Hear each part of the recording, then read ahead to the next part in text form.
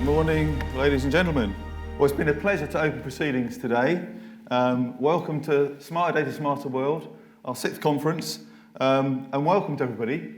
Appreciate your time is really precious, so I'm really glad that you've decided to take the time to spend it with us here today. That means a lot to us, so thank you for that. And also, secondly, congratulations on getting here. I think it was we didn't appreciate what a momentous effort it would be just to get to that last sort of half a mile or so.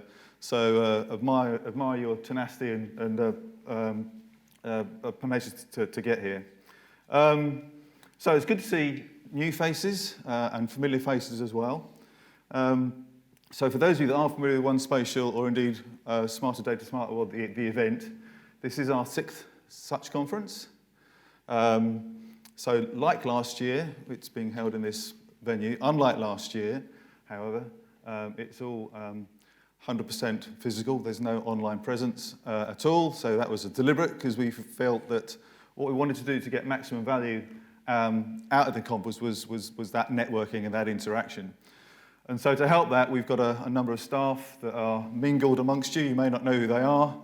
They will be immediately apparent because of their smiling, happy demeanours, and also because they'll have One Spatial on their badges. But do use them. They're here. It wasn't quite last one out. Turn the lights off in Cambridge, but there's quite a lot of us here, whether it's project managers, product owners, senior management team. We're all here to help you, to help those dialogues going. Okay, so you have a picture of all the sort of the account managers in your handbook, so it gives you a little bit of identity so you can find who you need to gravitate towards. We do have product demonstrations in the back as well. We've also got our partners behind us, so please use the opportunity in the networking sessions to do as much networking as you need to do. So yeah, so it's really all about you, okay? This is less about technology. It's more about how you use the technology. So you're all practitioners and users in the industry, and that's why we gathered you here today. So the one thing we've all got in common is data and data problems, and in our case, helping to solve those problems. So it's kind of your event, and the agenda is really much based very much around that. So we've got, and it's not by any accident that there's a theme. So we've got each session is headed up by someone who's going to sort of state if you like, a problem, a challenge. The first one being around we've used the term the golden thread. Thank you, Holger. About how we can use the power of geography to tie disparate data sets together. And that will be supported by Steve from LPS as well to give us an example of how they've tried to implement that ability to spread data across the enterprise and do that kind of change management piece. So it's all about power of geography and how they're using, in this case, One Spatial to help them do that. The second one is about unlocking value. So we talk about unlocking the value in your data. And also when I first had my interview, I had to, what does that actually mean?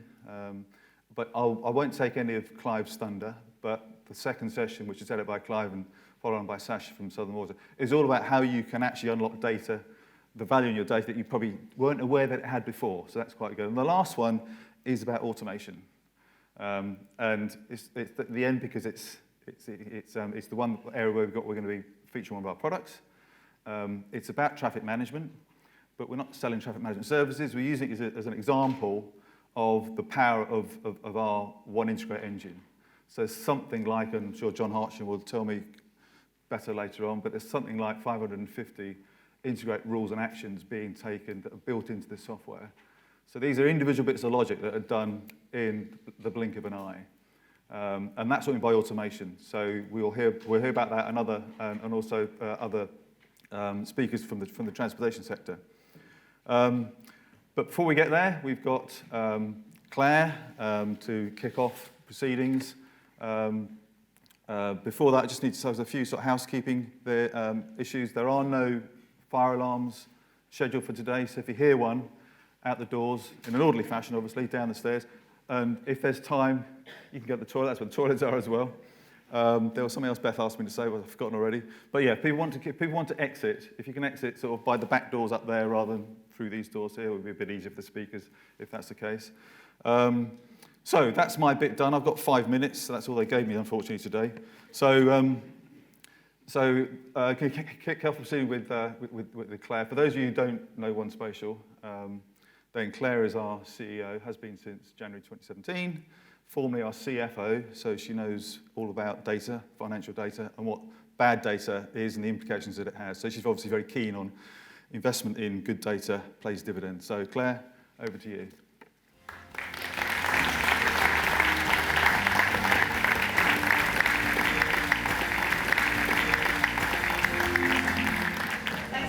John, for that nice introduction there. So good morning, everyone, and welcome to Smarter Data 2022. And great to see so many of you here today, both familiar faces and new faces. And as John said, great to get here with, despite all those tube strikes that we're having. So, all of us in the room today have something in common, which is we all are involved in data in our day-to-day lives, whether that's managing data, or getting insights from data, or maybe data underpins our operations day to day.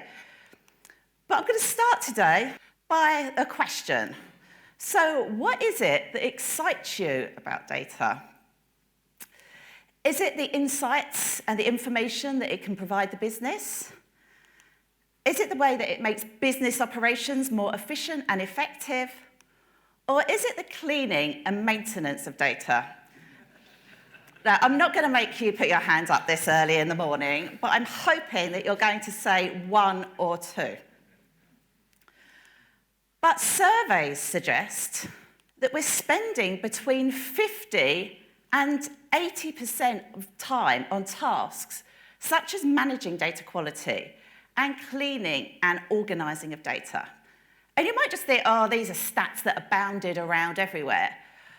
But this is actually a reality. In the summer, Lillian joined our US organisation, and completely unprompted by OneSpatial, she made this post on LinkedIn, which said that when she first connected with OneSpatial, she realised that their tools were automating about 60% of the work that she did in her first role. It stopped her, and she was spending hours on conflating, appending, and amending data. But it's not really surprising that we do spend this amount of time on it because it's so important. The data foundations are so important so that we make the right business decisions and insights later on. But at OneSpatial, we love this part of it. So we can help you build and sustain your data foundations so that all of you can focus on the insights and business operations. And that is the theme of today's conference. So I'm going to kick off today by looking at what the data foundation challenges are and how we help our customers solve them at OneSpatial. And I'm going to look at three key areas: creation, accuracy, and maintenance of data. So kicking off with the creation of data. Well, we could go and collect some new data out in the field, but this sometimes can be costly, time inefficient, and not necessarily good on the environment. And often we can go out and collect data in the field, but we don't get it right first time. So you have engineers making multiple trips to site. But what about using some existing data? Maybe bringing data through the supply chain. Or doing what I call 1 + 1 = 3. Maybe some really content-rich data that you already have, but pulling it together as more accurate, up-to-date data. But in those last two examples, in this supply chain and this one, you still have the problem of data being in different formats and different systems and being collected initially to varying levels of data quality. And in terms of the accuracy of data, we see issues such as address points not in buildings or overlapping boundaries, which can be really serious when you're talking about emergency services needing to get to somewhere on time. Or how about engineers, where they need to go out to the field, but some of the information about the location might be on one system, but the asset in the other. And that causes problems because you could go out to the right place with the wrong pipe or the right place with the wrong pipe. And that's problems around synchronization of data across your enterprise. What about maintenance of data then? So we can do all that creation and accuracy, but it's really important that we keep it up to date. For example, with new housing estates. But it's not just about these large-scale changes, it's about all the changes. Because if we don't keep it up to date, then the data and all that investment is lost, and nobody wants that lost investment. So at One Spatial, we can help our customers with all of these challenges in an automated way. And I'm going to talk you through our One Spatial platform in a moment. But before that, I wanted to talk to you a little bit about who we are at One Spatial. Because some people say to me, are you a GIS company? Are you a data company? And I say, well, actually, we're both. Because we're at the intersection of these two key markets. And over the last 5 years since I've been CEO, I've been really focusing on this intersection. And we're calling that location master data management. Because we've got the heritage on the GIS side, where we've been working with the major data sets in the world, such as Ordnance Survey and US Census. But because our system is data and system agnostic, we can actually work with non-spatial data and on that mainstream side. But what we think, and what I think is unique to our customers, and we can give them the best of both worlds. And because of that position in the market, it's really important that we work with partners, and why we've got lots of partners with us here today. So we've got our technology and data partners, such as Esri and Ordnance Survey, and we've got our mainstream IT partners, such as Atkins, Atos, and Version 1. And Warren Gilmour, our global partner manager, is going to be talking a bit more about this later on. And at One Spatial, it's all about the people. And I'm really proud that last week we were voted as one of the 100 most loved workplaces in the UK, and this was out of thousands of entries. And it really does start with the people at One Spatial. The first part of our process is to really go out to our customers and understand their data challenges. And then we can get to work with the data with you using our platform. And I'm just now going to spend a few minutes talking through this. So at the bottom level in the yellow, this represents all the data that we can take in, all different types, CAD data, spatial data, non-spatial data, 3D, whatever you like, we can take it in. First of all, the data will come into our main platform through One Data Gateway. And this is our cloud-enabled platform for uploading data and sharing data. And this is something we've launched 3 years ago and has been really successful for us. And Bob Chow, our Chief Product Officer, will be talking about this more later on. And it's this middle part of the platform where we really do the creation, accuracy, and maintenance of data. And One Integrate is at the core of this, and Charlie will be talking about One Integrate more later on. But the first point is really looking at, well, what does good data look like? And we like to look at rules and standards, and we're really privileged here today to have Nadine from the Open Geospatial Consortium. And, standards are really clear to Nadine, and there's what they're trying to do globally. Because if we do have more global standards, we do have more interoperability and ability to share data. And in the UK, we're using the MUDI standard from the Open Geospatial Consortium to be used under the National Underground Asset Register project. But anyway, once we've got the rules in our system, we can then start with the validation of the data. We can check the data for issues and then send a report back. You can stop there if you want. But then we can do lots more with the data. We can clean the data via rules. Or we can clean the data by bringing in another authoritative data set, such as Ordnance Survey's data. And then we can create data. As I mentioned before, we can do it through the supply chain, we can do it through the 1 + 1 = 3, and Tom McKenna from our team is going to show later on how we can infer and create pipe data. But we can also create new data out in the field, and we've got our One Capture mobile device that Phil Welsh will be showing you later. But this has the rules behind it within the mobile device so that you capture the data right first time when you're out in the field, rather than these multiple trips back and forth when you go to base. Our technology you can apply to the enterprise, so we can synchronize all your data that's all in different databases across your data estate. We can do change-only update to the data, so we're always making sure that data is updated, and we can analyze the data. So once you've got your data clean, you could then potentially use it in one of our apps, and we've got a number of apps on the One Spatial platform. We have some on the Esri platform for managing water networks and telecom networks. And we've been really investing on the other side on our One Spatial business apps, on our multi-tenancy cloud platform. And I'm going to talk to you about this later on in terms of NG911. And John Hartshorn is going to show us later our traffic management plan automation, which is a phenomenal solution to create traffic management plans in an automated way in a fraction of the time it is currently done. And now I just want to go through an example of our platform in action. And I am going to use a US example. what I'm going to show to you is, this isn't just about this example. You can use this globally in any industry. The same structure and principles apply. So I'm going to talk to you about NG 911, which is Next Generation 911. And it's all about getting data accurate so that you can get to emergency services on time, because seconds really do matter. And I'm really proud of the One Spatial team because we've just won the last 8 out of 8 state tenders for this. So this really shows the credibility of our technology and people in the market. So how it will work in the US in terms of call routing for an emergency, if there is an emergency, the person will make the call and it will then go through to the state, and the state has to then activate which public safety answering point will go to that emergency. So it's really important that the same data is at the state, at the city and the county, and at the lowest level at the public safety answering point. And we're helping them have accurate and maintain data for NG 911 for those 8 states. And on the picture there, you can see you've got the local cities and the counties, which are made up of all the PSAPs, which are in the yellow and the purple.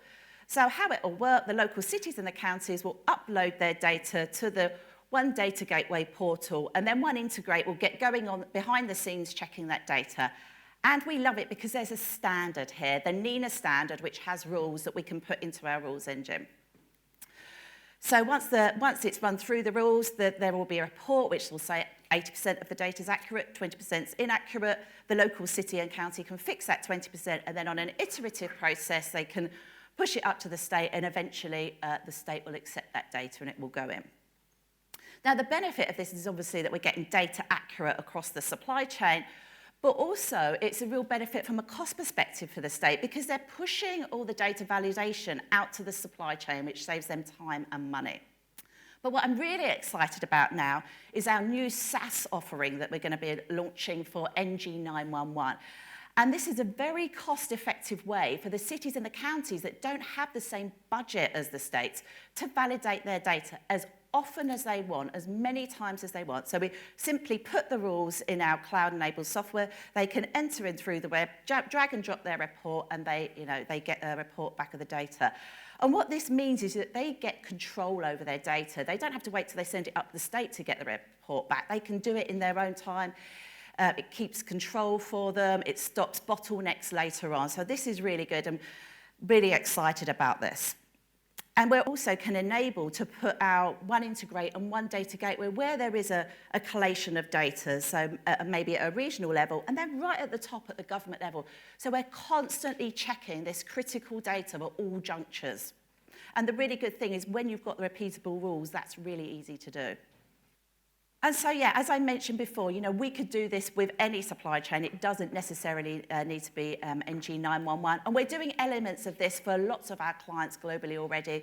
And we're going to hear about National Underground Asset Register that's using this concept with us, but also HS2, which has been a brilliant new win for us in the year, and we're very excited about, and they're going to be using this structure as well. So I just really wanted to finish up today to bring us back to the beginning. I went to a GIS event fairly recently, and they had one of these quadrant analyses around, data foundations, and they put data foundations in the hard but important category. And what I hope during the course of today you'll understand is that working with One Spatial and our ecosystem of partners, we can take it from here, help you take it from here over to here, to the important but easier. And we have some incredible speakers here today. So not just the One Spatial home team, but also our guest speakers. And just wanted to reiterate what Jonathan said. Thank you so much for coming today. Really appreciate you coming here. I know you've all got very hectic schedules, and we do really feel privileged to have you here. So, really, what today is about you getting to understand how you can work smarter with data so that you can spend less time on all the management and the boring bits, and you can spend all your time on the exciting bits and the insights and the business operations. So just want to say thank you again. I hope you have an incredible day. I'm really excited about it, and hope to get to speak to many of you during the course of the day or at our refreshments and entertainment this afternoon, which starts at 4:30. So thank you very much.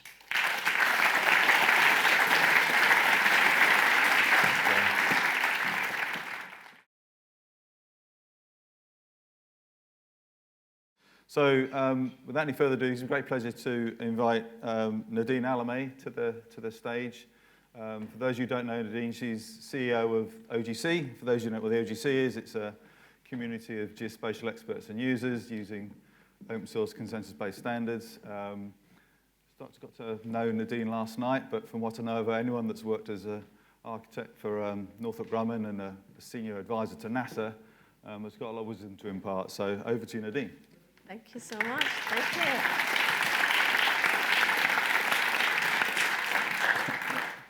Good morning, everybody.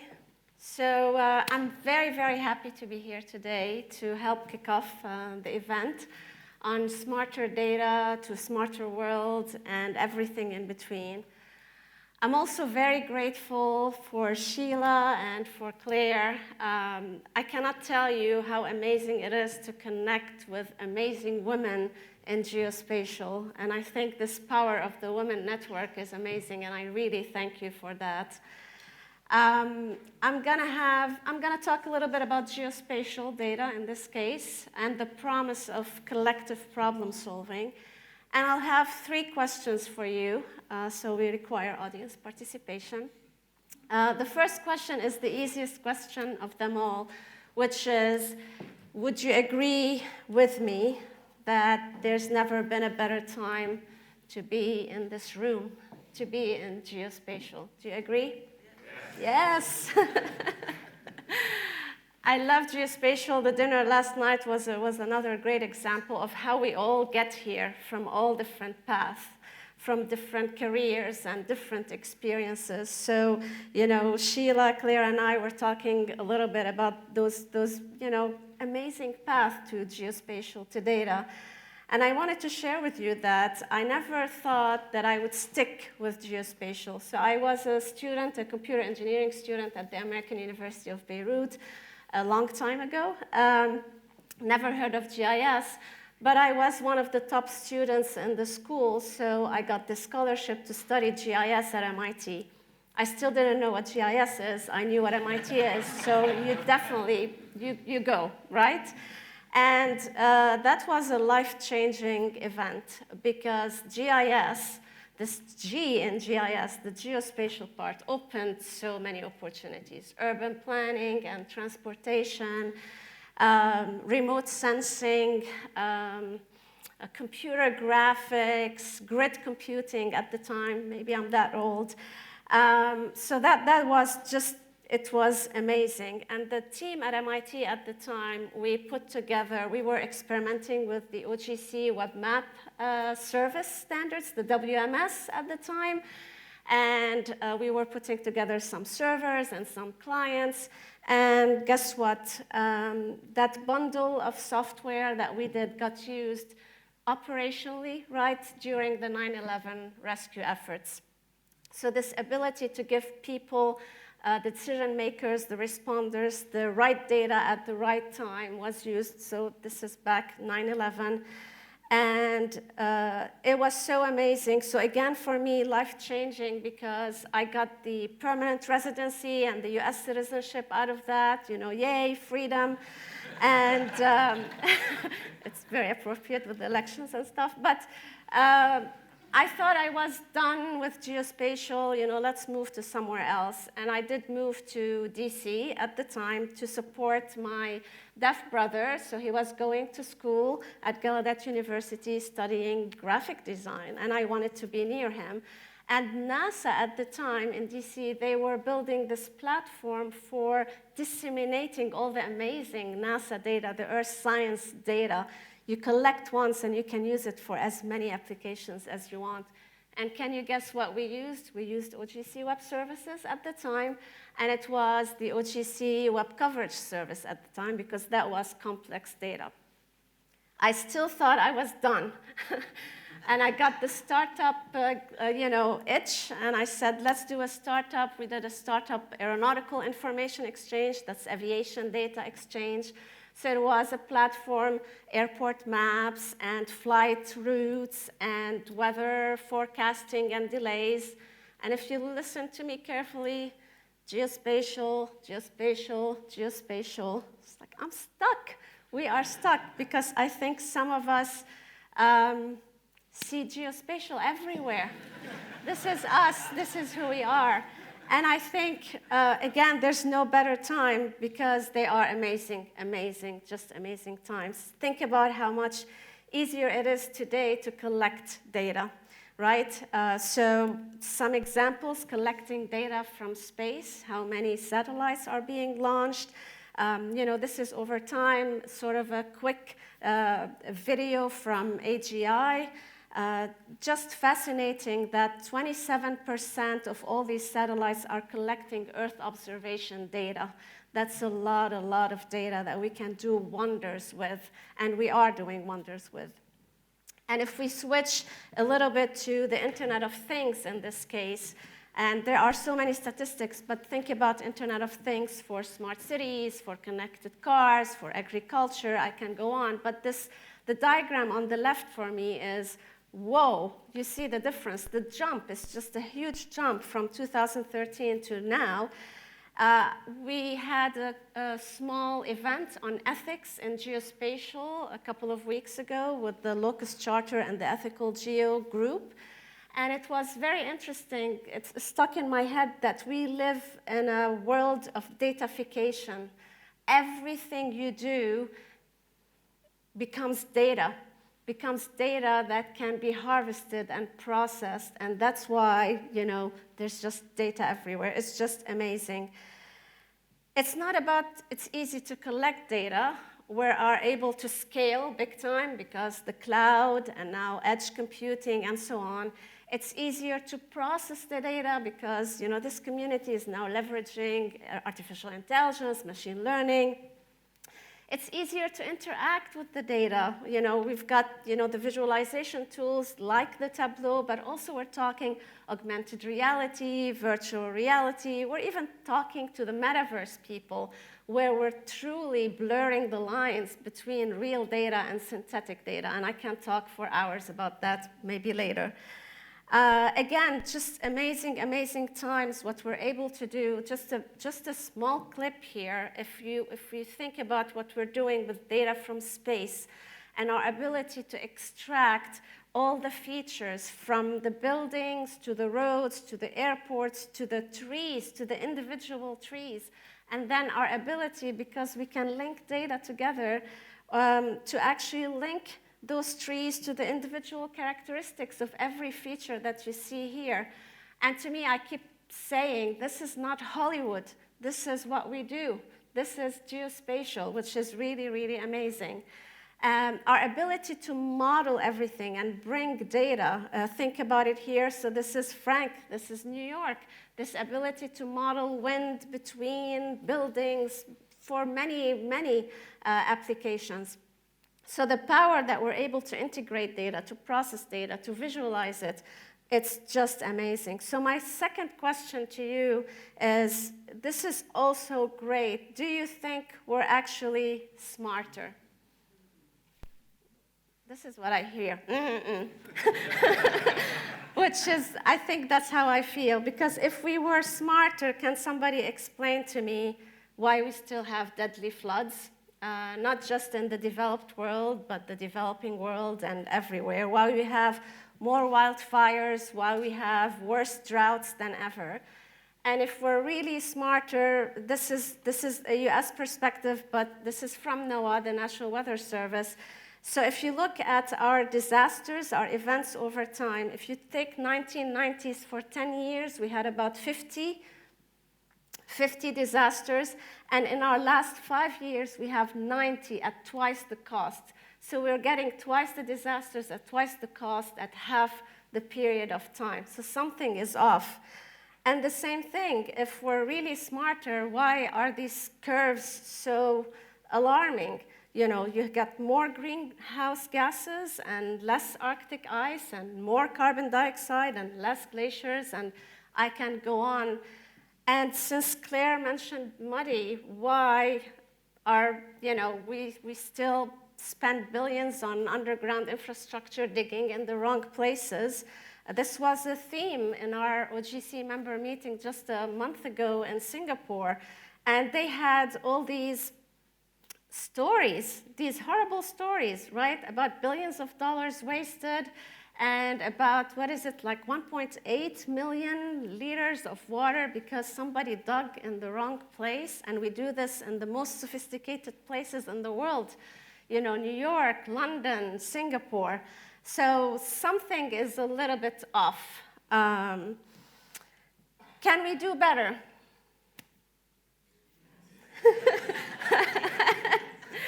So I think the question is, it's not probably not just can we do better, but can we, this collective geospatial data knowledge that's in this room, that's in this community, can we bring it together to accelerate what we're already doing, so to accelerate this impact? Can we work smarter, but also together? And what are we going to do about all of this? So I think step one, because it's still very early, let's take a deep breath, because we're not going to solve it today. But the more I think about it, it's been that we need to shift this thinking. I feel that as a community, as a world, we've been too fascinated recently by the shiny objects, by the innovations, by the investments, by the markets. And we really need to reset a little bit and just shift a little bit from the what to a few other questions. And this is not new as a concept, but let's think a little bit about the why for a change, why we do what we do. And I would argue, let's also shift our thinking from we do what we do because we want to solve problems to actually we want to work together, this collective problem solving, so that we can tackle those biggest challenges in front of us. So I think we need to work together more. And we're going to hear later about climate change. I don't know, call it climate change, climate resilience, climate adaptation. I don't know how we're going to get there if we don't work together more. So there's not the what, but actually the why. And I want to also talk a little bit about the who. Shifting this thinking of what can the geospatial community or how can the geospatial community solve these problems to how we can use our geospatial power to help anybody and everybody solve all these problems. And to me, this is the time. I appreciated, Claire, you know, the platform, everything you're trying to do. We're trying to lower the barriers for anybody, to empower other people, essentially, to solve their problems with this geospatial power that we have, to see all these patterns that we see. And last but not least, it's the how. And I think let's talk less about data integration and data analysis, and maybe, again, back to basics. This is making data fair, findable, accessible, interoperable, reusable, at scale, repeatable. And I think that's why you invited me here today, because I think this is the investment in the foundations to get to fair data, and part of the foundation is an investment in the standards behind the foundations. So I'm not going to bore you with the OGC standards, but I'm going to tell you something. When I talk about standards, it's not just our work on the APIs and on the cloud-native, you know, geospatial formats. It's not just our work on everything 3D, because we live in a 3D plus world out there. It's our work not just on the axis, but on the models. How are we modeling the underground? How are we modeling cities? How are we modeling the indoors? And if you come with me on this journey, it's this abstraction, right, of what we're actually standardizing. So we're standardizing analysis-ready data, remotely sensed data, data quality, all the way to digital twins. And yes, the metaverse, again, as the fully, you know, immersive 4D environment. So when I talk about standards, to me, as much as standards are important, what's equally important is the best practices. This collective, again, the collective knowledge that we capture in best practices. And I'm talking, we need to share those best practices. We don't need to reinvent the wheel. How do we do this? So when you hear us at OGC talk about what we're doing, you hear less about standards and more, let's create disaster readiness guides collectively, the climate building blocks collectively, marine spatial data infrastructure elements, same thing. It's collective, collective, collective. I hate to tell you this, but we have a lot of work to do. I think that's why we're here again. That's why this event is put together. And it's not magic. It's really not just going to happen on its own, even with the best intentions. We need to do 4 things. We need to invest in collaboration. We need to be intentional about this collective problem solving. We need to keep innovating, but not just the innovation, but the path from innovation to operations, scaling, and repeatability. And of course, we need to iterate. But throughout all of this, we need to document, we need to share. I go back to best practices, lessons learned, how do we get there? And it's not just about the technology. I'll mention it again. We need also sharing the ethical, responsible use of this power that we have in front of us that we're so good at.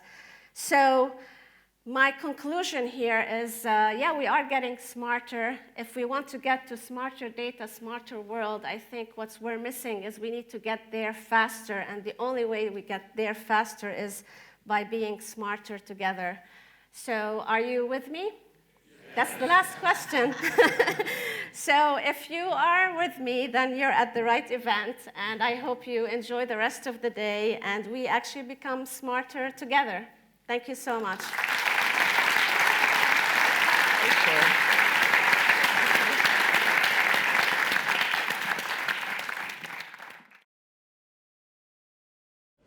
So next up is Seb Lessware, our CTO. He's got a degree in cyber computer science and actually joined One Spatial 1997, in fact, before we were trading as One Spatial. He's the most exciting, amazing CTO we've ever had. He's the font of all knowledge imaginable. He's a visionary genius that's able... So I can't read you writing now, Seb. Anyway, he's that and more. Over to you, Seb.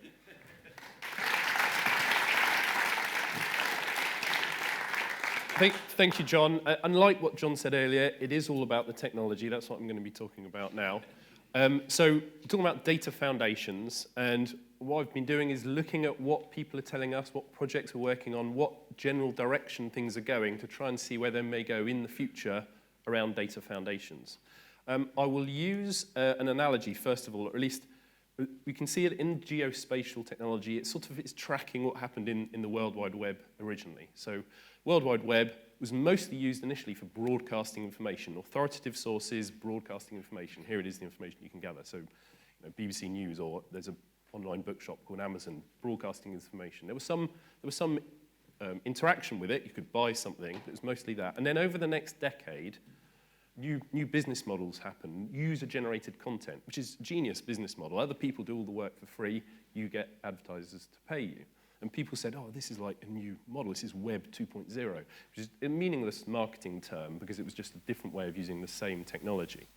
But Tim Berners-Lee, who defined and designed the initial web standard, said, oh, hang on a minute, that's not what I intended. You always could. The standards let you update data as well as receive it and understand it. What he said was, what we need, the next iteration, needs to be the semantic web. So semantic is meaning, understanding. So rather than just publishing information in a way that is understandable for humans, here is a web page, you can read it, you can understand it, is publishing information with some sort of intelligence and meaning so that you can connect the data together and automate some of the data processing and data analysis of that data. And one of the technologies in semantic web is linked data. So the concept of linked data, and he gives this example, it's a terrible example, I'll explain why in a minute, but the example was, if I want to define that I am Tim Berners-Lee and I have a place of birth and I have a date of birth. And traditionally you'd stick that information somewhere in a database or a spreadsheet or somewhere. And the place of birth would be a piece of text that says London, for example. He said that doesn't give me much meaning. What we need is, if we have an authoritative list of people, and in that there is a Tim Berners-Lee, and an authoritative list of places, linked data says I'm going to create a record which is just birthplace, and it links to that authoritative person and that authoritative place. And from that linking, you can get a lot better understanding of how these things link together. And you can say, for example, well, who else was born in London at that time? And now, the reason this is a really poor example is, first of all, it's very personal information he's used. So immediately people are uncomfortable by talking about that sort of data linking. In reality, when we're talking about data foundations, it's mostly about infrastructure and real-world physical things.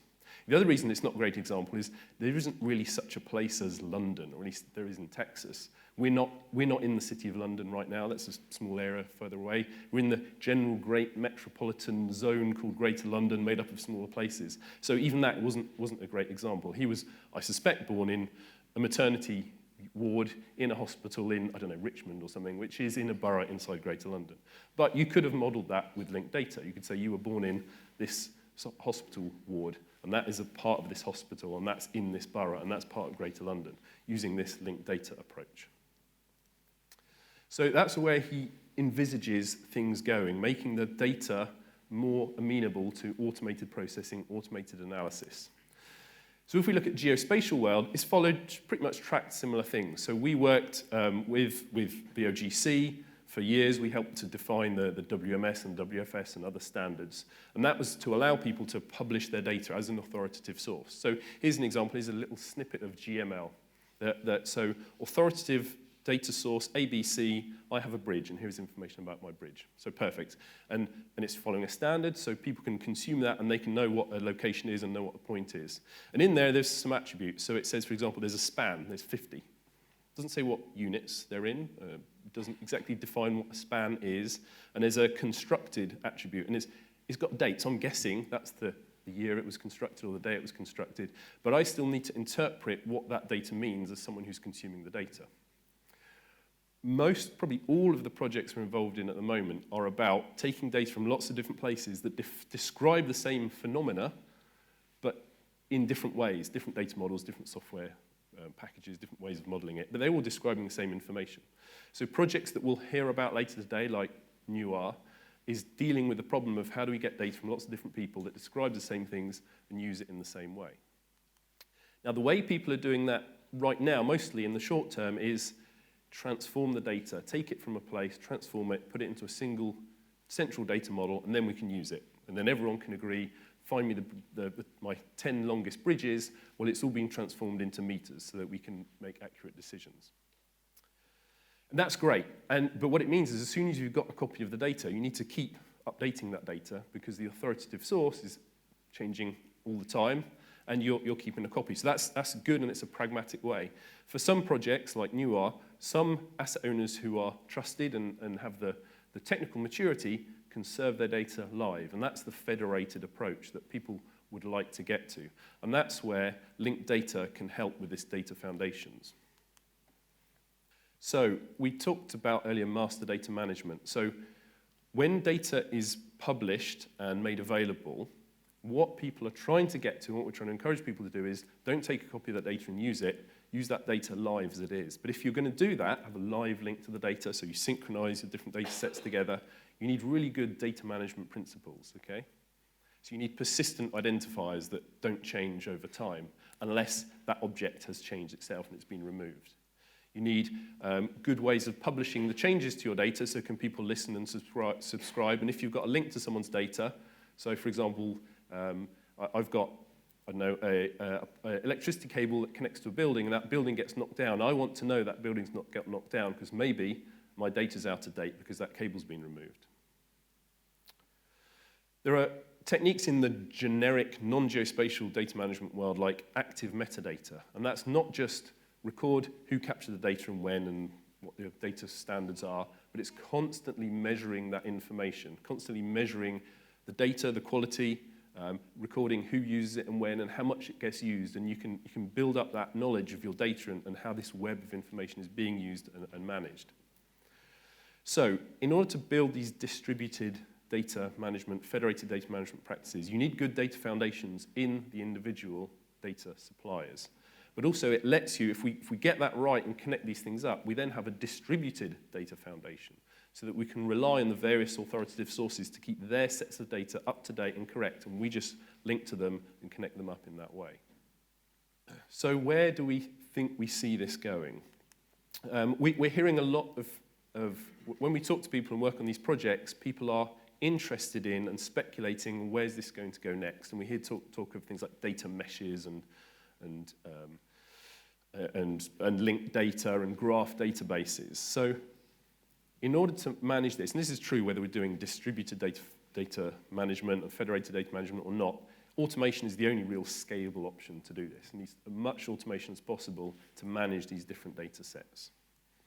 The way that we do it at One Spatial is using rules. So you rules to look at data, connect them together, link them up to say, yes, these have some sort of relationship, and then keep them synchronized as the data changes. And that's the hard bit. Managing the change as the real world and the data changes, managing that change is the hard bit. So it all needs to be done, because the data sets are large and particularly distributed, it needs to be done in a high performance and a flexible way, because each authoritative source will be evolving as they go, changing the structure of the data, so we need to make sure we're flexible enough to manage that evolution. So linked data is possibly a way or a technique of doing this. Now, whether this gets implemented as a true linked data way, one of the approaches might be a more pragmatic way, so correlation data. That's a technique that's been published by the Geospatial Commission in the UK for, well, here's a pragmatic way of doing linked data. It's just a database that stores that thing over there, connects to that thing over there in this way, in a possibly fuzzy way. That's a good way of managing it. People are also talking about graph databases, which is technology they've been talking about for decades now. Some of them are starting to be a bit more mature. Maybe people will use that as a way of putting the data in to analyze it very quickly, but still stored in a federated external source. But what that allows us to do is build these distributed data foundations, and that will achieve things like, so we talked about, actually yesterday we had a 3D discussion, where digital twins some people use digital twins as a buzzword to say, here's a 3D view of my data and it looks nice. And that's not what digital twin is. It's connecting real-world measurements of your pipe or your network or your building or whatever to your data foundations. So linked data to these data foundations is what achieves the digital twin, so you can do analysis on what is really out there rather than what you think you built and you put in a data management system 10 years ago. So with linked data, one of the key words that they use is semantics, which is understanding. So this only works if there is some common agreed way of when I say place of birth, here is what I mean by place of birth, and we've agreed what place of birth means. So by leveraging this linked data at scale, we can automate a lot of decisions that currently require people to trawl through the data. So we've talked about automating the data, getting it nice and clean and processed, and then handing it to a person to make a decision. And some of the examples we'll see later in the day are showing examples of actually automating the decision-making process itself. On top of that, so you automate the data management, and then you automate the business process or the decision-making on it. So you can become much more efficient at handling these changes to the data. People also say, well, actually, with linked data and graph databases, it's ideal for machine learning projects, because you've got that data, that information available in a structured way that a machine can make some sense of. Okay? And so when people talk about data meshes and data fabrics, this is essentially what they're getting at, is keep the data in its authoritative sources, connect them together, and make sure that they all interact, make sense with each other, and react to each other when one set of data changes. And from that, we can get much more automation of the processing of the data and much more understanding of the machines that are processing that data.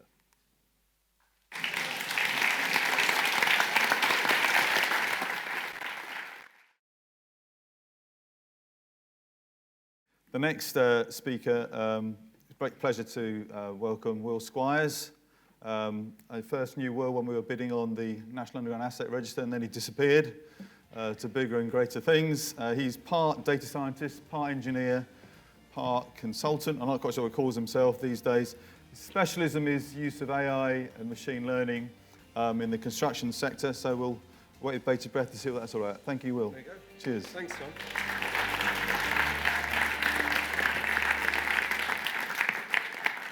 So I'm assuming there's a clicker here, but I'm unfortunate enough to have gone after everybody else, and they've already stolen all of my points. So, you know, I'll be heavily referencing the fact that everybody is far cleverer than I and has thought through this. But look, John gave me a very brief introduction. I I've spent most of my career working in data in the built environment. I hold a research fellowship at UCL Centre for Advanced Spatial Analysis, which makes me just about qualified to be here, I think. But for the past 2 years, I've been working within Atkins, looking at how we can, I've called it make the construction industry machine-readable. But I guess tackle this consistent challenge we've seen in the sector of the fact that construction has not really adopted digital technology at scale. And data in general across construction is gappy and problematic. And I guess I want to just talk a little bit about some of the work we've been doing for the last couple of years, how it builds on, I guess, our relationships with the likes of OneSpatial and others in a really, really sort of positive way, and some of the learnings and things to take away, I guess. So I started with this, and I found this great article on The Guardian yesterday, highlighting the fact that, bad data sort of infiltrates every element of government or sort of layer in the UK. And there was an anecdote that Georgina pulled up that apparently the austerity policies of 2010 were driven by an incorrect sum-if in an Excel spreadsheet. Slightly terrifying, but not just an anecdote. And I was sat thinking on this, and I was thinking, do you know what? Construction projects are kind of like governments, actually. They come together for 4 or 5 years. They're cobbled together from sometimes competing interests. They definitely have inaccurate sum-ifs. But they deal with this challenge of how do you aggregate these incredibly complex things that bring together politics and people and local environment and price of steel and price of concrete into something that is moving and being built. And so when we I guess the context of this is when we kicked off this program I'll take you through, and it's called the Lighthouse, a simple term, it's our sort of Lighthouse program. One of the things we did was do a pretty deep and comprehensive data audit of our entire business. And Atkins, for those who don't know, we're a global multinational business. We're a part of the S&C-Lavalin group, but we design, build, construct, and do anything to do with the built environment. The trains you didn't get here on today were probably sort of part designed by us, as well as the infrastructure. And what we actually found was we have an awful lot of data. It often has an awful lot of structure, but that structure is very inconsistent. And that might be the fact that in the UK, we call a bridge under the highways manuals. I know there's a colleague from National Highways speaking today. Whereas in the US, we might call it a flyover or a turnpike or something. But when we tried to look for sort of common trends across our business of how we could look at, as a simple question, how much on average does it take us to design a bridge? Simple question you'd think a firm like us would be able to answer. It's incredibly difficult to pull that from the data. It's codified in a lot of gray hair in the business and in the sector. Depends how long the bridge is the simplest answer. But when you actually look through the sort of back end of a big engineering firm or a big construction firm, there isn't really that level of data quality there. And those data foundations that Claire mentioned are something, we've been working on for 4 or 5 years in quite a lot of anger to try correct that.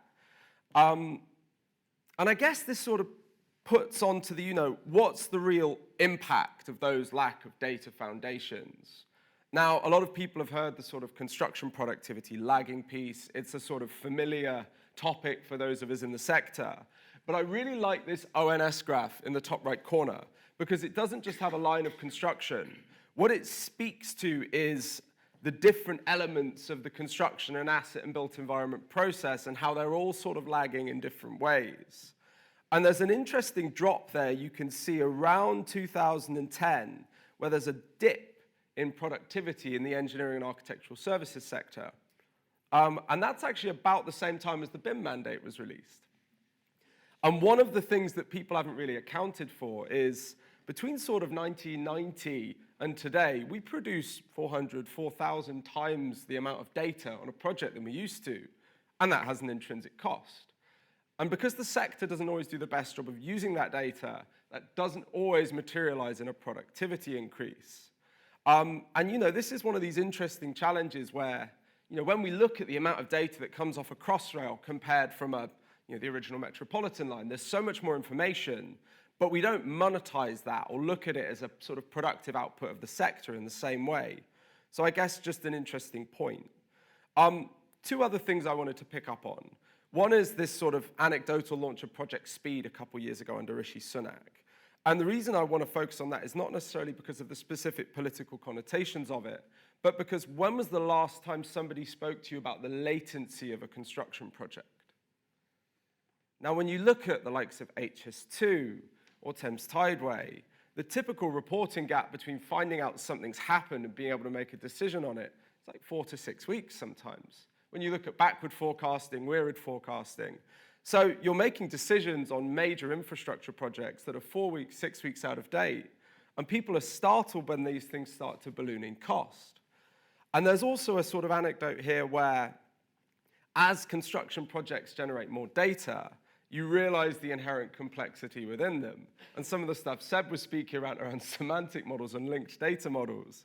You know, when you're drawing an HS2 line north through this country, you're cutting through people's backyards. You're also cutting through a huge amount of utility corridors that will not be an issue when the National Underground Asset Register is solved. But these issues of latency, complexity, and reliability are all data problems. They're not construction or infrastructure problems. They're all data problems. And we started to really think about them in that way. So a couple things. I had the sort of, I guess, fortune or misfortune of leading the Centre for Digital Build Britain's work looking at the value of information management in the construction sector a couple years ago. And broadly, this built on a lot of work done in the sort of BIM Level 2 measurement methodology report by PwC. And I don't know if people are familiar with that, but the Spark Notes on the BIM Level 2 report it's a useful sort of assessment of how BIM and information management is touching the sector. But it's quite a confused report, personally, I feel, because it talks about a lot of edge cases for, you know, how having structured data would help. We might save 2% on a design activity in clash detection. We might save X here, we might save Y there. What it doesn't really talk about is these issues of what happens if I'm making decisions on unreliable data? What happens if I'm making decisions based on out-of-date data? What happens if that data doesn't understand its context? And that was something we really drilled into when we looked at this sort of next wave report for CDBB. And we analyzed about 20 projects. And broadly, there is actually a lot of good news. And you know, the step change from 2015 for BIM benefits to 2020 on general data quality in the industry is massive. Like particularly in the UK, there's been a real step increase. But we found this difference between these sort of two spheres of why you do information management or digital in the sector. And the side that everyone wants to talk about is the digital transformation bit.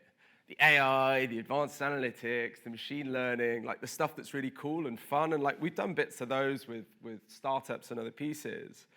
But you can't do that. You can't do it systematically. You can't do it scalably. You can't do it in a way that is economically viable without significant investment in those foundations and going through that pain. So look, I think I'm already slightly running over, so I'll canter a little bit. What does that mean in construction? Now look, I guess the sort of second point around this data piece was we looked quite categorically across our business at how do construction projects go wrong? And by this, I mean we went root and branch through every cost and change event on 20 to 40 different projects, both design side and construction side, and looked at what were the issues, how were they related to failures of data management or data execution or data availability, and what was the financial impact of them? And I guess a couple points here. These slides represent two of the projects we analyzed and the relative opportunity we feel could be tackled by better utilization of digital tech on major design and construction projects with some of the stuff we're doing. And these are mainly challenges around orchestration of processes, better communication between designers and contractors and project sponsors, and looking at overall how we help people in this complex multi-moving supply chain understand the impact of their decisions on one another. And broadly, as a design house, you know, traditionally, we looked at this and felt we could be sort of 13 to 23% cheaper, or more effective, depending on your way of looking at it. And I suppose the point to make here would be, this isn't necessarily saying we're an awful design house, which is one way of framing it, but some of these were some of the best performing projects we've ever had as a business. Our clients are really excited about them. But there's so much inherent waste in the process that could be better tackled with moving data more seamlessly in a way that lets people access it. What we're more interested in is how does that affect site? Now, when you look at the sort of typical events on a construction project, you're often in a situation where a digger sat on site for 2 weeks without the relevant information and clarity they need to execute is costing you millions of pounds, not the tens or 20 pounds that you might look for elsewhere. And we wanted to tackle that. And I guess this is where we sort of came into this idea of a lighthouse. And I'm not running through a project demo, but I'm happy to speak through how it all works. But we've put a huge amount of investment in integrating data across our business. And all of the stuff Seb spoke to is wholly relevant here. But how do we start to systematically join records of output, records of the actual work we deliver, the schedule information, indicators of performance from different project systems, design issues, all to a common data model?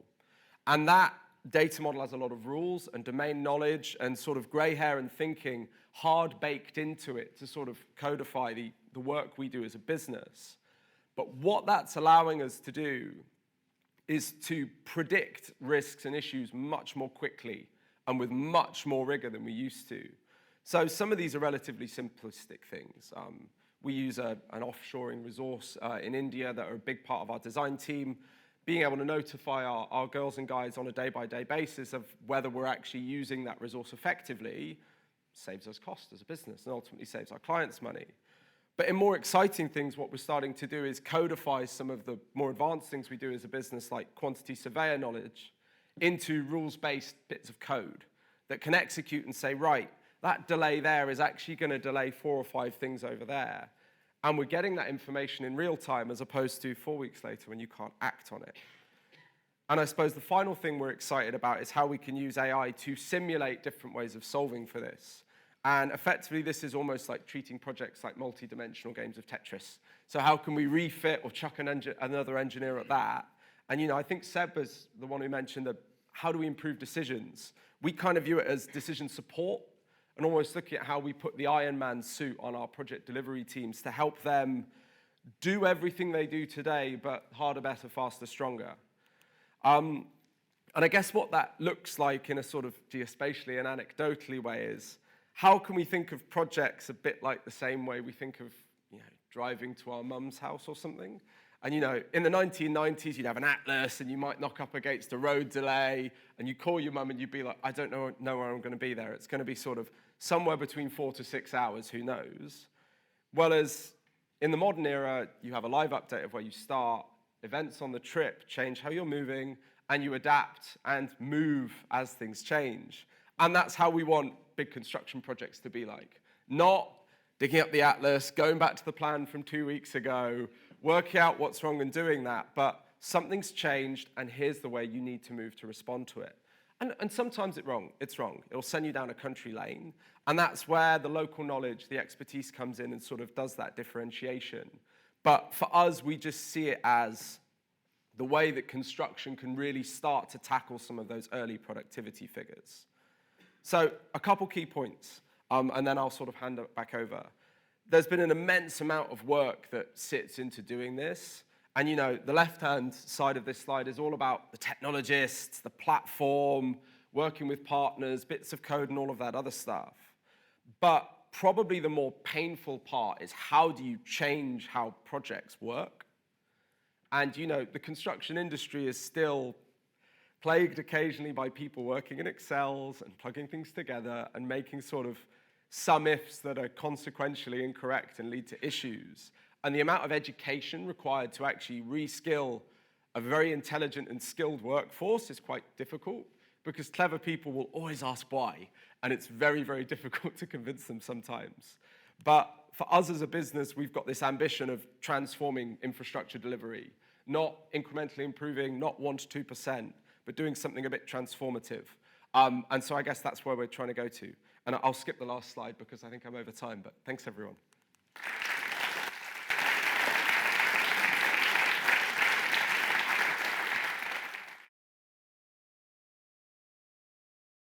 Thank you for your time, for all the speakers, for coming and presenting your thoughts in a very intelligent way.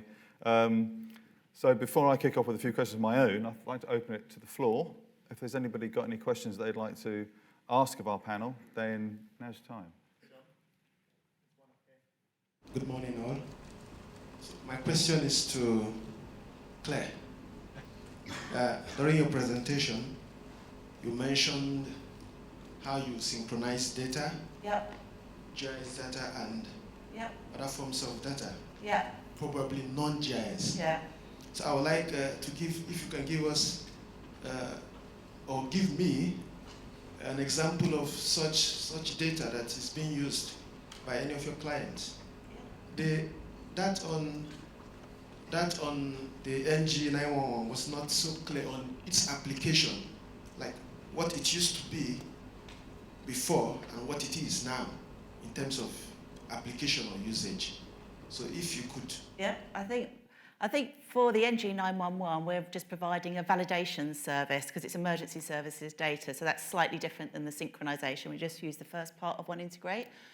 But on the synchronization part, I would say back to my example that I gave around, I think we worked with a rail company, didn't we, where they were they had actually multiple databases with asset management information in and location data.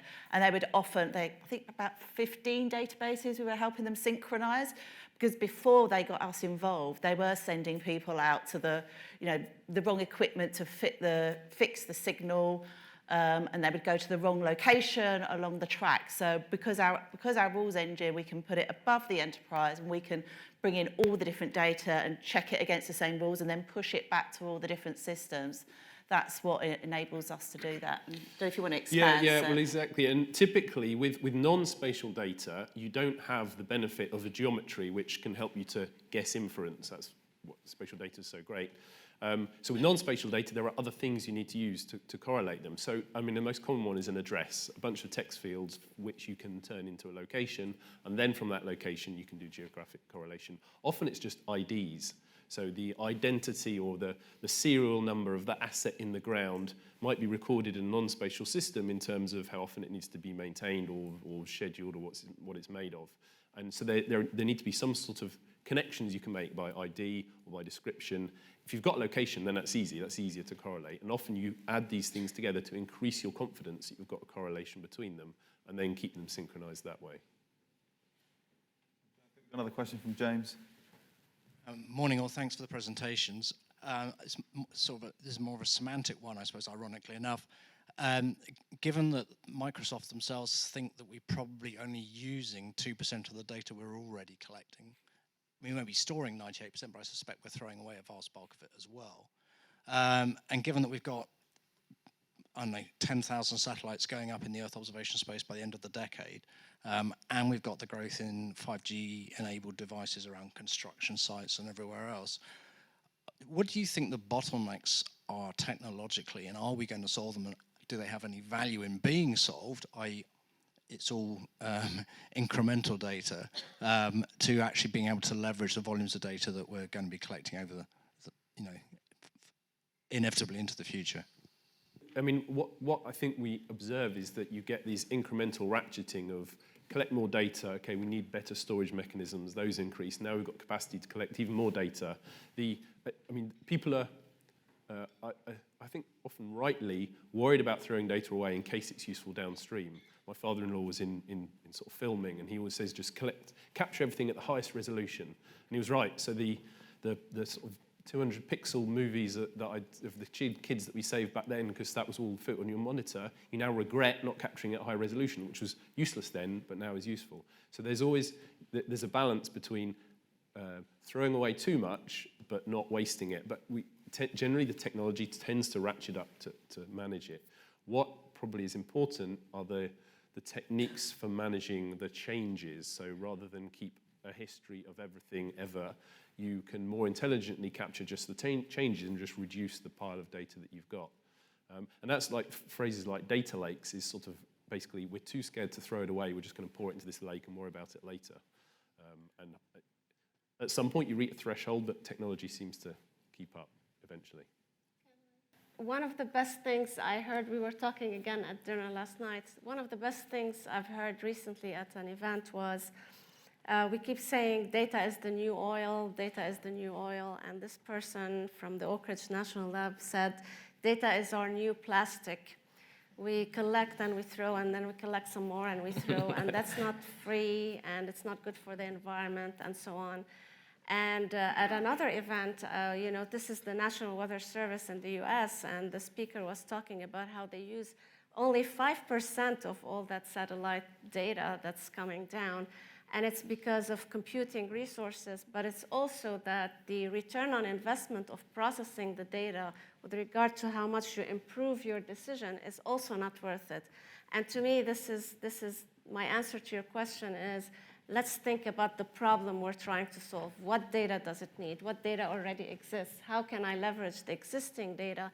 And what's the gap for collecting the new data? So again, flipping it back to every problem is different, and we need to try to tackle those independently. Another question, Fazi behind the camera. Hello. Hello. Stand up so you can see me. Yeah. I'm Jonathan Raper, Transport API.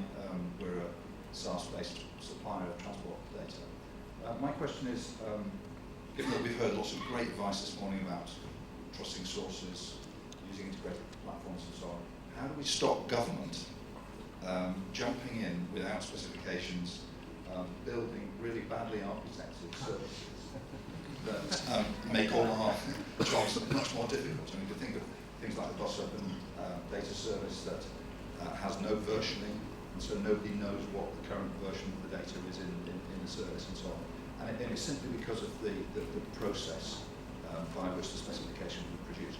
How do we stop government jumping in and doing these things when there's no market failure? That sounds like one for Will to begin with. Ooh, That's harsh. that's a real curveball there. Yeah. I think so there's an interesting anecdote, and I'm trying to remember a specific office, but a colleague of mine worked within Centre for Digital Build Britain for about 2 years. And one of the things they were looking at doing is changing the mechanisms within which secretaries of state can mandate data requirements in public contracts, which I realise doesn't explicitly answer your question, but it starts to show, I guess, a bit more thinking that government is thinking about it needs to have data and it needs to have certain standards. And most of the logic and thinking behind this, I think, love him or hate him, I think was actually pushed out of Dominic Cummings' time in office, where he's been trying to seed out through Cabinet Office this standard list of government procurement requirements around data and other componentry. And my esteemed colleague, Mr. Kessler here, could probably give you a more eloquent answer later on because he is part of government. But I think there's probably two things for me. One is about general maturity. And I go back to we did a piece of work with the Greater London Authority where we actually won the piece of work explicitly because we said we publish all of the standards and have a much more open and interoperable platform than the competitor solutions that were put forward. And I think government's starting to look at how do they publish a bit more information about data standards, versioning, integration in a way that I guess helps the market compete in those ways is one question. But I think the main question is how do you increase knowledge within government? And how do you actually educate departments? GDS, love it or hate it, again, is one of those things that I think has generally been a good for government when it's been participating in digital or data-led services in any way. But I think it's just a journey, unfortunately. And, I think, at least with our government, we did see the need for geospatial data and the importance to the economy, which is where the Cabinet Office did set up the Geospatial Commission, which I think is fantastic because I think for years people have tried to do something like the National Underground Asset Register and just never got it off the ground, but having the Geospatial Commission has done it. And I know there's a long way to go on the journey, but at least we have got some driving force behind that. I think it's only fair that Holger should have a say now. Yeah. I can say a couple of things if you want. One obvious answer is you can join government. It's not a shop that sits elsewhere. You can join the civil service. I mean this seriously. There are jobs advertised in data science all the time. I have done that.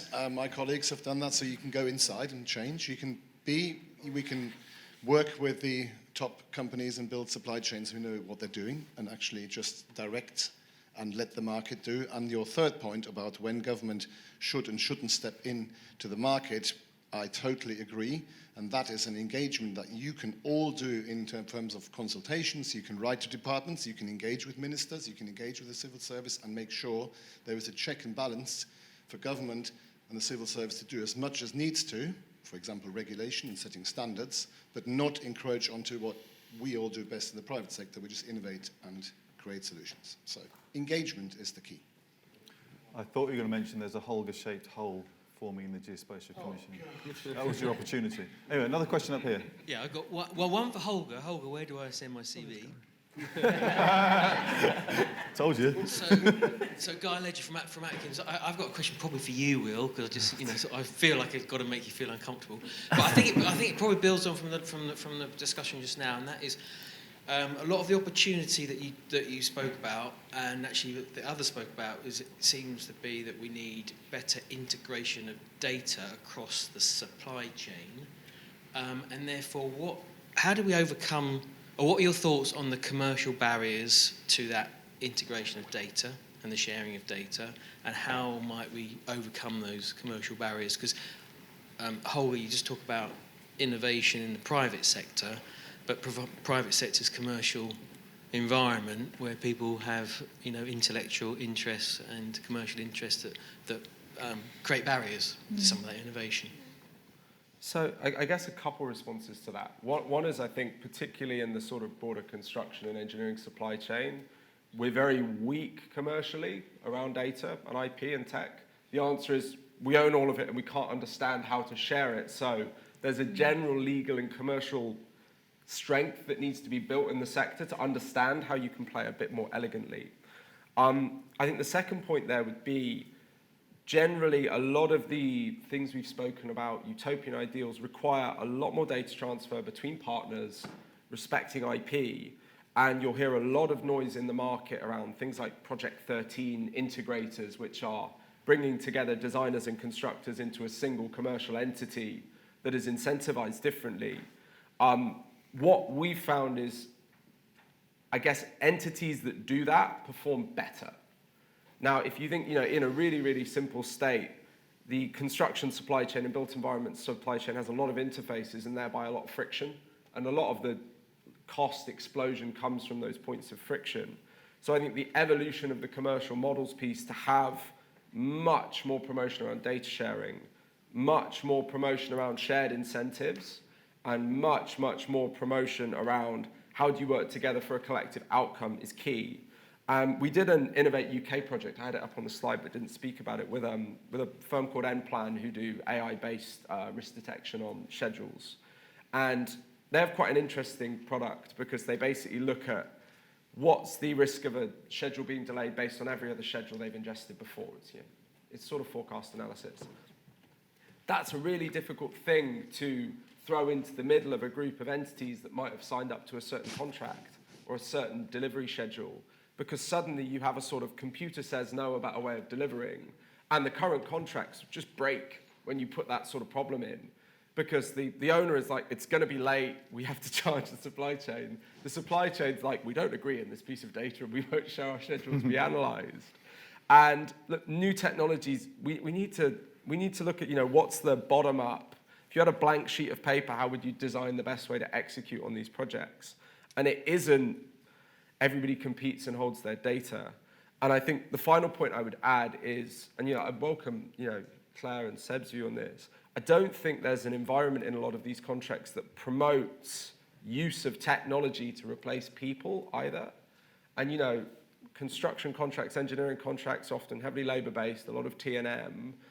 It's often very difficult to capture the value of doing something clever or more effective with data or technology in a way that incentivizes the firms to do so.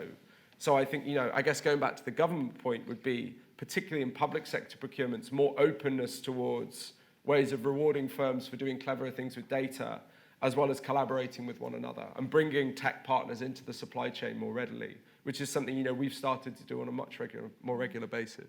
But apologies, a bit of a long answer, but Claire, Seb, I don't know if you have any think, interestingly, I was at the Highways event where we were showing traffic management plan last week, and that's all about automation using technology. And we were having dinner, and we were chatting about the fact that sometimes you just feel, with the data side, you just feel like you have to be doing stuff and moving data around, or just really focus on that sort of what you're saying, the time and materials. And a lot of people get into that mindset. And we're talking about how someone's wife was saying to them, but why are you just sitting there? Why are you just not doing stuff on your computer? And he said, I'm thinking.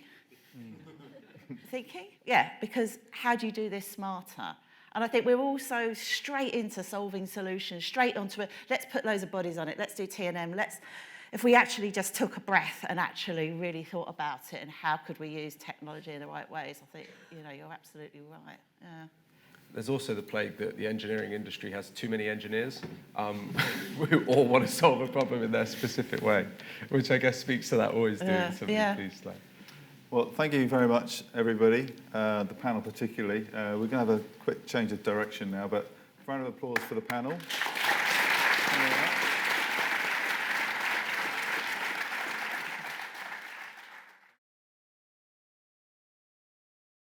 Hi everybody, I know I'm in a bad spot here just before the break, so I won't take up too much of your time because I know that's never a good thing. So I'm Warren Gilmour, I'm the Global Partner Manager at OneSpatial. I've been doing this job for about 1.5 years, and I'd hate to admit it, but I might get booed off. I didn't know GIS existed until about 1.5 years ago. And now that I know, I'm like, I don't know how I lived without it. So it's been quite a journey for us. But on the partnership side, when I first came in, I suppose one of the things we had to look at is, we want to partner. It's in our strategy. We want to do it. But one of the things you've got to think of is, why do people want to partner with us? So that was one of the things I had to learn about our technology and find out, well, what does it do? How can we help? And I think you're starting to get a theme today, obviously, around data foundations and what we do and how important it is. And I think people sort of overlook that sometimes in terms of we want to do all the sexy visualization analytics, but if we don't get that data foundation right and people that know what they're doing, projects don't get off the mark. And I think I've sort of got a couple of things here, you know what I mean? We build those data foundations, we're very good at it, and we've got some fantastic people. Every time I hear Seb talk, I don't think there's anything he doesn't know about GIS, and it just reminds me how much I've still got to learn. So we have got fantastic people. There's a whole team behind Seb, fantastic consultants, but also our technology is very good. And one of the things it brings to partnerships, and I think we've sort of touched on it today, is we de-risk projects. We can automate a lot of stuff. Time to value is a lot quicker, and that cost of sale comes down. So those are big pluses in terms of looking at partnerships. But one of the biggest ones, I think, is the collaboration piece. I think that the market has changed. Before, customers used to want to deal with one company that did everything. I don't think that is the case anymore. Customers want us to partner. They want the best of breed, people that are specialists in their area. And I'm sure, hopefully, from the end of today, you'll find out and get that message that OneSpatial have been in this industry for a long time. We know what we're doing, and we have some fantastic products that can help you deliver those projects. So I think all these things you're starting to hear today, obviously, about OneIntegrate. We are data agnostic, cloud agnostic. We can integrate with a lot of technologies, a lot of partner products. We are very flexible, and we want to do that. So part of my job over the last, obviously, 1.5 years is talking to a lot of partners and understanding, you know what I mean, what do we bring to the party? You've heard from Atkins today, obviously one of our partners that we're working with delivering NUAR, and it's important to us that we are working with partners. It is in our strategy to do this. So I think, you know what I mean, that is the message I want people to go away with today. There's obviously a lot of partners in the audience today. On this next slide there, I've just put up a few that we are talking to and have built partnerships with over the last year. I mean, some of them, obviously Atkins, we're already delivering NUAR with. Version 1, we're working on quite a few projects together. Atos, we've just started a new relationship with them, and that's going from strength to strength. We've got a lot of conversations going on. So all I would say today is, obviously, there's a lot of customers in the audience, is speak to these people in the audience. There are partners here. Find them, or if you want to come to me, and then I can introduce you.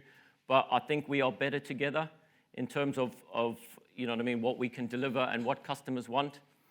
And then just lastly, I hope everybody's seen outside, we have got some technology partners outside. Esri are there, OS, Hexagon, and What3Words. Please go and speak to them. They've all got fantastic technology. And I'm sure everybody in this room would be interested in what they can offer. So I know I've probably rushed through that, but I just wanted to make sure that everybody understands we do want to partner, please come and talk to us. And I hope that's all right, Jonathan. So people can go get their coffee and tea now.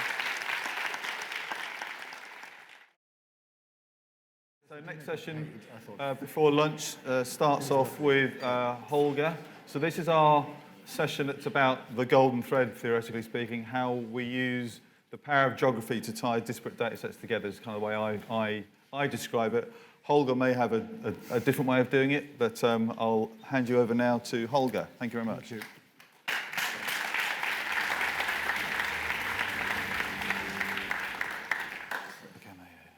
Thank you, everyone, and thanks for coming, and thanks for inviting me again.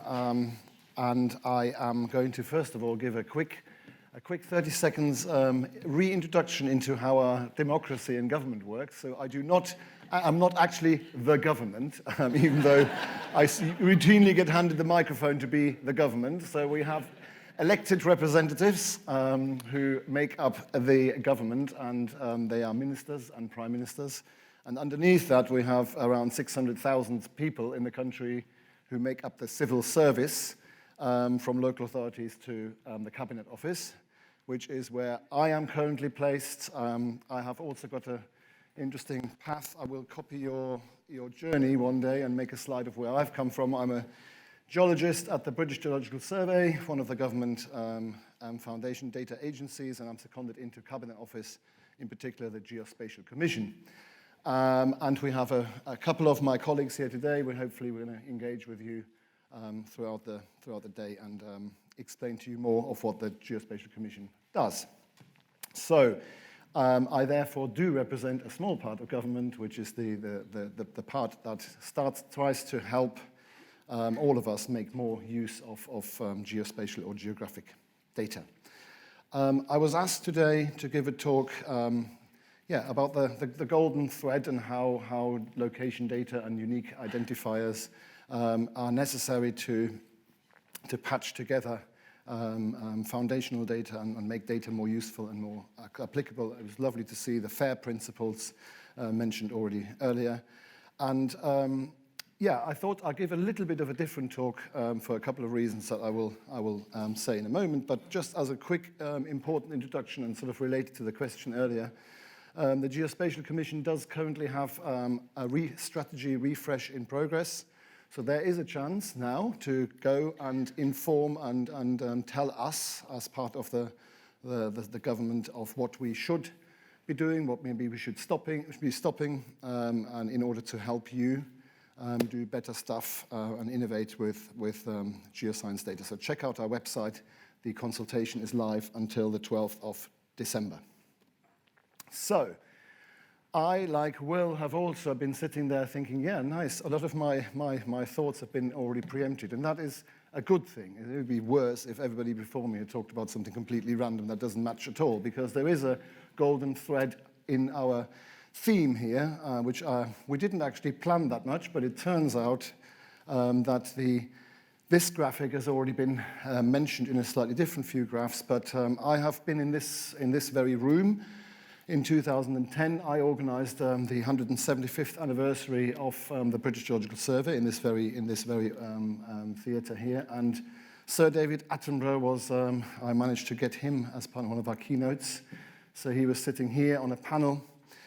And he's one of the people who we should probably all just have a good listen to, because he has seen 60 years worth of the natural environment. And just spend a couple of minutes going onto one of the BBC and listen to his latest, related to COP27, of course, his latest wisdoms about that we do have to act, and it is within our gift to make change, and that change cannot really wait. So doing things smarter and more efficient, and for a purpose, and not just for shiny reasons to sell to the CEOs, is, I think, a really, really important message.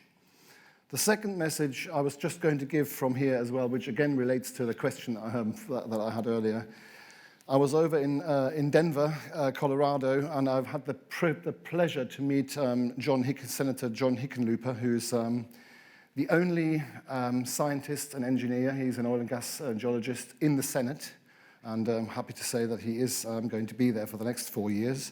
And I had a personal conversation with him, which was excellent. And he has also encouraged continuously over social media and in presentations like this for other people other than economists, lawyers, and studies, and people who study politics and languages, i.e. engineering, STEM educated people to get involved in government, because he keeps saying to all of us, as geologists in particular, I'm one of the only ones who understands the scientific method and evidence-based decision-making. So there's a call from two very important influences in my life, Sir David Attenborough, who happened to actually be here, and John Hickenlooper, who is reminding all of you that we can actually go join the system and create change from the inside as well.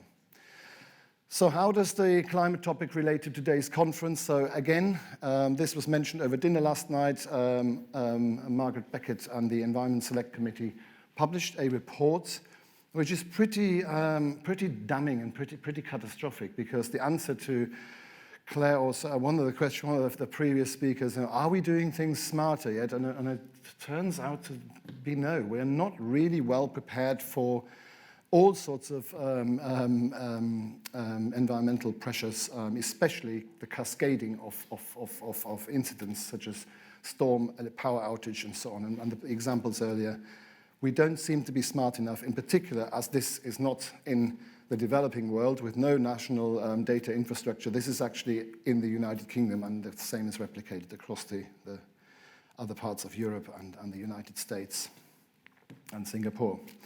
So I'm going to pick up on one small project not far from here. The City of London had a project running with involvement of the Geological Survey, looking at what actually can we do in the center of our most densely populated city in order to mitigate the impacts of climate change. They have a really interesting, our editing team edited out all the web links. Apparently you don't put that on slides anymore, so I will share, hopefully with the conveners, all the references at some point, but they have all been stripped out of the bottom there. So there is a lot of information on the City of London's website. These are all the risks that are facing the city. And interestingly enough, those 5 headlines are immediate solutions that are needed to mitigate against extreme rainfall events, the heating up of the tarmac and the surfaces and the man-made infrastructure, getting more spaces underground for people and also for our infrastructure, use of ground source heat, and this is not your classic deep geothermal project like we're testing in Cornwall. This is shallow geothermal heat. If anybody's been in the Victoria line, most of you, not today, but over the summer, the Victoria line was still unbearably hot sort of 2 to 3 months after the heat wave, and that's because we are not only experiencing a heat island above ground, we're also experiencing the heating up of the subsurface. And if we were smarter, we could actually use that as a heat exchanger, as a massive battery. And in fact, this applies to small cities and small towns as well.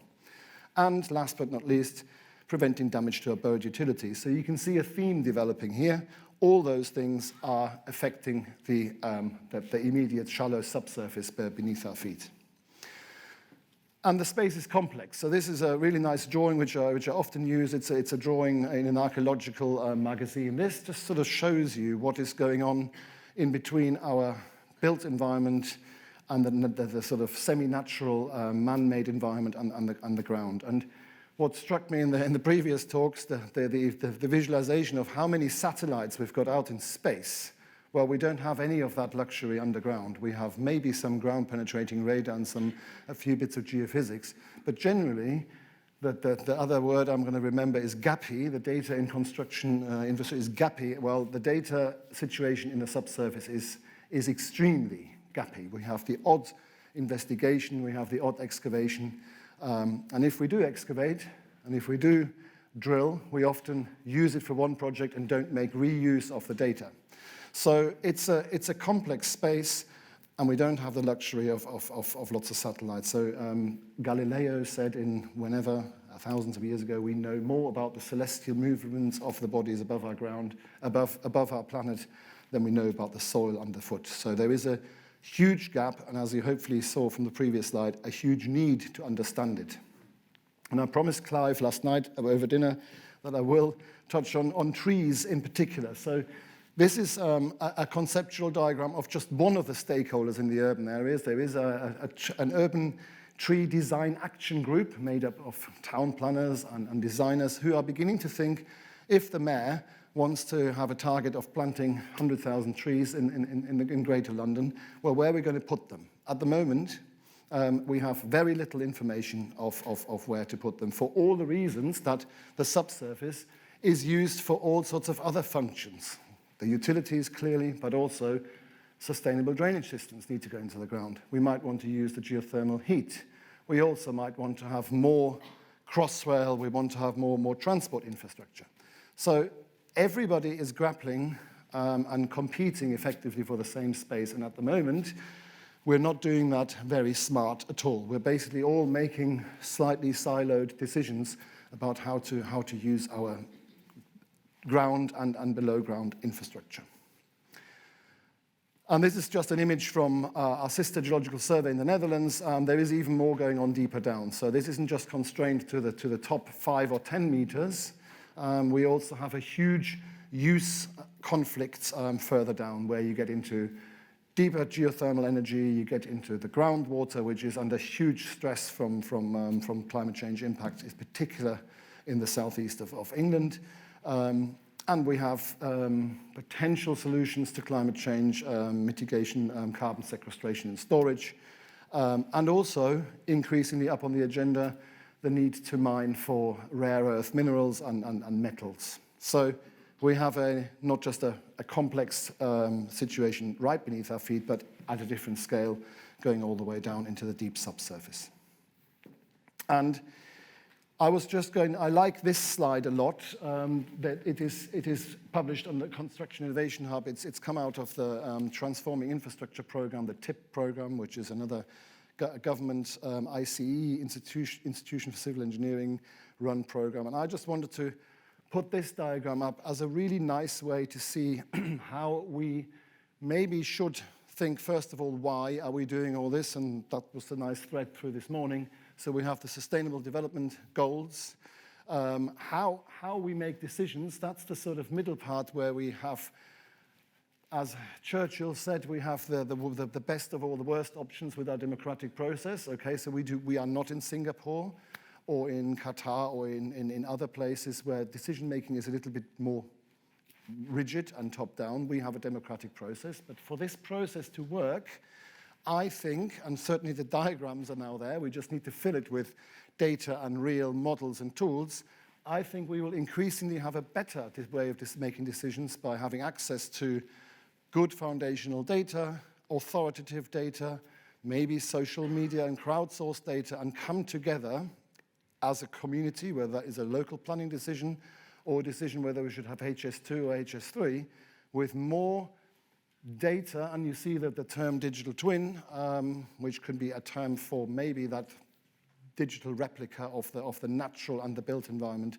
And really, I'm hoping that we will just become smarter and cleverer in how we make decisions and how we get consensus. Because the big message really is a lot of the climate change impacts will require changes to how we utilize our space, both above ground and also below ground. And we can, in this country, and in Western societies, we cannot just simply, as the government or as a planner, go in and just make all these changes. We do need consent. And I think that is very much the role of having good shared data. Now, Matt White has shared with me just before the talk, and I just thought I'll pick that up from LinkedIn, a really interesting LinkedIn article where I just wanted to pull out three key points about data sharing.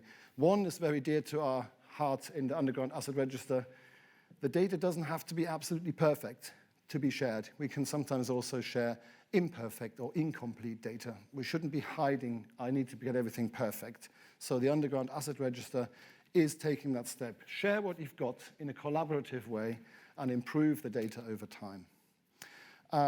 And we have incentivization. So why should I share? And I think that's the sort of culture, the biggest barrier that I feel we are overcoming with the Underground Asset Register, which is entirely voluntary at the moment, is to communicate to people that sharing is actually not immediately in your own benefit, but if everybody does, it will be in everybody's benefit. And I think we're getting slowly but surely over that hurdle. And Guy's question how that conflicts in the commercial sector with contracts and with IP and that is something that the people in the room who work on government contracts or any contracts is to overcome. And I think the tip, I think the Transforming Infrastructure Performance is trying to also bring in the words more collaborative and sharing way of working between the commercial players.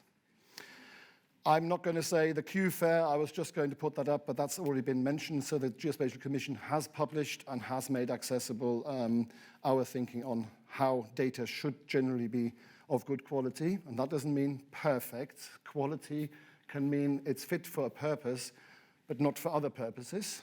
So therefore, it doesn't have to always be the absolute perfect data to be useful. So you can take a look at the Geospatial Commission website. I think we've had enough mentions of the Underground Asset Register. It is definitely a step in the right direction. It does not answer all the subsurface conflicts of use in the first instance, but it is a step, a cultural, a digital transformation program in the true sense that we're bringing people from very different organizations together to get the point of data sharing and data standards. I'm now going to dip out. We have rehearsed this, and I'm now going to give a 3-minute live demo of a country that I love for the reason it's located between my home country and my current home country. It's the Netherlands. And if you want to ever look at a place in the world that is, as a system and as a country like ours, i.e., it's a Western democracy with very similar setup of governance and regulations, then take a look at what the Dutch have accomplished. So this is a little storyboard of a road project. So this was used in public consultation, a road project that went catastrophically wrong. So we're looking at the Fens, we're looking at a road maybe between Ely and Cambridge through the previously marine environment. So there's lots of peat and lots of sand and silt. This is the original road design. And this is obviously a map that you can zoom into and zoom out. We then have a beautifully embedded, and all these data sets are nationally served up, accessible and available data sets. So your LiDAR, your historic mapping, to explain that this is the proposed new road, and the upper half is the failed road. Historics maps to show that the Dutch ancestors actually used this part, which is slightly more higher and sandy, for the old track. So learning from historic data.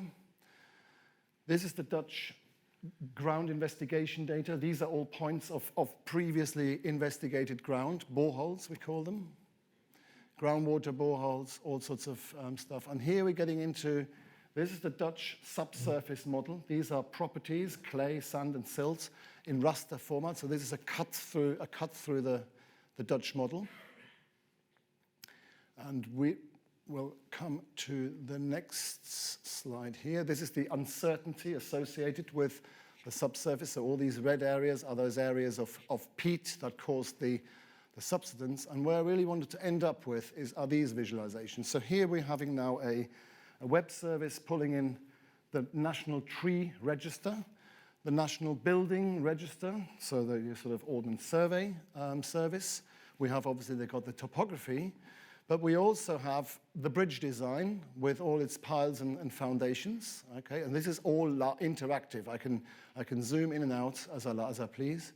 And then we also have integrated in here the subsurface model, the prediction of clay, silt, sand, and gravel, based on all the information of all those drill holes that I showed previously, all put together into a system that I do think gets us a little bit up that diagram from the TIP report, that we might be able to communicate this really complex decision to where to put this bypass based on natural environment, based on the human environment, in one application based on, hopefully, and I'm not the OGC, I'm not a standards person, but I presume there is a lot of golden threading going on behind that to make that possible. And this is available, by the way, for the entire jurisdiction of the Netherlands. So it's shown, it's clear, it can be done. And I just wanted to finish on that working together and collaboration, which also means looking out of our little country box, and maybe the Dutch subsurface and the Dutch model is a good place to look out for. That's the end of my talk, and the only other achievement, I hope, is that next year's smart logo does include a little bit of the subsurface. Thank you very much.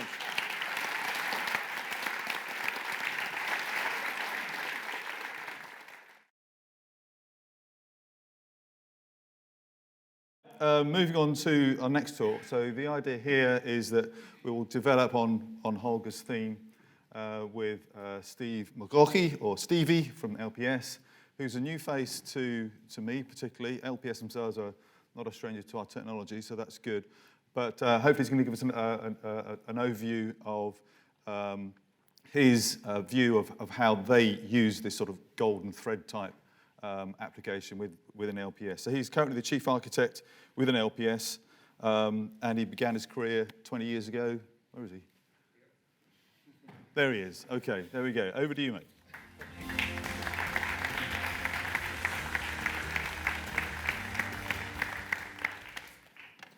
Thanks, John. Okay, so morning, everyone, and thank you. And yes, as John says, I am new here. And I do not come from your world at all. From a spatial perspective, I am a technologist. I started my career 20-odd years ago as a developer, and just through a series of happy coincidences, I am now the chief technical architect within LPS, and really I'm responsible for our digital transformation program. On the technical side of that, and really focusing on getting the data right to realize the true value and the true opportunities that digital transformation can present. And working as a government body, this is really, from my perspective, a once in a career, once in a lifetime opportunity. So we do need to get it right. Gives a bit of a wee quick plotted history on what LPS is and how we came together back in 2007. 4 discrete government agencies were basically mashed together to form what is now called Land and Property Services. And in doing that, the focus really at the start was on stabilization and making sure that the organization could cope with that change and minimize the disruption that would cause. And from a strategic technology point of view, it was keep the lights on. So there has never really been an idea of what can this organization do and how can we leverage the benefits of crashing these 4 agencies together. And the natural outcome of all of that has been we operate in silos, or have been operating in silos for a long time. And really that digital transformation, I'm not going to go through strategy. Strategies are great stuff, but we don't really care about it, do we, as technologists, or as you guys who want to get into the good stuff. So really what this slide is trying to do is articulate what we are doing, what I'm trying to bring to the table does underpin this new strategy for LPS, and to trying to break down those silos and work in harmony and use our data better. And the first part of that really is to introduce master data management. And to date, probably you're maybe all familiar with that sort of idea of the spaghetti diagram of integrations across systems that have formed over time and have really been a deliberate act through projects and through water cooler conversations with staff and different directorates about, oh, I know you have this piece of data, can I have it?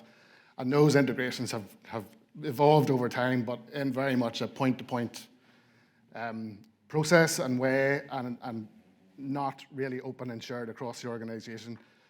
And what I want to try and do is introduce then this concept of the master data management, where our master data entities will be defined as our data that is most likely to be able to be shared across our organization between 2 or more departments, and then ultimately externally beyond LPS.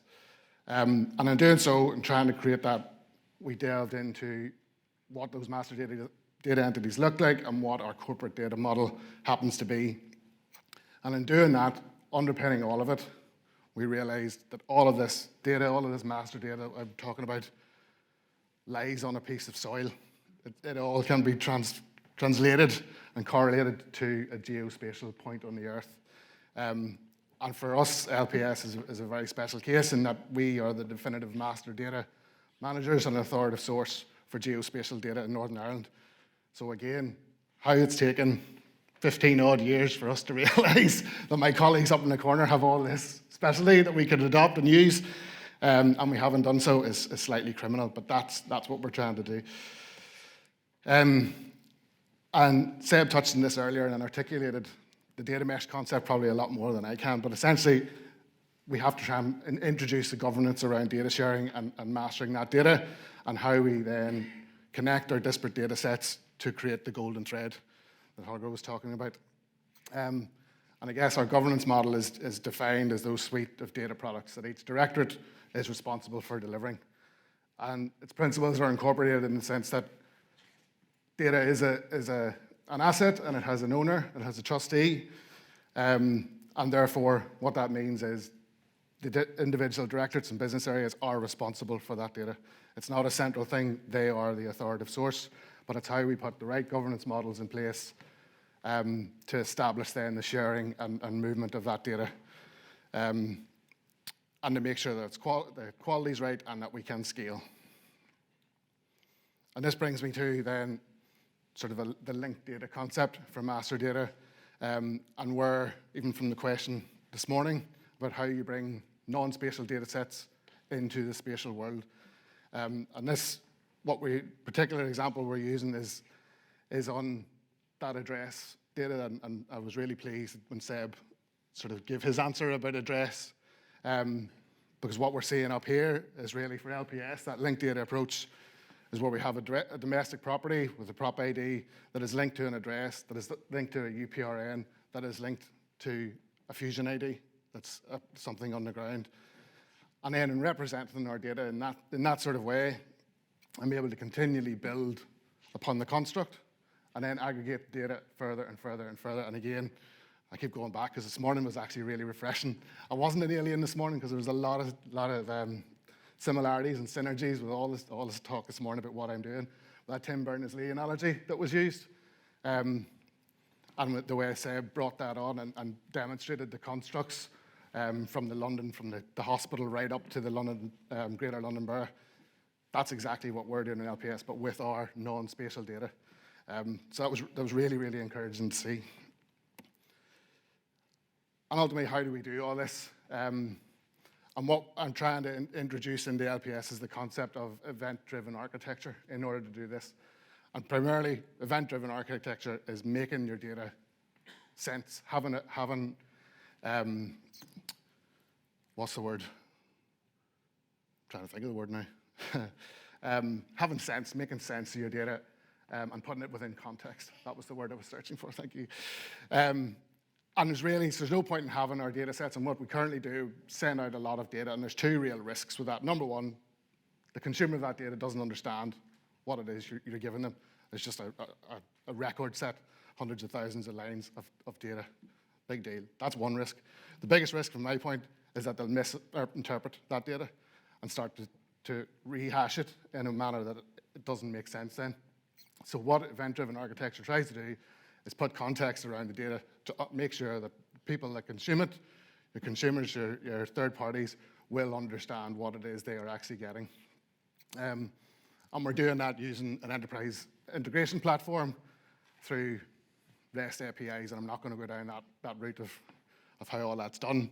But that is the way to start to produce our data in a more efficient and effective manner.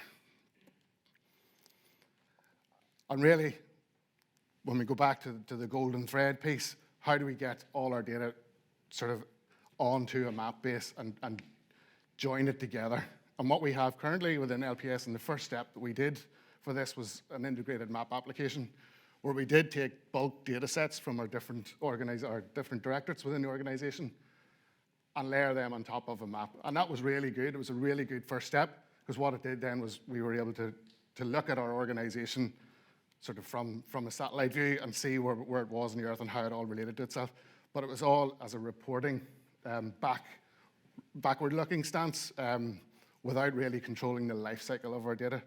And that's what we're trying to do now with integrating the Fusion ID and putting that as the undercurrent to everything and the link that really all our other data is going to be layered on top of. And that provides us then to be able to put our business data collectively together and to start, as I said, to manage that life cycle across it. It also gives us then the flexibility to introduce new data sets, new interpretations, new perspectives on what our data actually looks like. And there is lots of challenges in that area. And anecdotally, we have at the minute within LPS from the Ordnance Survey side and from the land registration side, 2 different map bases that we have worked with. Ordnance Survey would argue, these guys do argue to me all the time, ours is the right stuff. It's on the ground, you can see it, it's there. The land registration guys are, this is the legal entity, we cannot change it. So when we mash those 2 things together, there will be discrepancies and there will be differences, and we have to have a way to plot through how to change that. I'm a big guy, big lad, but I don't fancy going to meet a Northern Ireland farmer and to tell him he's lost 500 metres of his land because we've made a mistake. So those challenges have to be managed and worked through. But what this does, and by putting Fusion ID and by introducing that spatial element to all our business data, it starts to expose those problems that we have. We can no longer put our heads in the sand and go, we know there's an issue, we know there's a problem, but hey, let's ignore it. It's now bringing those out to play, and we can tackle them when we need to. And really, this is what I'm trying to get to now with utilising the EIP and the event-driven architecture is about this management of the life cycle, where actually we can hopefully, ambition is to get into that transactional base idea of saying, okay, we've solved a lot of our data problems, but now here's where we're managing the life cycle. We can start to take events that happen from a geospatial side and tag them, publish those, subscribe to them through the other systems, and start to build this end-to-end system of connectivity, of automation, and of process.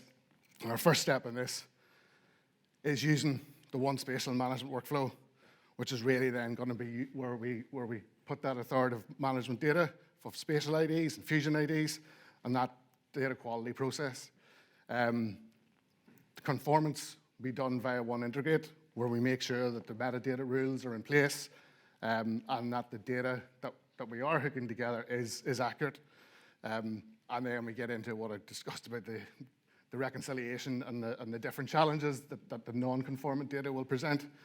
And ultimately then, we are able to certify the spatial data and then publish that data for other people to adopt. That's the ambition of what we're trying to do within LPS. With the ultimate goal, as I say, of process automation and really developing the real opportunities that integration will bring to LPS. So it's having all our business data spatially referenced. We can then connect end-to-end or in parallel our processes across the organization, which we haven't ever been able to do before. And then we're able to cascade our workflows across the different directorates, execute these in parallel, start to leverage the intelligence that spatial will give us and the work that my Aussie colleagues do in the field, as I said, to start to automate some of the activities that need to happen within other directorates to create that end-to-end proactive service that government should be given to citizens rather than them contacting us in 4 or 5 different ways to get one task done. And with the ability to do that, we are able to hopefully have cross-directorate value streams that will finally work together and our data will be in sync. And that is my quick and snappy speech. I had questions. Thank you.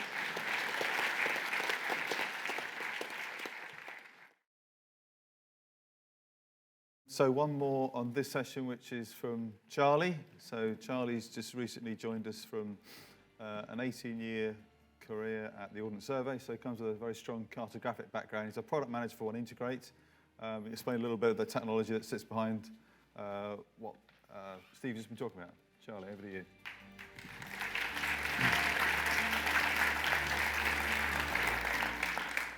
Thank you very much, John. That's right. So I'm going to talk about implementing data fusion. So I thought we'd start with the definition. What do we mean by data fusion?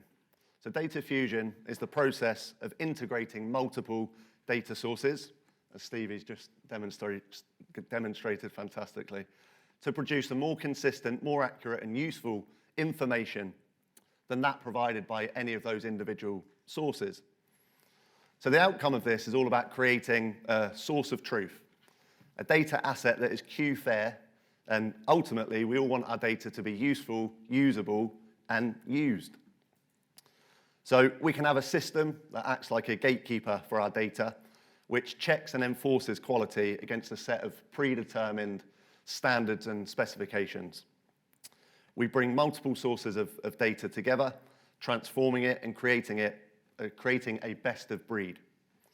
And we can manage the feature level lifecycle by adopting identifiers, the golden thread, as we've heard it described. So at OneSpatial, we enable this using OneIntegrate. And OneIntegrate brings the power of our rules engine to your data, delivering validation and enhancement in an automated way. So you can use it via the interface in your browser or via the fully featured REST API. We use rules to measure the quality of your data, and we use actions to fix and enhance your data where and if that's required. Rules are created via the no-code interface and are stored in a central repository. So they're really easy to create, then they're easy to share, and they're easy to reuse. So you're essentially taking all the knowledge from your experts, from your notepads, from your spreadsheets, and you're encoding that into OneIntegrate. And there, it's much more kind of readily available and reusable. So OneIntegrate is both data and platform agnostic. We heard that earlier from Seb and others. And we're increasingly deploying it as a service, and that's something we are going to hear a bit more about later today as well. So we can combine and process various data sets together. It can be spatial, can be non-spatial, can be fully 3D these days as well. And we're really pleased, actually, that OneIntegrate has just been named top 6 best geospatial data integration tools by Solutions Review. Sort of hot off the press last week. We're really, really proud of that. So now we're going to take a look at the data building blocks. These are the core capabilities of the OneIntegrate product. So first of all, we can connect to your data from various sources. This is for the reading and writing. We have lots of native data stores, but we can also utilize tools like FME to get that broad format support if that's required. We check your data using rules. We're looking for errors and issues, and we'll clearly flag those to the user where they exist. We can correct your data to make it fit for purpose. Again, that's a nice theme we've heard lots about today. And if necessary, we can create new data. This can be geometries, this can be attribution, this can be a combination, or it may just be something like schema transformation, where we're not actually changing the content of the data itself. And really importantly, we can repeat these processes, and we can do that regularly to make sure that we're maintaining our quality over time. Automation is absolutely fundamental to all of this. So ultimately, what we're achieving here is quality assured data that we can be confident in and data that we can trust. And as we're all increasingly making decisions based on our data assets, that in turn is increasingly important. So data fusion is about governing data quality and providing our users with consistent access to it so that they can achieve their outcomes. Now, the cornerstones of this are validation, synchronization, and transformation. We can also apply change-only updates by utilizing identifiers, the golden thread. And this is an efficient way to propagate that change through our systems. We can also use our data quality reports to track and measure quality over time. And that's really important in scenarios where we're working with a data supply chain. So this is all underpinned by those building blocks that I mentioned, and automation is so important for the ongoing maintenance and sustainability of these processes and practices. So now we've got a quick demo of One Integrate. I've been really keen actually to see it on this big screen because we're probably never going to see One Integrate so big. It's pretty cool up there. So what we're doing here, we're looking at some data. This is OSNI data coming from an Oracle database. We're having a look at what layers we've got. We can filter down to just see the layers that we have selected. So you can see there we've got buildings, ground cover, a few other layers. We've hopped over to the rules tab now. This is the long list of rules that we run against buildings, or the LPS run against their buildings for data validation. This is a quick look at a very simple rule. We'll look at one that's a bit more interesting, a bit more complex. So what we can do in One Integrate, we can expand that rule, give ourselves a bit more screen real estate by collapsing the left-hand panel there. We can navigate around the rule. So when I talk about the no-code interface, this is what I was referring to. We get a nice kind of friendly, human-readable summary of what the rule is and what it's doing. We can also add comments. So it's One Integrate can be a really nice collaborative tool. So if you're working with other people on your rule sets, then we can leave comments or add questions. And we have a synchronization tool for version controlling of your rules as well. So that was what a rule looks like. We're now over in a session. This is where all the data processing happens. So you can see here we're putting a bounding box on. This is just for the purposes of the demo, so we're not processing the entire national set. So you can see here what we've done is process that data and checked those building rules that we just had a quick look at. And we can see that we had 72 buildings and features from other layers as well. So we can hop into the map viewer, and we've got a brand new map view of One Integrate. We can zoom into an area of interest and take a quick look at our buildings. Now, for the purpose of this demo, every one of those features conformed to the rules. So we saw we had a nice green tick, we had 100% conformance. If you didn't, you would be able to view your non-conformances on this map. They would be pinpointed accurately. I'm just going to let the demo run through. So you can see how the map is a really nice way to not only see the results of your rules, but to kind of validate and verify that in a visual way as well. So this year, we've put a huge focus on user experience. As John said, I've been in the company 7 months now, and this has been a huge part of my role since I joined. We're really excited as we're getting close to a new launch. So it has a brand new user interface, and that's what we've just seen there. So yeah, this follows months of user testing, where we've really gotten to know our users, how they're using One Integrate, their common pain points. And we believe that this new version is going to be a big productivity gain. Rules are going to be easier to create than ever before. It's going to be easier to debug your rules as well. And we'll have better tools for collaboration across teams. I am on one of the exhibition stands in the back room today. I'd love you to come and chat to me, and I can show you the new version of One Integrate in a bit more detail and run through some more kind of demonstrations and things. So hopefully you can see that One Integrate is at the core of helping to build and sustain solid data foundations. And we've already seen some great examples throughout the day, and we'll see some more as well this afternoon. It also provides performance at scale and can tackle data challenges from small spreadsheets right through to national data sets like OS Mastermap. It's also a very flexible product. I often think of it as a kind of Swiss Army knife for data, really. It can kind of do just about anything. And we got the guys showing One Street Works today, our traffic management plan automation. That's a really good example of kind of pushing the boundaries of what One Integrate can do. So with our new version coming soon, as I say, collaboration as well will get even easier than ever before. So this is just a handful of our customers that are currently benefiting from One Integrate. And these all cover such a vast array of use cases. But what they all share is that need for data assurance and data quality to give them confidence in their decision-making ultimately. That was it from me. Thank you very much.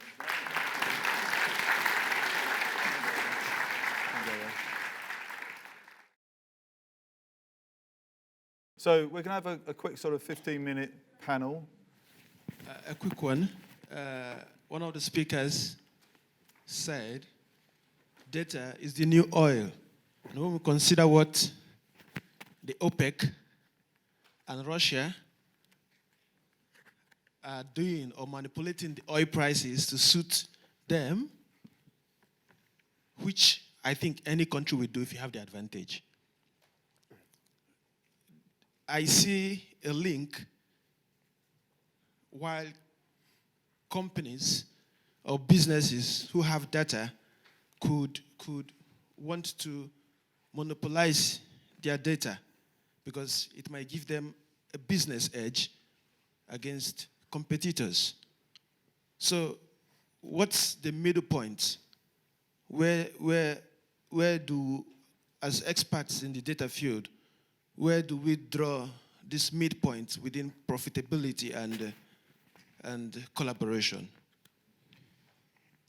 I wonder if new hours may be a good example. So yeah, I was going to suggest Olga for that. Yeah, well, I can start. First of all, as a geologist, we have been discussing this analogy with the oil quite a bit, and it is, I mean, the plastic analogy is another interesting one. Data is not at all like oil, really, because you can't duplicate oil as a resource. Oil is produced, consumed, and turned into its constituents as emissions. So it's not actually, and data we can, of course, multiply and we can share in a very different way. So the analogy we sometimes think doesn't actually hold up very well. And the role of, we're back to what's the role of government regulators or people like the Open Data Institute or the Open Geospatial Consortium is to create a level playing field for some data that is part of what I believe is the public good or the national data foundations, and say this particular pieces of data, especially if they've been captured on behalf of government for government-financed programs, I believe we have a role there as government to say, well, this data should be shared at the earliest time in the most open, accessible manner.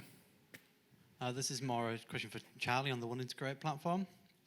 One of the points you made as you were going down what it can do was correct data.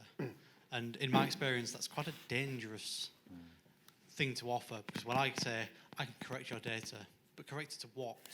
Because there's a difference, I guess, in data between, is it accurate or is it precise? And I can change a postcode to say that is the right format, but I can't tell you whether it's the right postcode or not. So can you just maybe go and be a bit deep dive into what you mean by correcting data and how you kind of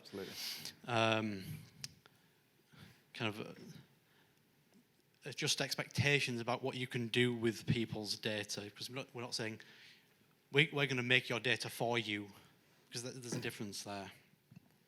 Yeah. So when we say correct data, we mean we're using our rules-based approach to correct against predetermined specifications or standards in that sense. Be those geometry kind of changes, or be those attribute changes. So 911 was maybe a good example from this morning. We're correcting the data to make sure that it conforms to the relevant standard, so it will, onwardly flow through the systems. But yeah, you make a very good point about whether we check as well that the content of that data is actually correct.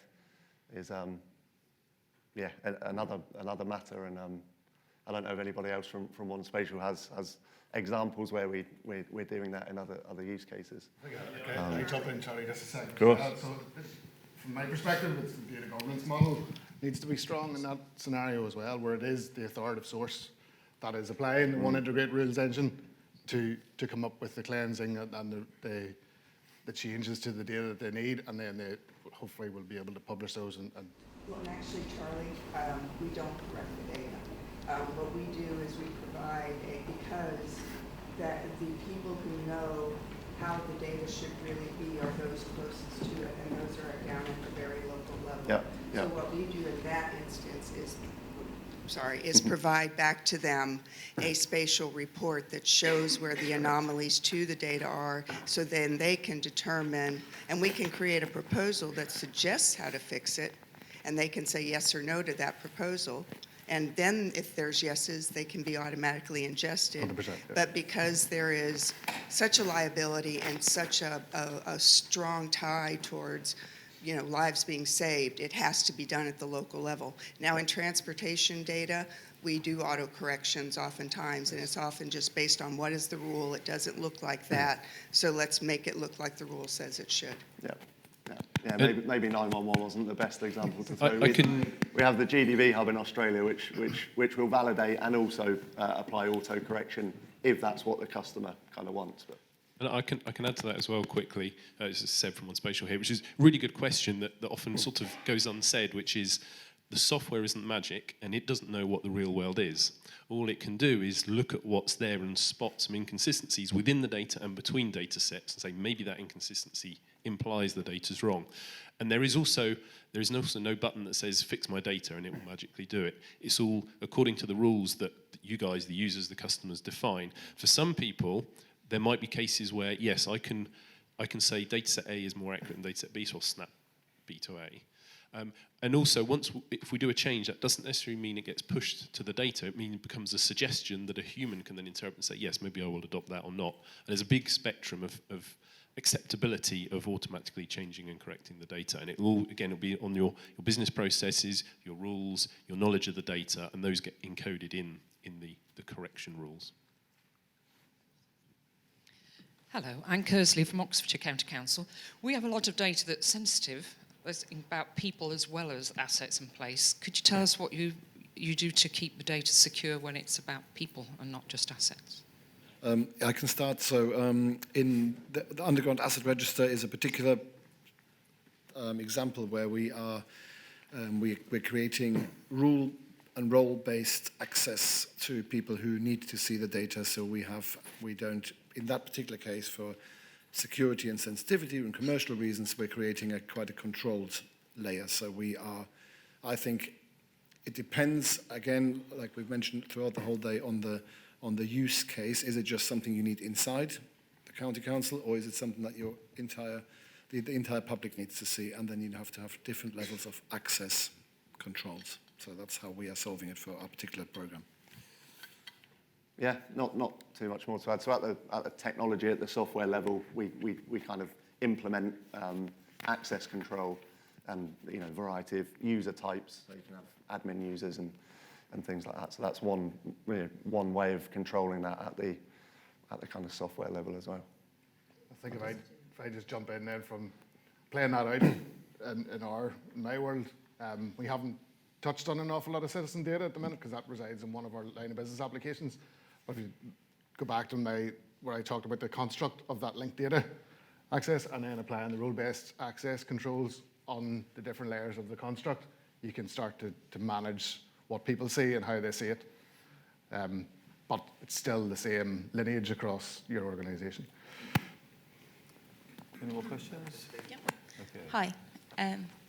As a former geologist who's now working in the fibre industry, I'm really interested in the work that the Geospatial Commission are doing, particularly around what you were showing with the subsurface data. Are you taking into consideration the depth data of assets that are being registered? And if so, at what resolution is that depth being considered? Great question. We can definitely follow that up with Amy or Neil in a more technical discussion after. We are not mandating depth data because virtually hardly any assets apart from the sewers have an actual Z attribute. And but if you do have depth information, we will take it, and the accuracy level of both the X, Y, and the Z depends on the source data. So NUAR is not doing any data improvements at time of ingestion, and we're just displaying and sharing the data as it's held in the various master databases. We're looking at data improvement and quality improvement both the transformation process, which might throw up errors, that's the data being sitting in the North Sea, so that will be shown.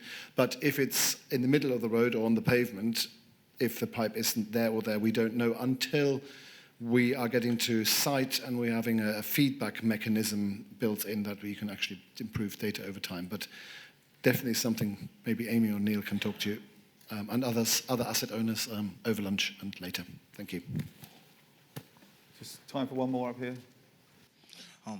I would like to ask about the fact that as we have known that data is helping us shape the future, shape our lives and things like that.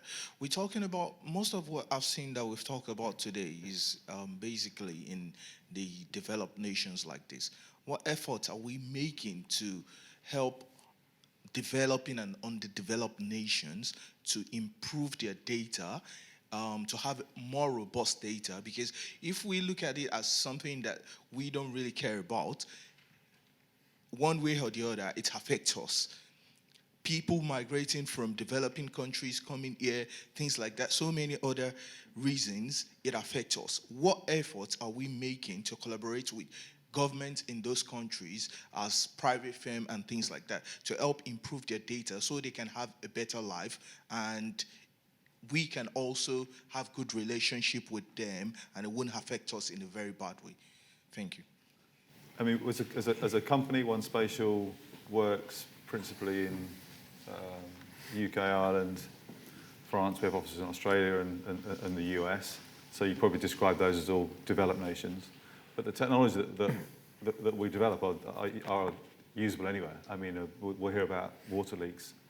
Water leak in the UK is the same as water leak in Abuja, for example. So the data problems exist everywhere. And I think one area that we're keen to develop more, where geospatial data is really important, is something like land administration, land registration, which is a sort of a fundamental thing for any kind of developing economy to have. And geospatial data and cadastral data forms a very big part of that. And we have been involved in a number of tenders, through the UN and so on, whereby they wanted to introduce, and it's quite a big program to introduce a new sort of land tenure, land registration system for the whole nation, but it's very much focused on the data. So we're more than happy to work with any organisations that wants to do that, because clearly, being able to derive any sensible, meaningful decisions in terms of land registry and tenure from it is ultimately reliant on the quality of the data. We just haven't got there yet. Anybody else want to add any more to that? I can just add a small one, and it'd be good to catch up. The British Geological Survey is involved in World Bank projects trying to help countries around the world gathering baseline information such as geochemical and geological information. So I'm aware that we as an organisation are active, but it's a good shout. As I said, looking to the Netherlands is all fine, but it's a good shout. We should, think globally. And there are, of course, global institutions in the room, so maybe they can also, over lunch, have a chat with you. Do you have any plan to create any sharing platform for borehole data? That does exist.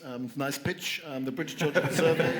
Is he a plant? Is he a plant? That's great. The BGS, so the Geological Survey, which is a government agency for the subsurface, does have a free and open access borehole database, both as PDFs, increasingly as as basically a digital transformation, a digital transfer format. However, the key is we haven't got enough. A lot of it, the question was asked, is still locked up in all sorts of drawers and on files in various places. But we do have a repository owned by the Crown, as in it's owned by the country. Yes, yeah.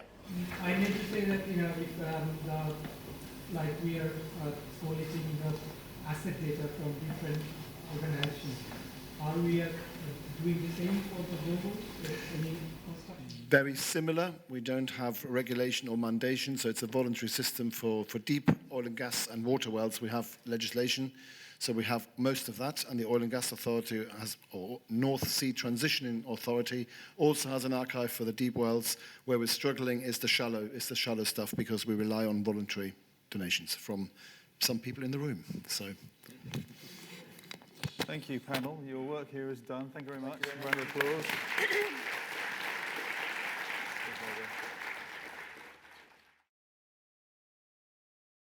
I mentioned at the outset that we talk a lot about unlocking the value of data, and this next session is kind of really all about that. I didn't want to steal anybody's thunder.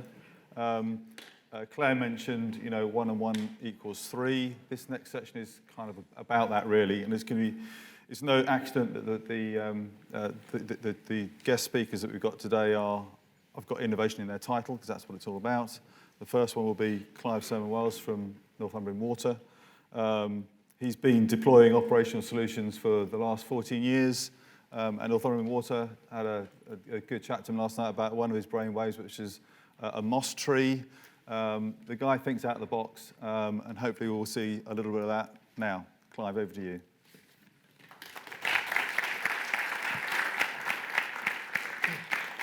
Thank you, Jonathan. I'm Innovation Partnerships Manager for Northumbrian Water. It's kind of a newly created post a few years ago, and I get really heavily involved in the organisation of our annual Innovation Festival, where we take over the whole of Dosworth Park Racecourse in Newcastle and set away 13 to 15 sprints all at the same time. Anyway, I find myself with fingers in all sorts of pies and doing all sorts of things I never dreamed that I would do as an employee of a water company. So I'm going to be talking about the application of some of the stuff that we've been listening to and hearing about this morning to a specific problem. And the way we're going to do this, I'm going to talk for about 10 minutes about the background to the challenge and the problem that the water industry is facing. And then Sasha and Tom are going to elaborate and talk about smart solutions to that problem. So the specific problem is the mapping of the transferred drains and sewers network, which is a bit of a mouthful. I'll explain to you what that is and what the background is. But to set the scene, Northumbrian Water is one of 19 water companies in the country. So there are probably about 10 household names and a lot of smaller ones. And water companies are either water and sewerage companies, so delivering water and taking away sewage, or they're water-only companies. They're the sort of two flavours, and this map shows them. So Northumbrian Water, we operate in the northeast of England and also in the Essex and Suffolk region. And we've got two massive great networks, and we are by no means the biggest water company. So we have a 25,000 kilometre long water network, which is a pressurised, sealed system. And up until 2011, 16,000 kilometres of sewers, which are the pipes that run down the centre of your street and take sewage away from your house. But in 2011, the law changed, and a new Act of Parliament was passed, which brought certain parts of the sewage network into the ownership of water companies, and that's the specific problem that I'm going to talk about here. So this is the situation prior to the transfer. So water companies were responsible for maintaining the main sewers down your street. And then you have all of these connections from detached, semi-detached houses, flats, terraces coming into the sewage network. That bit was the responsibility of the householder, of you, to maintain and to clear if it blocked or if it collapsed or if it had root ingress or some other problem. Well, after the transfer, certain sections, really, it's a bit more complicated than this, but the simplest way of putting it is the shared sections of those pipes, which I've highlighted here in blue, transferred ownership to the water companies. So where you had a row of terraces feeding into the same pipe that eventually found its way onto the main sewer, that would be our responsibility. And the main problem here is we're responsible for maintaining a very, very large piece of network, which we had to estimate at that point, which we had no information whatsoever about. So we've heard about gappy data and inaccurate data. What we're talking about here is no data at all. We took some approaches as an industry. We took a few approaches. So one of the first approaches is to look at, well, what have we got in the way of maps and plans at the moment? And they tended to be as-built plans for housing estates, and sometimes plans as opposed to as-built, which wouldn't necessarily reflect reality. And our estimate was that would only cover really 5 to 10%. So we're on to a hiding to nothing. It was a waste of time digitising that information. It wasn't really going to give us any accurate information. And we looked at other methods to do that, which I'll comment on in a moment. But in terms of the impact of that, taking on that huge part of network, our estimate was that it was 13,500 kilometres. The water industry got together and we had a number of consultants come up with some algorithms that calculated how long that network potentially was to help us resource up, make sure we got enough teams to go and clear blockages. These are the typical problems that happen on a sewage network. Blockages, collapses, route ingress, and yeah, that's it basically. So our expectation was that based on those figures, the workload would probably double. The reality was that it was more like 5 times the work involved. So over the last 2 years, the measurements are that 80% of blockages and 72% of customer flooding incidents are related to that transferred section of the pipe, not the bit that's in the main road. And there's a few reasons for that, probable reasons. So firstly, that section of pipe was put in by lots and lots of different people over probably 100 years to all sorts of different standards, and the quality assurance probably wasn't that great either over those years. It gets no maintenance really, unless there's a problem, unlike the public sewers, which are regularly maintained and inspected. It's smaller in diameter, so if something is going to block the pipe, it's probably going to be fairly catastrophic in a 4-inch pipe as opposed to one that's about 12 inches in the street. And of course, it's closer to the source of potential blockages. So recently, you'll have heard in the press, fats, oils and greases, which is what I'm referring to with fog there, and wipes as well, being flushed down the toilet, things that shouldn't be going into the system, that then they don't go very far. They don't make it to the street. They block the 4-inch part of the sewer.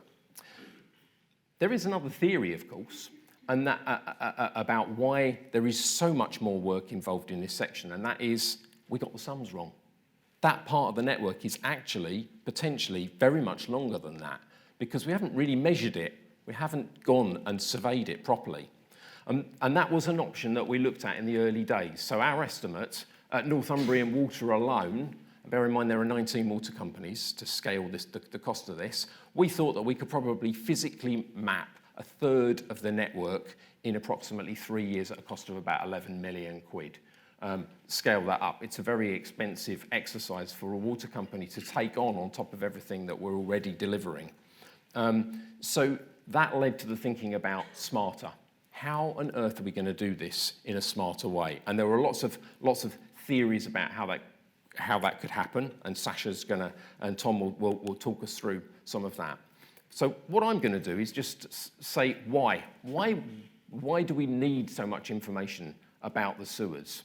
About that section of the sewer in particular as well. And there are a number of reasons. So I'll take you through each one of these in turn. So in the call centre, when a customer calls up, we have to make a judgment about whether the problem that they're reporting, the collapse, the blockage, the pollution event, the spill, is it on the private section of the network that's owned by the customer and therefore their responsibility, or is it on the public section, which is our responsibility? So the answer today is, haven't got a foggiest, because we haven't got that information. We can't tell really. I mean, over the years, as we've gone to service and fix and repair things, we'll map it as it goes along. But you can appreciate the scale of the problem here. 13, well, very conservative. We potentially think it might be twice that long, actually, in reality. It's a massive part of the network.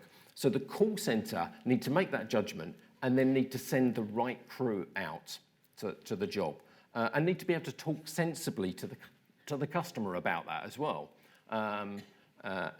having knowledge of what is in their garden. Sorry to put this one up just before lunch.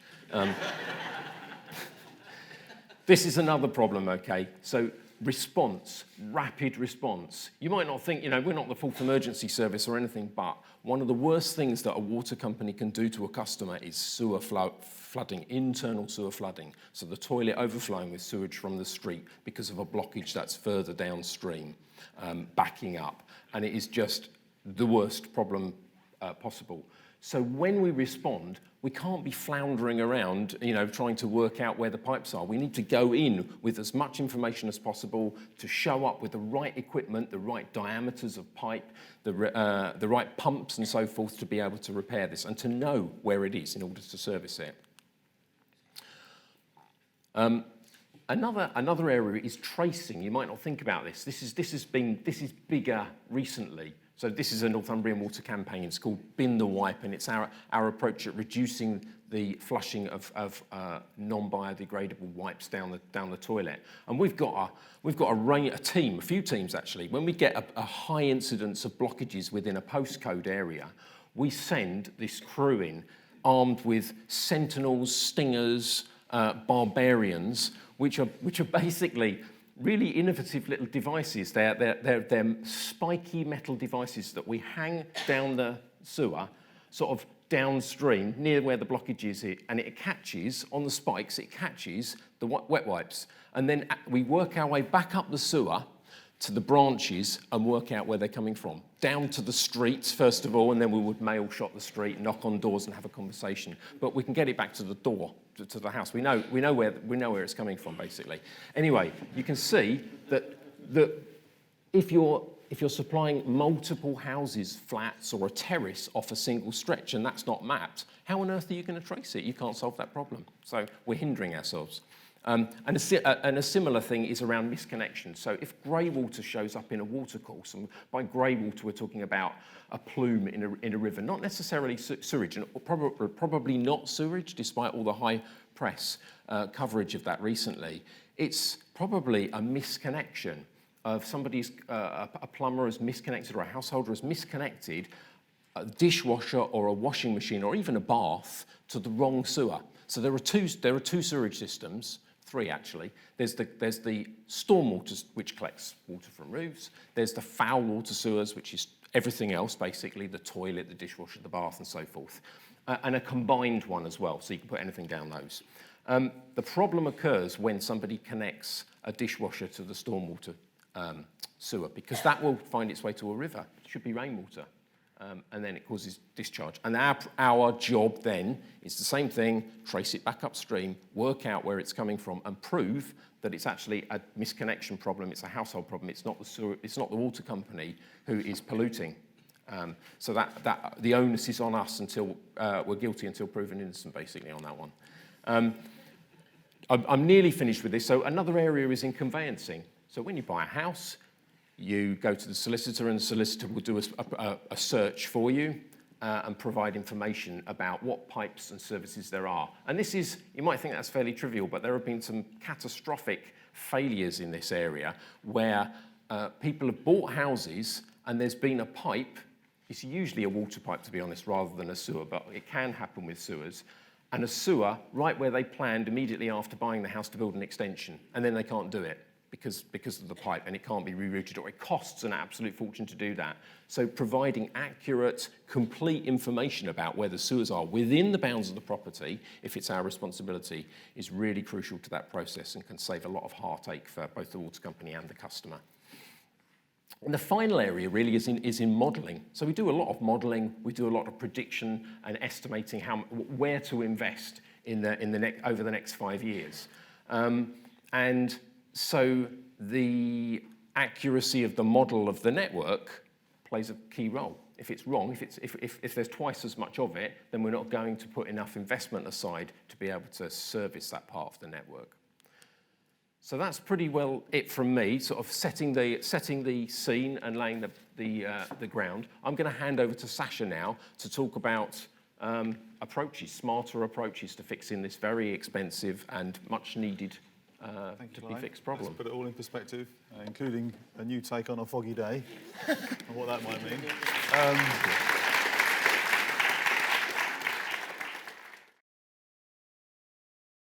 If I can just welcome Sasha, so another innovation manager, this time at Southern Water, who's going to basically follow on from the problem statement that we've just heard from Clive. Okay. So good afternoon, everyone, and thank you for inviting me to speak here at Smarter Data, Smarter World. So I'm Sasha Hall-Jones, and I'm Innovation Lead at Southern Water. So I'm going to be following on from Clive's really excellent introduction to the challenge that UK water companies have faced following that 2011 private to public transfer. And I'm going to be giving you a bit of an overview of our own work in solving this challenge, but also a little bit of a sneak peek into how we are being sort of collaborating with the wider sector, including Northumbrian Water, to look at innovative ways to be continually improving our mapping and finding of hidden assets. So I'm going to have to caveat this presentation by saying I'm not a geospatial data expert, very far from it.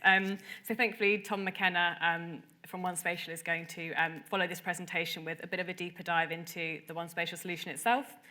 But I work in innovation, so really I spend my day job pretty much solving problems, and I particularly enjoy kind of big, expensive problems, and particularly ones that have really interesting solutions. So I'm going to tell you a little bit about our own challenge at Southern Water of finding missing assets and some of those exciting solutions that we're using to solve them, particularly our pipeline inference work. So firstly, for those of you who might not know who Southern Water are or where we operate, so Southern Water are a water and wastewater provider for about 4.7 million customers in the southeast of England, so across Sussex, Hampshire and Kent. And we also provide a sort of fresh water, so water in for about half of those customers. And I'd say we've got a fairly sort of diverse region, both in terms of our landscapes. We've got kind of areas of coastline, we've got rivers, we've got more inland areas, but also a fairly diverse mixture of people as well, so across kind of towns and cities and villages. So you can kind of see in the image above here our kind of area of operation, but also how we integrate with other water companies too. So that's our network overground, but what does that look like underground? Well, firstly, Southern Water actually has the second oldest network in the country, second only to Thames Water, so Thames operate in London. So on our way here this morning, however we got here, not the tube, but we will have all walked over some very old assets underground. It's probably not something we really think about. So within our Southern Water region, our average asset age is about 58 years, but we actually have many Victorian properties in our region. So some of those assets could be about 150 years old or more. And I think many people kind of assume that sewers are these sort of big Victorian brick sewers that you see here. You know, we see people kind of running through them in movies. Unfortunately, it's not quite as exciting most of the time. We do have some of these sewers still in operation, but actually, for the most part, and particularly in kind of residential areas, it looks a little bit more like the pictures on the right. So these are obviously a lot smaller than I think most people imagine. Our average sewer diameter, for people that love stats, 177 millimetres, so really quite small. And as Clive touched on, you can really imagine the impact of blockages there. There's not very much pipe for them to actually get through. And over time, not only has the size of those sewers changed, but also the materials that we use to build them. So we've moved from really kind of brick and concrete sewers right through to sort of plastic and PVC that we use today. So as Clive's spoken through in lots of detail, on the 1st of October 2011, the UK water sector pretty much woke up to find that our sewer network had doubled overnight. So for us, that was about 17,500 new kilometres of sewer that we took on. And for context, we had about 22,500 mapped, so that's pretty much almost doubling of our sewer to about 40,000 kilometres. And so that's all sewer that we've got to maintain and operate as a company. So one of the major challenges for all water companies is that when that transfer occurred, there was very little kind of information provided about the assets, actually where they were, but also what condition they were in. So it was really hard to understand what we were actually taking on. So that means that we now estimate that around 40% of our sewer network is missing. That's enormous. So because much of that network that we acquired wasn't mapped, and we found that the original methods to actually do this were very expensive, very invasive, very time-consuming. We didn't really have a clear way to do that at the time. So since that 2011 transfer, our only real way to actually find those missing assets was when what we call on failure, so when our crews actually attended the scene of an issue. So as you can imagine, our crews have got better things to do, right? They need to go to the customer property, they need to fix the issue, keep the customer happy, move on to the next job.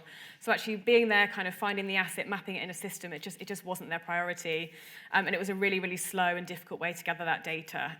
So sort of previous to starting the project, where we were looking at innovative ways to map our sewer network, we were starting with about 5% of those sewers that should have been mapped in our GIS system. So we were really quite behind. So on that point, around 2019, a colleague from our network management team came to myself and colleagues in our innovation team.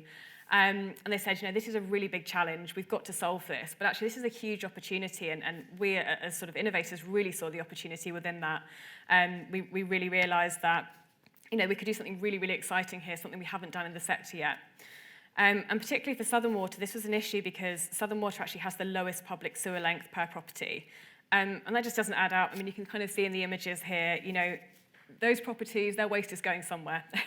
we know that those pipes are there, we just don't have the data to prove that they're there. So it was a really big challenge for us. And just a little bit on kind of why we feel we should invest in solving this challenge. And this was a case that we had to make to our business to say there are lots of really, really positives that are going to come out of this work. It's going to have real value for us as a business. There's quite a few of them, but I'm going to kind of touch on sort of three key ones for us, definitely. So the first is improved operational response and resilience. So just generally being better at how we respond to issues. So sort of fixing them quicker, but actually better predicting the maintenance that we need to prevent them happening in the first place.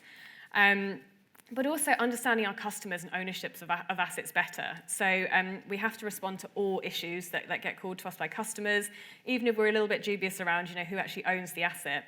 And we think this could account for actually up to about 50% of all operational activity. So as you can imagine, we're not really prioritizing attending to the issues we really need to attend to, and perhaps these are actually issues that customers need to contact a private contractor for. It also speeds up new connections to new development. So we've got lots and lots of development going on in the southeast right now. Obviously, developers, when they're building new properties, a new pipeline, they need to know where it's going to connect into. So it really makes that process much easier and quicker for our developer partners too. And there are financial business benefits. I'm not talking about profit here. What I'm talking about is actually more effective business planning and investment. So we're a heavily regulated industry, and we work with our regulator in our 5-year planning cycles to sort of work out how much money do we need to maintain our network. And that calculation for that figure is based on how much we have mapped. So you can imagine that's a real challenge for us. We're potentially massively underestimating how much money we actually need to maintain our network. And as Clive mentioned, actually that maintenance is a lot more expensive than we really predicted. So we really need to make sure we're properly investing in our network.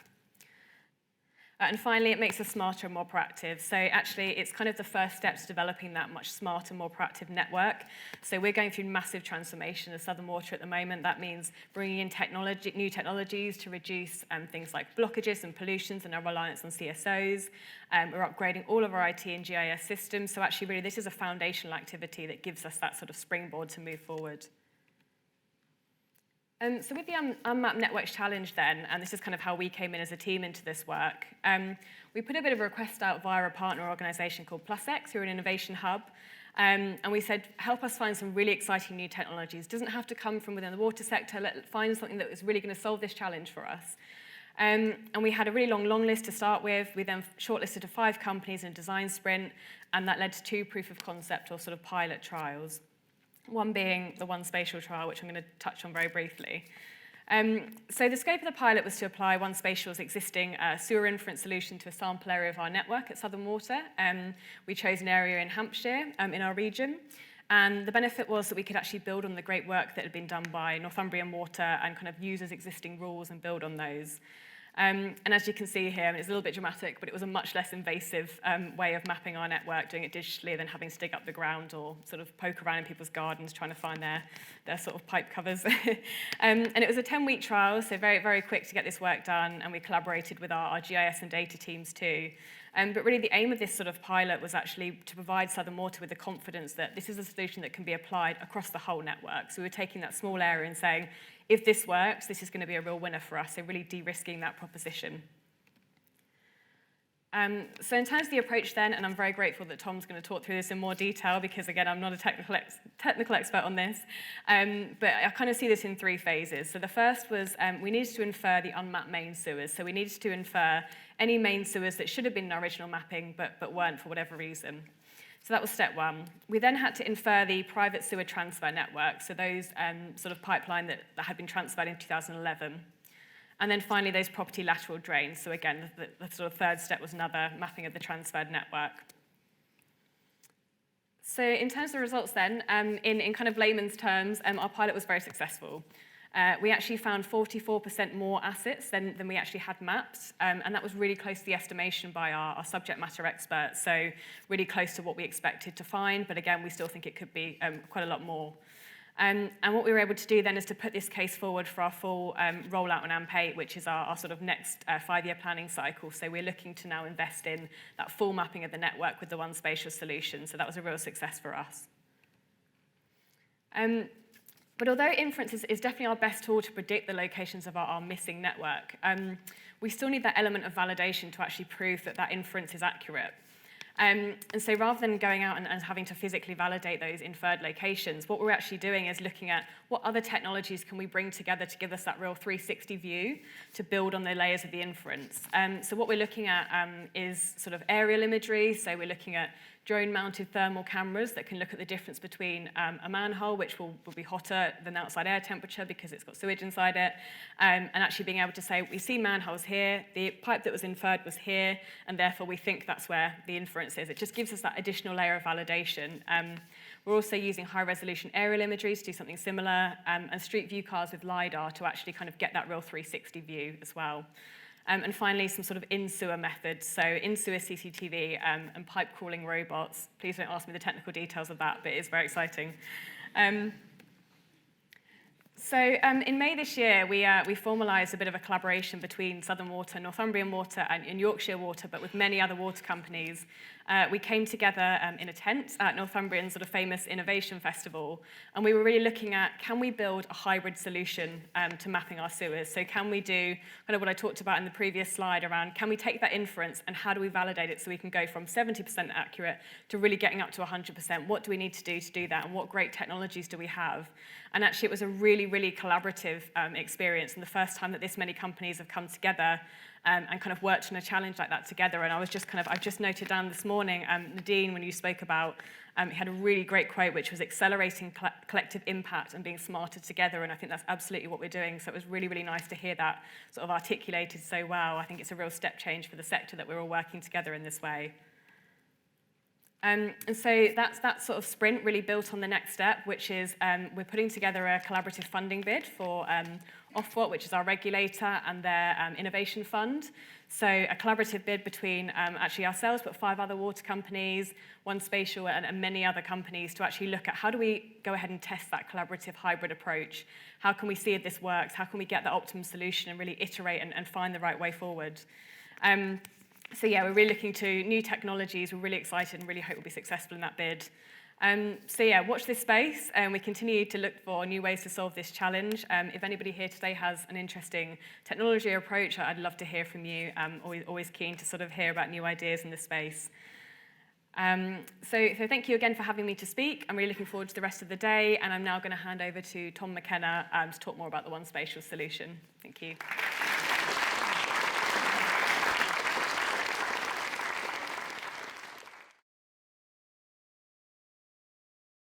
Tom, who's our head of pre-sales, he's a man-mountain when it comes to knowing how to use the software, and Tom was actually instrumental in looking at the solution that we put forward for Southern Water. So over to you, Tom.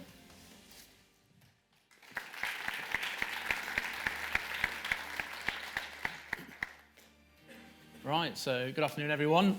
First off, I just want to thank Sasha and, oh, he was there, Clive, for their presentations. It makes my job so much easier when someone comes up and says it's great.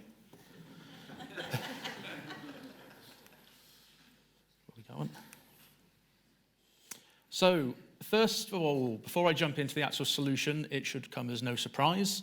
We're going to do kind of a full circle on the presentation, starting off on the importance of a data foundation. And as we're in a theatre, by the end, we'll be data foundation altogether. But it's critically important. Data discovery is all about finding insights and learning about patterns of existing data sets.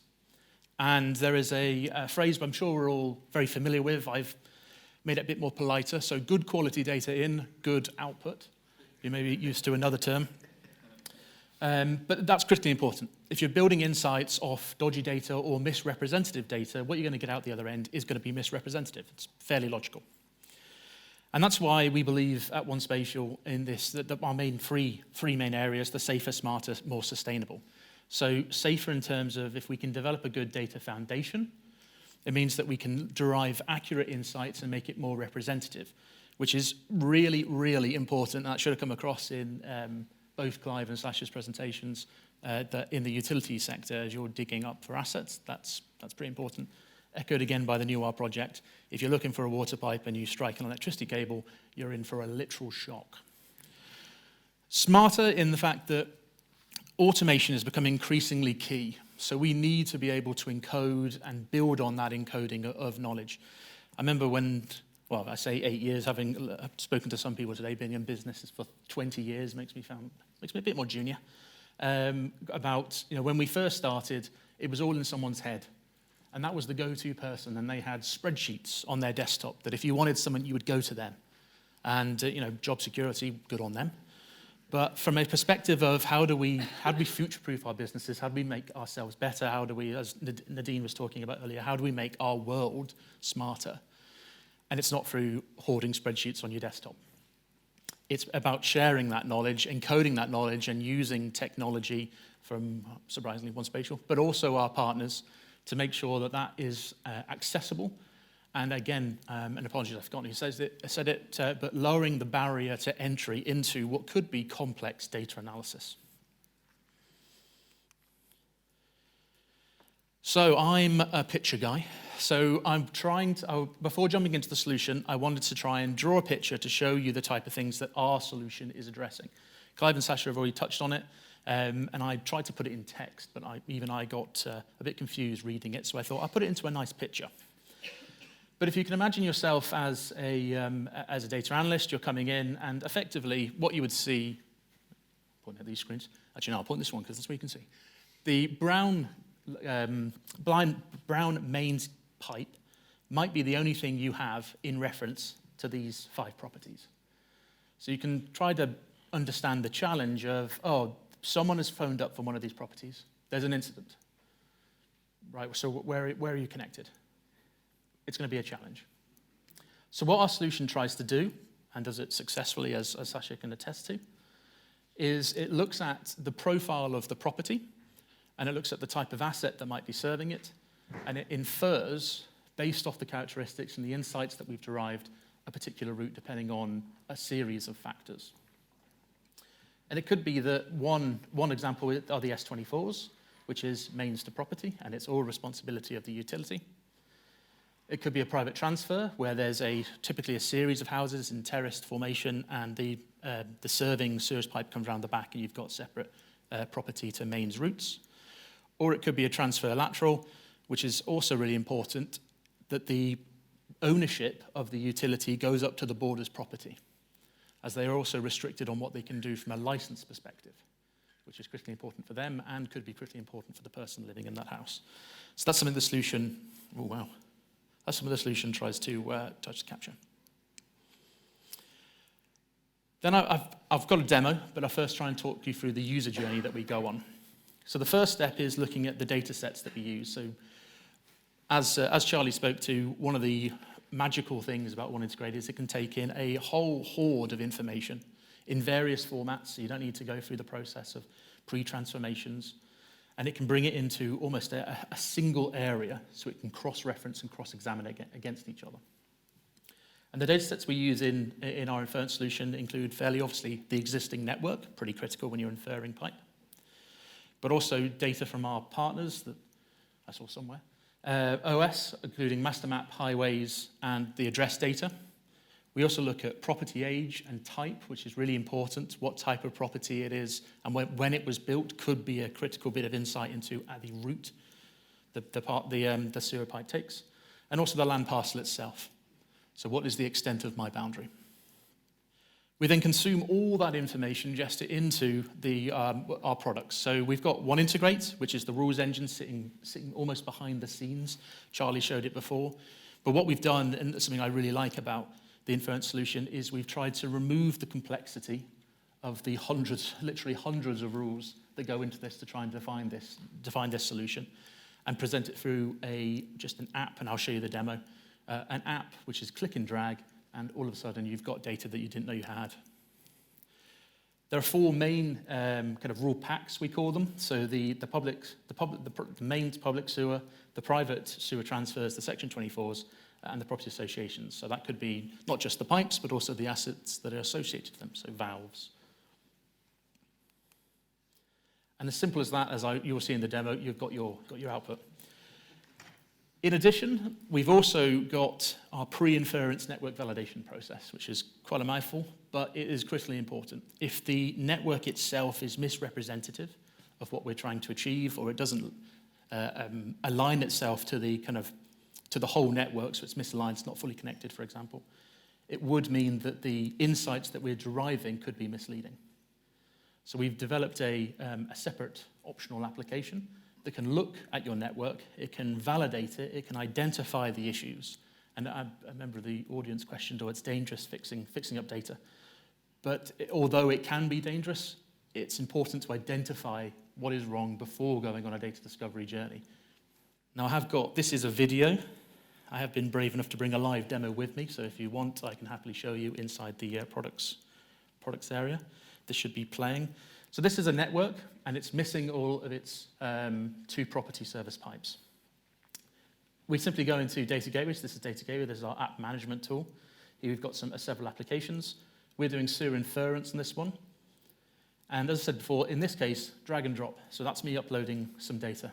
I don't need to go in and do complex analysis. I've simply dragged in an area I want to infer assets to. I can review the data I've uploaded, so I can check that in this case, the schema matches to the schema that we're profiling against. And then the session kicks off, so we can see this running. This, for a demo, is a small amount of area. I appreciate that utilities go over large geographies, so there is an automation tool that we can say, notify me when I'm finished. So you might tell your boss that, I was doing other things, when in reality, you're getting yourself a cup of tea, waiting for a text on your phone to say the session's done. You can then view that information on a map. As I'm showing the data afterwards, I've moved over that bit. And then we've got your output. So our data has been produced. It's in the database, and I'll come and show you in a second. We can see what's going on. We've done some validation. We can download the output files that I'll put up on screen in a second. We can also download a report. So if there's any errors or validation non-conformancies in our session, I can go and view that. And I can go and correct, or I can rerun the session. It takes 30 seconds. So here's the before. Very art attack moment, this. The before, the after. So now we've inferred all that information and zoomed in to just show you the details. So we've got the service pipes, and we've got the valves associated to that property. There could be different profiles of pipes associated, depending on the property, the age, and that's all driven in those rules. So categorizing and managing what that property is at an individual level, and then inferring the asset. Here's another example, and this one I think is really important just to understand kind of the volumes we're potentially looking at here. So this is the before. We have a mains asset going up what would be a mains road, and we've got potentially new build estates where assets haven't been digitized or handed over, but the utility is responsible for. So when Clive was saying, there is no data, this is what you could be presented as with a GIS, as a GIS analyst. So the first iteration would be finding and inferring the mains. So we can see there is a significant amount of additional data that's now been introduced. And the third stage on this particular ask was looking at the property association assets. So this could be valves. So if I'm going to a property, it's handy to know where the route is going. But what would be really helpful is knowing if I dig here, there's a valve for me to, in an emergency case, switch off the water or redivert the water. Then on to the results. So the proof is in the pudding. I did think about handing pudding out, but it didn't seem practical. But as I say, the results we've heard from Sasha, which again makes my job easier, but improved network completeness from a sewerage management perspective is hugely helpful. You can see some stats there, about 80% increase in length, 13,000 odd new assets. That's a new 13,000 objects you potentially weren't aware of that you were responsible for, and suddenly, in these guys' cases, overnight you are. There's financial savings. The financial wise amongst you always like to hear financial savings of solutions, but 8.75 million quid, that's a big number. It's a lottery win number, that. Customer benefits. So the kind of the three main things when you go into a kind of a solution, why do you like my solution, are it improves the visibility you've got over your network, it gives you financial and time savings, and the customer benefits, which they do. Better response times, people get, if they do have, just before lunch, I hate to bring it up again, but horrendous toilets overflowing, getting someone in and cleaning that up as quick as possible is what you want. But also, and something that potentially gets overlooked, is user experience. So your teams, from a utilities perspective, you want them to be able to do more with less. So instead of having to potentially digitize or wait for a survey report coming in, you can go run the report as I did, go and get a cup of tea, or do something else. So it's a solution that delivers the capability to increase productivity while also creating information at a lower cost. And then the full circle, so I promised I'd come around, full circle. The key success and continued growth of the solution. So one of the great things about the technology at OneSpatial is it's not a black box. It's like magic goes in, it doesn't grow. We're always looking for better, new, intuitive ways. Innovation's a big pillar at OneSpatial of increasing the capability of our software and solutions.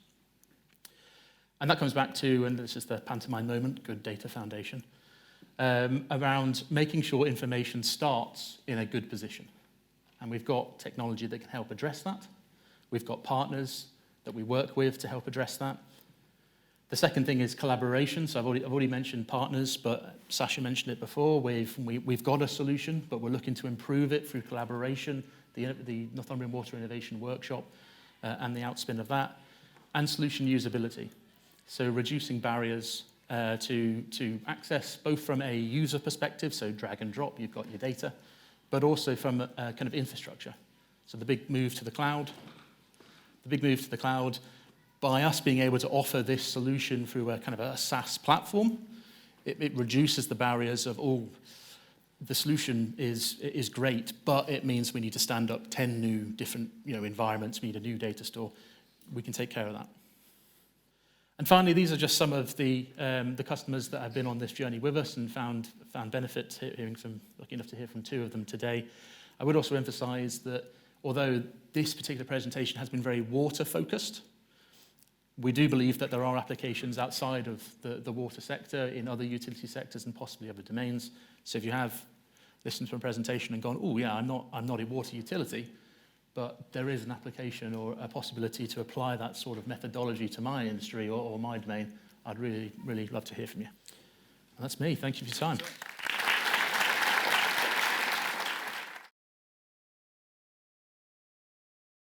So last thing before lunch, and I do understand that we stand between you and lunch, if I could just ask the presenters, that's Clive and Sasha and Tom, to get on the hot seats again. And if you've got any questions, then now's your chance. Right, sorry to have another question, but I've actually got 2 questions. So one is, I think, for Clive and for Sasha. So I'm interested to know whether the inferred data is going back into your GIS. And then question for you, Neil. Right, so then is that inferred data then going to make it into the MUDI model, into the new data model? Okay, so I'll take the first part of that. Yes, the data is going back into our GIS system, but as a separate layer, as an inferred layer. So it's really important that the people who are using that data recognise this isn't survey quality, historic data. It's been inferred, and therefore treat with caution and a certain hesitancy. So we colour styled them. We put them on a different layer to make that distinction. Interestingly, there was a lot of skepticism about it as well from the users of that data on how much trust to put in it. And to this day, we haven't declared any more length of sewer. So sewer length is used to normalise all sorts of performance measurements like blockages and flooding incidents. And we're still using 13,500 in our because we haven't got a high enough level of confidence. And that is all about validating the model, validating what came out of it. And in the early days when we had our first go, which was 2015 to 2018, prior to Sasha's project, we sent humans out in the field to validate it. So we model a section, and then we would send out a crew to go and have a look and see if it was right. And if it was wrong, we'd go back, we'd tweak the rules. One Spatial would tweak the rules, correct them, and we'd go back out again. And the idea was that we would converge on reality by going through that iterative process. And it became more and more sophisticated as the project went on. And then Sasha's inherited those rules as her starting point for the next phase. Does that answer that? So Neil. And just just in terms of the MUDI model and the NUAR data model, so the data model does support a metadata about data quality.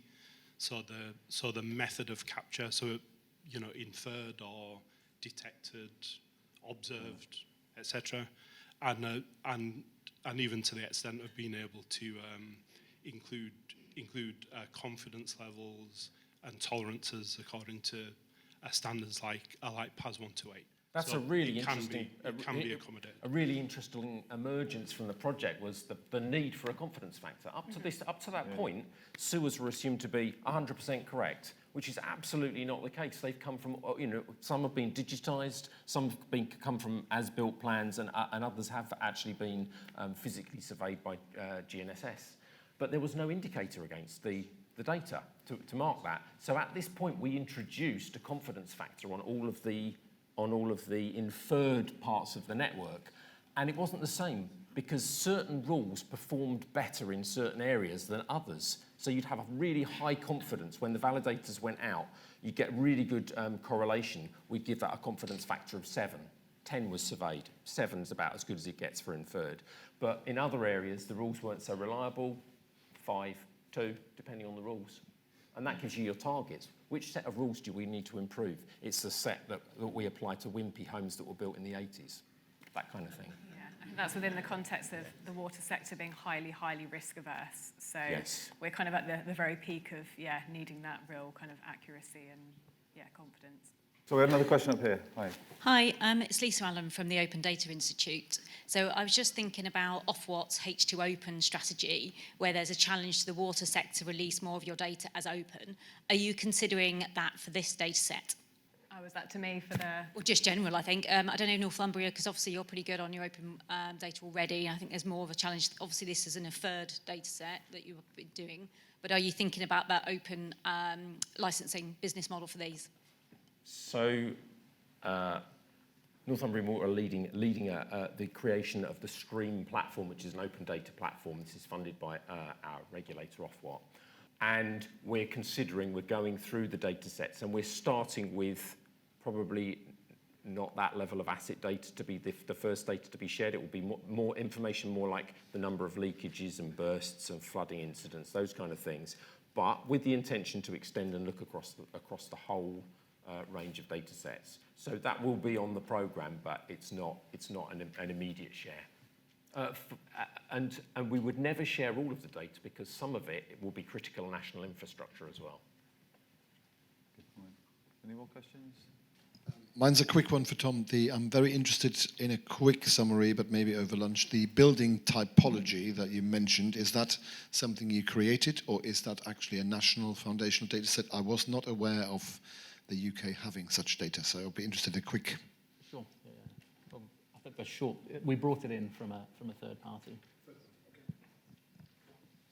In the US, the pandemic brought together some use cases for the sewer network that were maybe not imagined by a lot. COVID RNA being tested at sewage treatment plants created the opportunity for us to understand the sewer shed, the property parcels that fed a sewage treatment plant, and then further upstream. And I'm just wondering if the same phenomena happened here, and did you see a shortening of the latency in understanding outbreaks of the pandemic through testing sewage?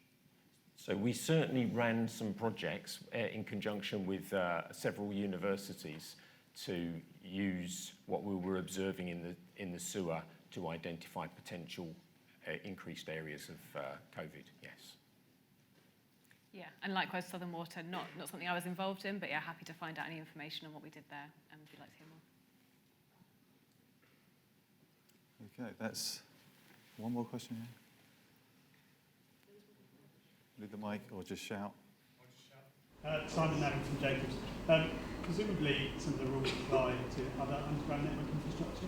So how much of that are you seeing as potentially replicable for other areas? So can I jump in on this one? We actually ran a project recognising how effective it had been at the next year's Innovation Festival called The Power of Z, because essentially the water network is recorded as a nominal depth of between 0.85 of a metre and 1.15 metres. But it's not actually measured. We didn't measure it when it was put in over the 100 years or so it's been put in. So what we're doing is we're inferring the depth of the water network now. So starting from a benchmark of, say, a metre across the whole network, every day we run a process which infers the depth of the whole of the water network based on new observations that have been made. So somebody goes out, they lift a cover, they put a tape measure down, they turn a valve, and they record that. Every day, new observations are coming in, and particularly with excavation. So Northumbrian Water alone, we dig over 100,000 excavations a year. If every time, if in 25% of those cases we stuck a tape measure down and recorded the depth in our field system, that's 25,000 observations of actual depth. There are some complications related to height above sea level, but we've got that covered as well. But we worked with One Spatial, and we used exactly the same tool in a different model, different rules, to do that, and a much greater frequency of rerunning the model as well. So it runs every day to give us new data. Again, confidence factors coming into play there, separate data fields for the inferred depth as opposed to observed depths. So we've got both. I'm happy to talk more in the break if you like about how we did that. It's really.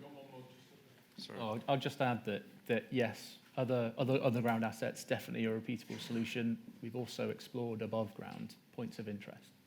So looking at discovering maybe there's particular properties that have particular characters that aren't mapped but need particular care in certain scenarios. So mapping them. Okay, and Will? So I guess one quick one for me. You spoke a lot about, I guess, the value of that validation of inferred data. Can you actually put a pound or pence value on each of those data pieces? And I guess speaking to the lady over's question about business models, do you feel there's a way to create a marketplace potentially for others providing validation of that data as opposed to you guys all having to do yourselves? I'm just curious if it's something you've thought about. I think that's kind of the sort of premise for the sort of hybrid approach. So what we're calling HMS Sewer was kind of the Jubilee theme at the time of the festival, which is how do you create that hybrid approach to build on the confidence of that validation? So again, the technology we've looked at, so the kind of aerial surveys, but also the LiDAR, sort of driven LiDAR as well, is really looking at how can we very quickly validate that data. So it's really doing that much sort of quicker and importantly non-invasively as we can. So yeah, I think that's really what we're looking for is ways that we can do that and new technologies to do that so we can continually build on what we know and what we're doing. And I think the fact that we've now got this sector-wide approach, that's really valuable. We can all learn from each other and introduce sort of new technologies and new ways of doing things too. So yeah, absolutely. Interestingly, Will's great question. We didn't think about that in the early stages. We just threw together a business case because we knew it was the right thing to do and executed it as quick as we could. But in subsequent projects, obviously, it's coming under the focus more. We managed to make the case a high-level case to do it. Yeah, I guess it's an interesting option because you guys obviously had limited capacity to do, whereas if you can create an ability for the private sector to come help you do almost dynamically because there's a market imperative that you could work through with the regulators. Over lunch, maybe. Okay. Thank you. James. I'll just shout. So following on from Will's point, does that value come from decreasing strike rates?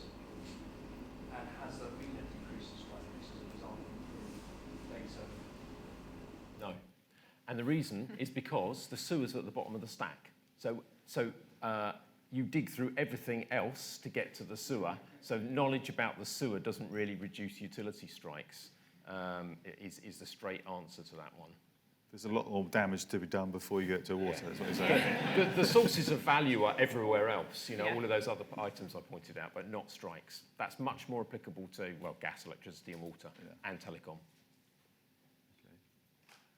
Well, that's almost perfect timing for lunch, which is now for about an hour, I believe. We reconvene again 2:30 lunch, as you might suspect, behind me.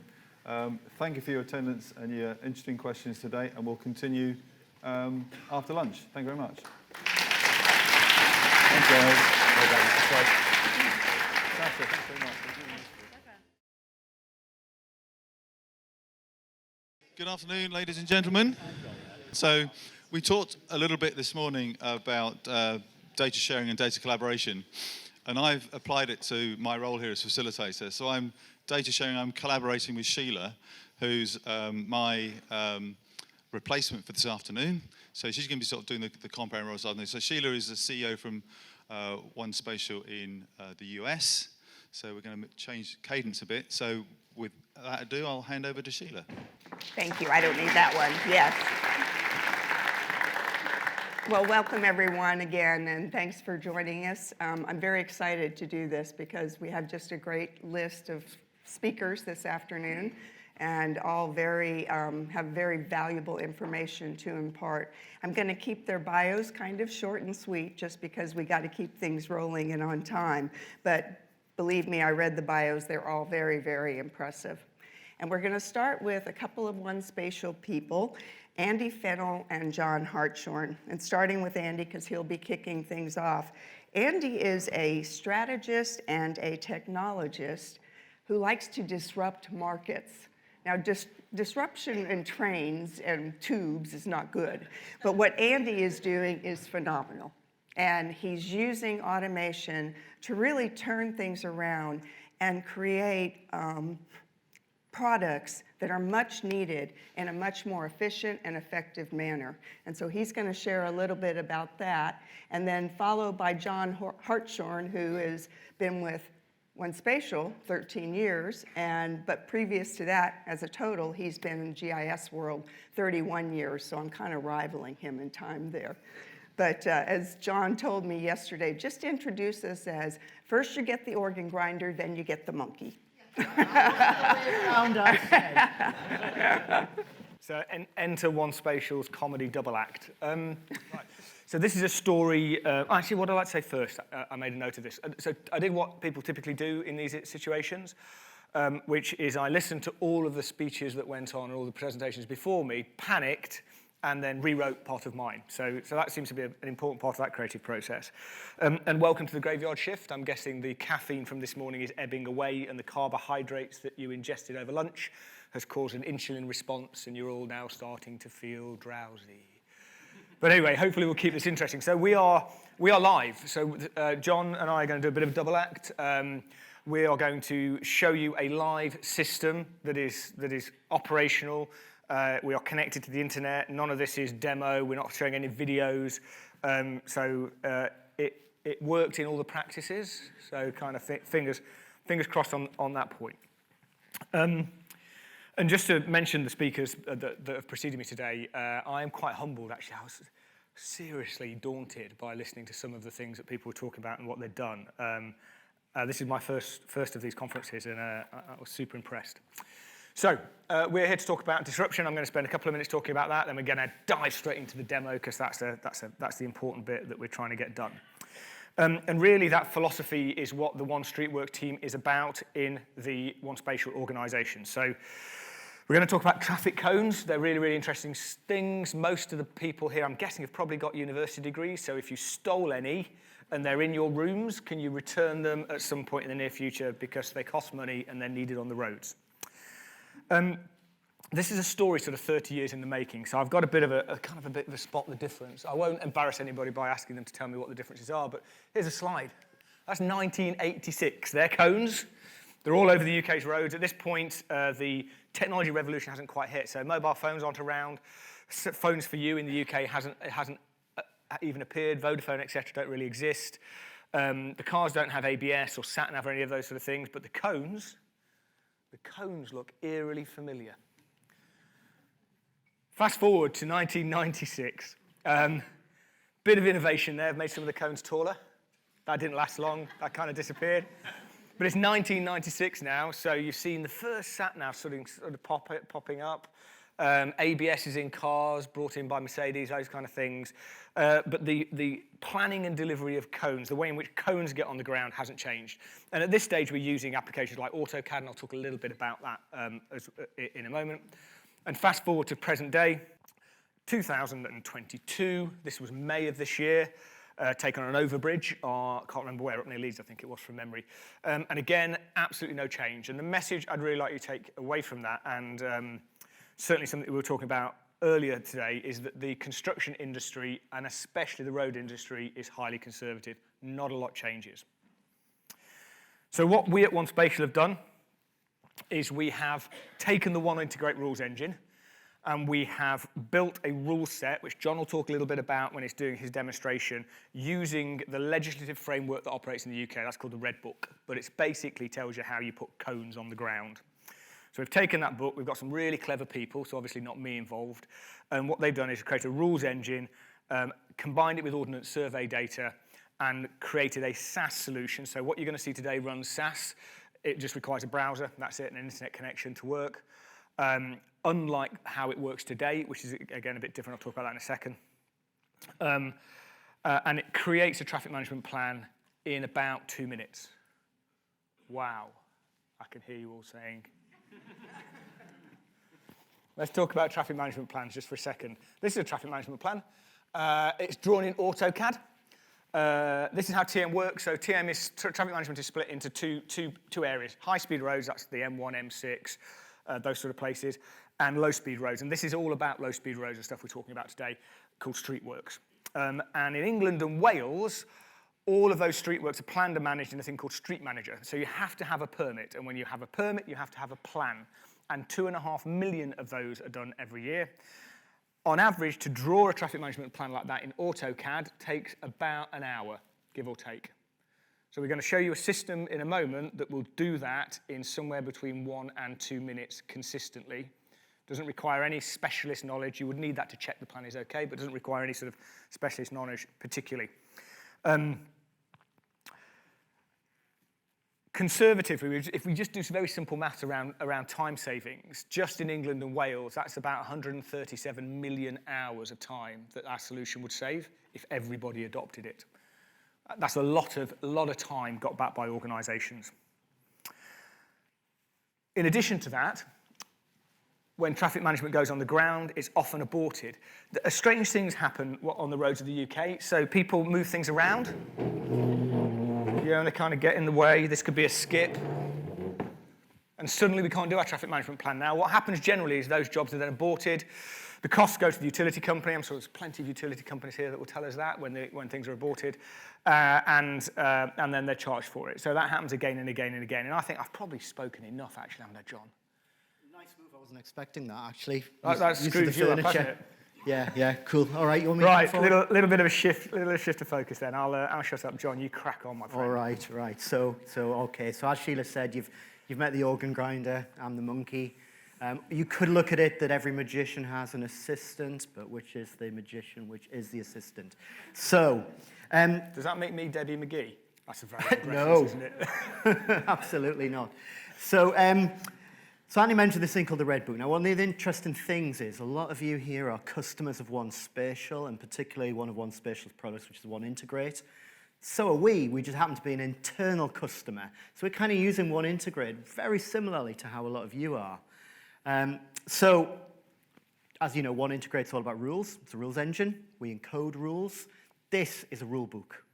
It's not a particularly interesting rule book, although it has got pictures in it, which all geographers like pictures, because really geography's colouring in. But this basically says, I can't read it because of my glasses, local highway authorities in England and Wales and the Road Authority in Northern Ireland must comply with this code, and so should Scotland, kind of. An undertaker, so that's somebody who digs a hole in the road or does something on the roadway, and those working on its behalf, so that's supply chain people, must comply with this code. And the bit that we always like, and particularly salespeople really like, is failure to comply is a criminal offence. Excellent rulebook. And we do rule software. So what we've done is we've encoded what looks like a really simple book. The bit I'm not showing you is this thing called Chapter 8, which is this big, which provides a lot more detail. But this is the legislation. So what we're going to do is, so Andy mentioned that they're all done in CAD, they're all just colouring in, basically. We want to automate this rule book and it tell us what it believes is the compliant plan based on this rule book at a location on the roads and certain parameters, because every plan is supposed to be site-specific. Okay, my trusty assistant back at base, I'm out on site and I need a hole in the road. So, what we have here is our software as a service, One Streetworks product, and we are sucking data in from the Ordnance Survey and from GeoPlace. So we have something called the National Street Gazetteer in here as well. We have all lovely things like an Ordnance Survey Gazetteer, using one of their services up in the top right. We've got some fantastic other ways of getting to the place. We've integrated the beautiful What 3 Words, because that's used an awful lot in the traffic management industry to locate people on the ground. You can also enter lat long and OSGBs, full transverse Mercator references, and the standard OSGB national grid. So go to Rolleston. You're more or less in Rolleston. Let's create a new plan, Andy. So what I want, so there's a few things we cannot get out of the data. As I said, it's got to be site-specific, so we've got to answer a few specific questions that are relevant to this plan at this time. So let's give it a name. Let's call it valve replacement or valve repair, because the browser's nicely remembered the last time we did a demo. We give it a location. This is anything we can say, really. A lot of people will actually put an address in there or some instructions as to where to find the actual location. A reference would be typically something like a drawing number in the old CAD world, or a project number, or it could be a contract number. It's quite customer specific.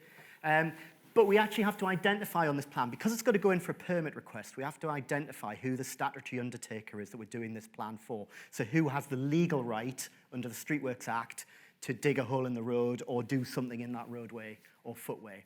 So I've made a few up here. Utilities Borealis, Pan Global, water company that I own. So go for that one, please, Andy. Which one, sorry? Utilities Borealis.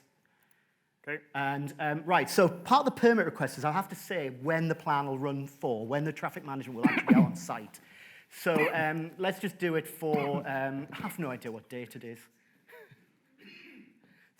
It also kills people.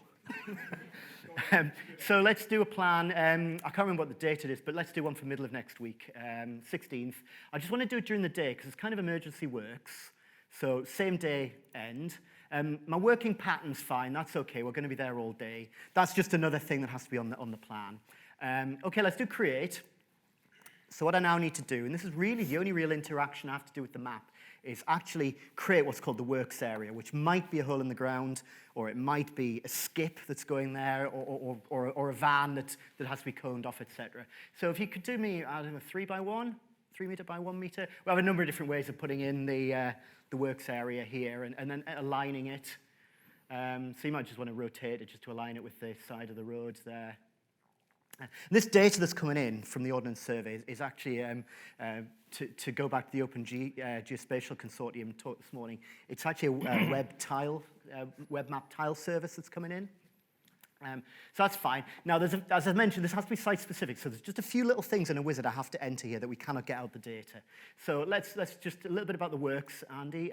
So it's emergency work. Duration is less than 24 hours. It's emergency works. I'm going to have a vehicle on site. Now, this is quite important because this determines the route through the logic. Because if you've got a vehicle on site, you have to allow a little bit more into what is ultimately created. It's called the safety zone. So one vehicle on site is fine. Do I have traffic management operators on site? So this determines that we need traffic control. If there's TM operatives on site or not, determines whether we can have stop-go boards or traffic lights. So let's say no TM operators on site. But I don't know it's necessarily going to give me TM control at this point. Carriageway, so we do a vehicle count, and this is supposed to be going out on site and clicking. I don't know if that really happens in practice, no one does that, but it's John. supposed no to one happen. Does that. So let's do 15, 20 vehicles per hour, per 3 minutes, sorry. That, rather oddly, the Red Book asks about number of vehicles per minute and then number of heavy goods vehicles per hour. So 3 heavy goods vehicles per hour. Hit next. Bus route. Are we on a bus route? We'll say yes, but we don't intersect a dedicated bus lane. So I don't have to worry too much about that. And the last thing is there a dedicated cycleway present? So we'll just say there isn't, because we know this area. But I do have to worry about the pedestrian count overall. So yeah, 5 per minute's absolutely fine. Do we need a safe off-carriageway diversion here? No, we don't. And is there an accessible footway opposite? Yes, there is. Just here. That's fine, yeah. Yeah. And that's it. So if you hit save and then hit the auto draft, so this is now where we're calling the rules engine. And if I go to my trusty statistics, we're not actually going to create an awful lot of data, but we've got a heck of a lot of logic to get through. So we're using actions that create data, whereas a lot of your projects are probably using actions that validate data. We're not doing a lot of validation here because we're using gold standard data. But what our rules engine is doing in the back is it has many, many possible routes through this logic. And what we're actually doing in OneIntegrate is, obviously we can't do an awful lot with a web mapping tile service. We're actually bringing in a web feature service behind the scenes from the Ordnance Survey and from GeoPlace with the National Street Gazetteer. We're looking at products that are traditionally packaged and sold as OS master map topography and OS master map highways with routing and asset management. And as I mentioned, also the National Street Gazetteer. And we're looking really at the geometry and the topology of the roadway, the footway, and the highways data has a lot of information on it specific to the road, like things like road width and that sort of stuff. We also have speed limits in here, and it's actually generated faster than I can talk now. So if this has been able to produce me a layout, it'll actually now draw all of the signs. Ta-da! Is that amazing, isn't it? That process alone... Ignoring the questions we answered, that one process from the click of the green button to the generation, that will take a traffic management planner, somebody that is experienced, is qualified, running high-end equipment to run CAD programs, about an hour. Yeah, and that's only if they're sitting next to you. They might be down in your supply chain. Then it could take weeks. So it could be 2 weeks before you get that back.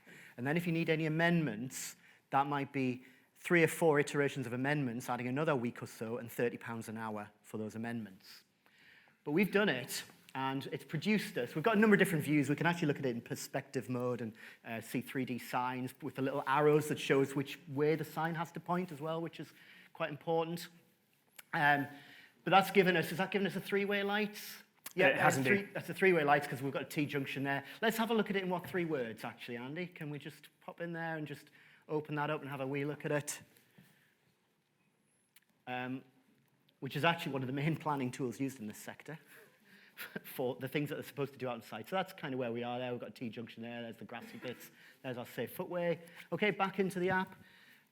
So that's what it's determined. It's the right compliant layout here.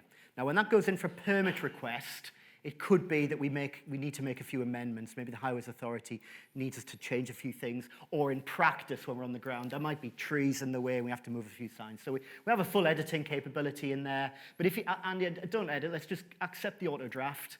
So I'm happy with that. I could now go and edit it. We get, once it refreshes, we get a full audit history of what's happened to this plan as well. If we go into the features, anybody who knows CAD, as I mentioned earlier, it's a colour and in tool, really. It's a drawing tool. This is data. We've created data. So we can use this data in our operational systems, in our inventory management system, in our works planning system, and various ops systems, even customer contact. And if we just pick, I don't know, pick a traffic signal and we'll highlight it just to prove it's data. There we go, it's data. We can move it and rotate it. But the main thing here is now is, if we go into PDF, at the minute, the main artifact that's produced in this process is a PDF that goes with the planning pack. If you could just hit the preview, Andy, there, we'll just have a look. We get a 3-page standard plan with all the things on the right-hand side that you would need about that plan, really. On the second page, we get the equipment list, which is used by a number of different people involved in TM. Obviously, the local highways authority is probably not that interested in that, but the people loading up the van might be, or the people commissioning the work from an equipment rental company might be very interested in that. And then on the final page there as well, we've got a record of all the answers we gave, and it's tagged onto it the speed limit and the unique street reference number and the minimum vehicle passing width at the location where we created that works area. So that's it. In the PDF, we can add additional pages. Let's do that. Let's add a page. Let's add an overview at the front. And we still got time. Yeah, we've got loads of time. They're loving us. So let's just add a map there. Let's go front of works. Let's just add a viewport there, front of works. Zoom in a bit. And let's have this a perspective view, because being geographers, we do like the real world and 3D and that sort of thing. So there we go. That's fine. If we could... back in the PDF. You didn't actually add that as a viewport, Andy. If you go back into the new page. Oh, yeah, right, I didn't. Sorry about that. Yeah. So now you know which is actually the organ grinder. Add the viewport at the front. That's fine. Hit confirm. Hit save at the top, Andy. Hit save at the top. The little floppy disk that nobody under the age of 45. Why have we got a floppy disk on there? And right, and hit generate. Hit generate. Generate down the bottom, big yellow button. Yeah. Can't miss it. Sorry, I'm just too busy laughing at the So floppy disk. again, this is a process that takes about 10-15 seconds, generates a PDF, and records it against the plan. It doesn't necessarily pop it up for me. It's just now there. I can get it any time I want. There's not a lot you can say when you're waiting 15 seconds for a PDF. It just creates a PDF. But it'll do it, and we'll be able to go into the PDF's history or even into the plan history, and we'll see it. He says, confidently. There we go, into there, hit it there. We should have that fourth page now as well if we press save in the right place. And it's added it to the end, we haven't moved up. There we go. There you go. Thank you very much. Here all week.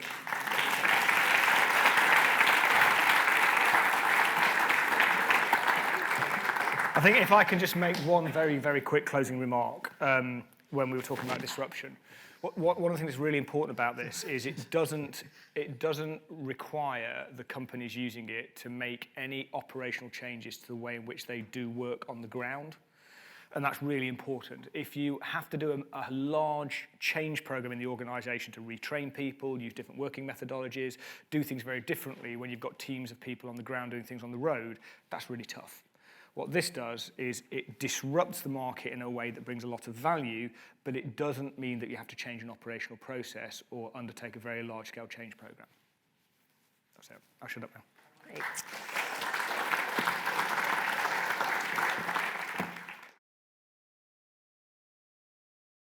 We're going to continue on with a little bit of a transportation theme, because next up we have John Dray, who is the head of data science at National Highways. And he is also has established National Highways Digital Lab, which I think sounds really exciting, because it really sounds like it too is disruptive in the fact of they've been looking at their data, the way they manage their data, the use of the data, and have determined ways to do this in a manner that is much more efficient and effective, to the tune that the work they've done has established approximately $50 million, or not dollars, sorry, pounds in savings. Brilliant, thanks very much. I don't think there's much difference between a pound and a dollar anyway. So That's right. I think we're all right. Thank goodness. Let me see what it is. Yeah, exactly, yeah. So that might be an improvement. Brilliant. Yeah, so thanks very much. Thanks for the introduction. I'm John Dray, Head of Data Science at National Highways. So why is a Head of Data Science talking about geospatial data? I'm sure you're all asking that. Surely he's just polishing Power BI and calling it machine learning. Well, that's what I do most of the time. But under the Digital Lab guys, I also look after geospatial data. And I'm going to spend about the next 15 to 20 minutes talking about it. And I feel a bit of a fraud as well, because I haven't got any pictures of cones. So you've stood me up. So next time I'll make sure I've got some cones in place. So this is a question that we keep coming back to in National Highways when we're talking about geospatial data.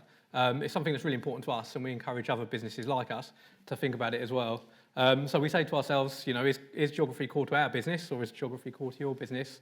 And if it is, do you give it the attention that it deserves? So I'll go through the presentation, and what I'll do is I'll talk about why it's important, how we've worked on that and stuff, and so on. So I'll just give you some background. I'm sure you all know who National Highways is. Just to give you a bit of background here. So 95 million miles are travelled on the strategic road network every year. We carry 3 times more people than the UK rail network. We carry even more people than the tube network today, which is lovely. So you all travel with us for work and leisure. So in distance, the strategic road network makes up a really small proportion of all roads around, but it makes up about 34% of car movements. So so it's a big old network, to summarise. We maintain, renew and operate a huge number of physical assets.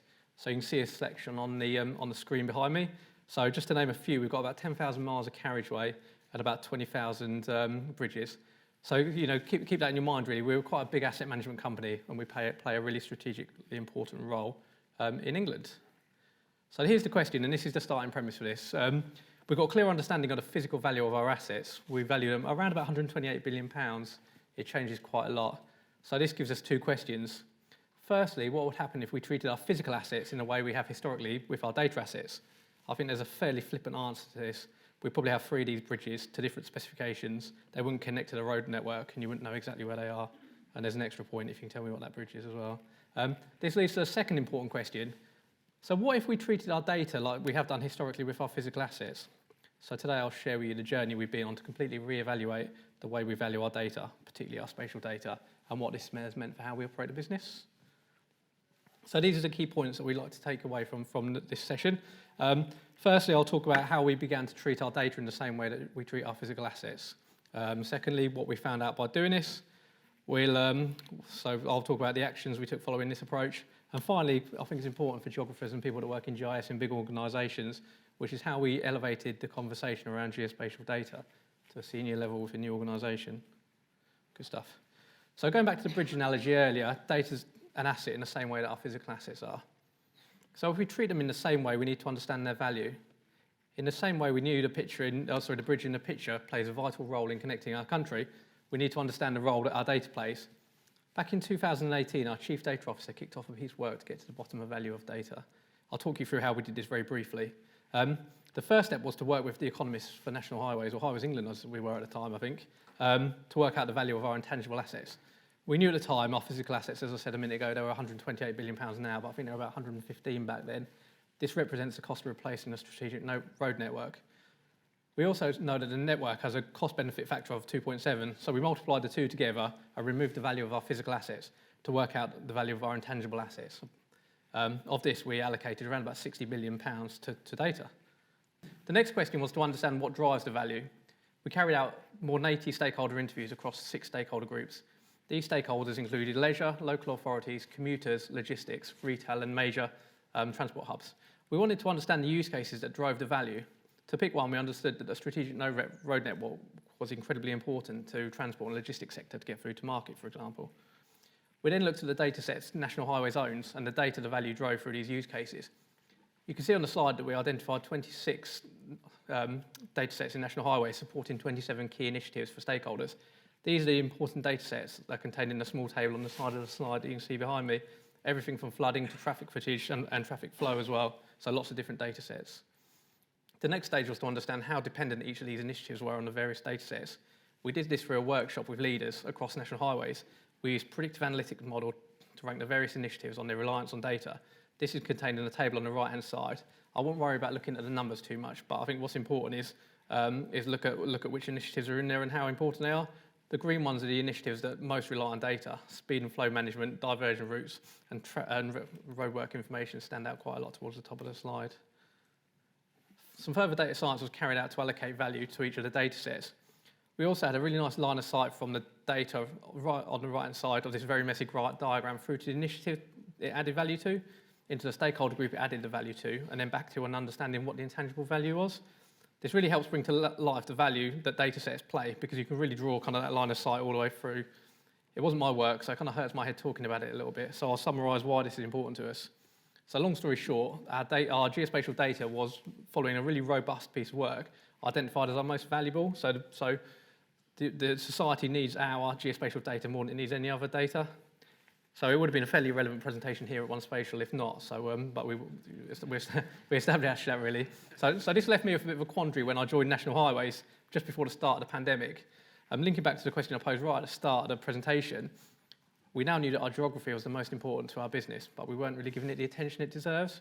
We weren't doing much with it at all. So this is something, so for me, going into my role as head of data science with a bit of a background in GIS, this is something I really wanted to put right. Okay, so how do we start? We looked to find out more about the problem that we have with geospatial data in the organisation. we carried out a really quick piece of discovery work. We identified a few things. So we identified that the organisation has a number of different, what we call system-level network models, which all differed slightly. This meant that we didn't have an agreed digital view of where our roads were. So given the importance of the data, the fact that we had about 3 or 4 different views on what this data was, that was quite difficult for us. We were paying way over the odds for a number of different geospatial systems and viewers as well to exploit our data. And also there were a few different tricky problems, including a couple of things that our regulator wanted us to do, and some stuff that the business wasn't clear on how to solve. So really importantly as well, there was a potential safety risk of incorrect data, incorrect geometry data within national highways, which can result in people being directed down work sites and so on. So it was something that we had to get right. So we set up a project to solve some of these problems. The project was broadly split into 3 areas, and these 3 areas are on the slide now. So really we wanted to work out, we needed to lay the foundations. So actually we wanted to get to the point where we had a really consistent view of our SRN location. We wanted to produce that business level single version of the truth as to where our strategic road network was, rather than that system view that varied from system to system. We wanted to make sure that we could enable exploitation of our data as well in the future. So we wanted to make sure that we could have better use of geospatial data. So how can we as an organisation put it much more front and centre of what we do? And finally, we wanted to consolidate GIS, and I've used the term GIS spend here, but that's not necessarily what I mean. I mean, actually, we wanted to be able to signpost people to the right place when they wanted to get the right GIS data.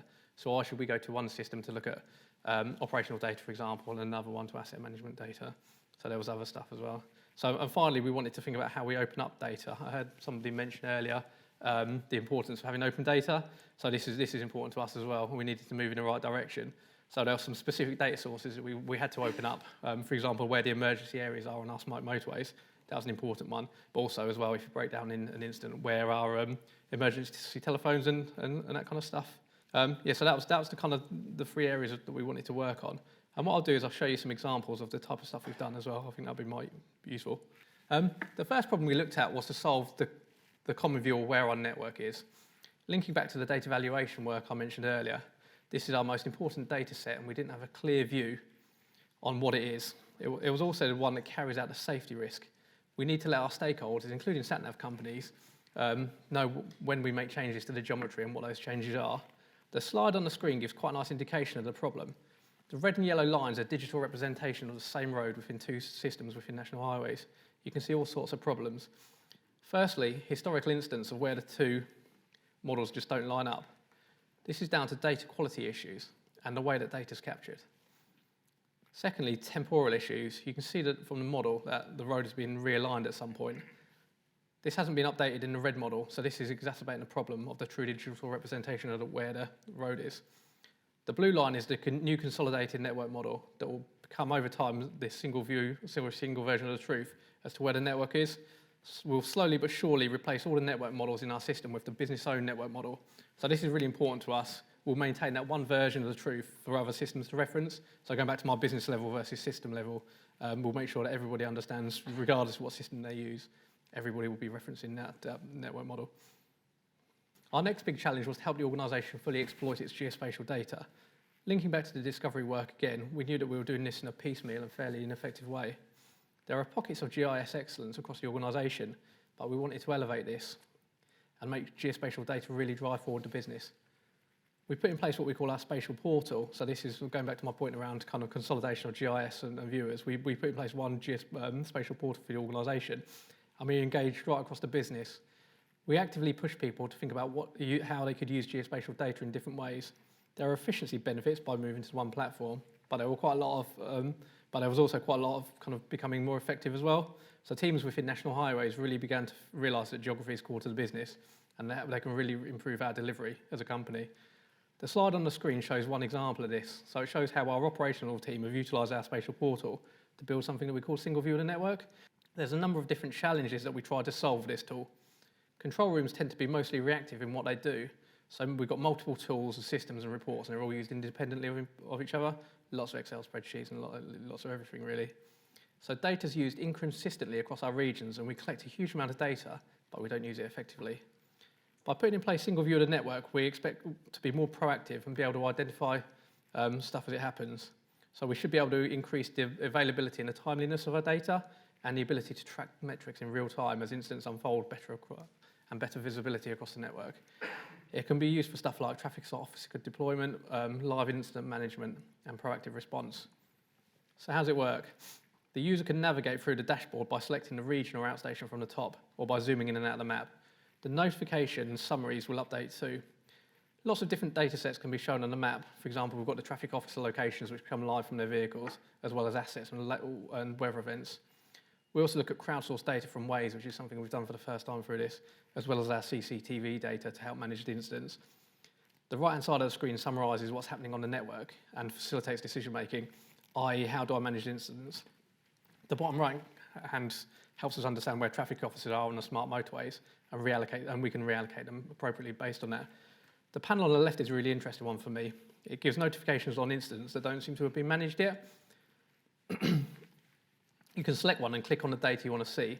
In this case, of the video that's been repeating on the screen, we've zoomed into an incident which has been identified through crowdsourced data and use your own CCTV imagery to see what's going on. It's been rolled out to around about 400 users across the organisation, and it helps us improve the way we control our business. So this is Geospatial really driving forward the business. I'm probably doing us a bit of a disservice here, but I don't think there's much that's usually clever or complicated about this. It's just we're getting to the basics of geospatial data management. We're using it right, and we're building a nice intuitive front end to help us manage the network. So this drives significant financial benefits, safety, and even carbon for the organisation, as well as it improves the experience of road users. And we think this helps us actually to clear an incident about 40 minutes quicker, which is really good for us. And this is, I won't read through this, but I'll, well, mostly because I'm losing my voice, but I'll leave it up on the screen. But we carried out a Trustpilot exercise to see how effective it was. And it's gone down really well with our users, actually, so we're really happy with it. The third piece of work was to open up our data for others to use. So National Highways, we're an information provider and not a journey planner. We leave that to people like Google or Apple, who, to be honest, are a much better place to do it than we are. So obviously, though, to get value from our data, we have to make sure it's available. We launched our open data site with a really specific use case, which was the emergency areas I mentioned earlier. We're steadily adding other data sets to the site. I think we've got about 5 or 6 now, and the site will become increasingly important as we move forward. So we're launching a program called Digital for Customer in the next month or two, which will be really about how we interact with our customers, and that will help us. And finally, let's just talk about the work we've done to elevate spatial conversation within National Highways. So our work's only been successful because we're able to make geospatial data interesting at a senior level. As such an important element of our work, it's worth briefly reflecting on how we did this. The bullets on the screen highlight these. Senior sponsorship was incredibly important to us. Our Chief Data Officer helped us drive forward, and we had the support of the executive group for data and digital. We clearly defined what we wanted to take data generally through our information vision and strategy, and this was built collaboratively with leaders across the business and signed off by the board. Our valuation work showed the importance of tackling geospatial data. We had a couple of burning platforms that we had to take care of. We had a regulatory requirement to share emergency refuge points on our network. We used funding available for this to finance the whole project. Our issues over geometry were highlighted by senior staff, as I mentioned earlier, driving onto the work site. We elevated the conversation at the right time and in the right way. We only talked about our work when we had something interesting to show. We avoided talking technically and used language that our stakeholders could relate to and understand. Finally, we developed a really good culture. We work quite collaboratively with various different stakeholder groups and members of our supply chain, including OS, I think, who are here today, helped us very much with the network model. We worked in a really agile way, and we solved problems as they came up in a partnership, as opposed to kind of a traditional supplier-client relationship with the people we work with. So, yes, and that's how we brought it forward. And the knowledge and passion of people we work with, actually, as I say, from Ordnance Survey, from Esri and others, was incredibly helpful for us. And that's it from me. I think I'll just finish with this slide again, and hopefully you can reflect on that and reflect on whether you feel National Highways has done this through the stuff I've shown you, and whether your organisations do the same as well, which is geography core to your business. And if the answer is yes, does your business act like it? And brilliant, that's it for me. Thanks very much for listening.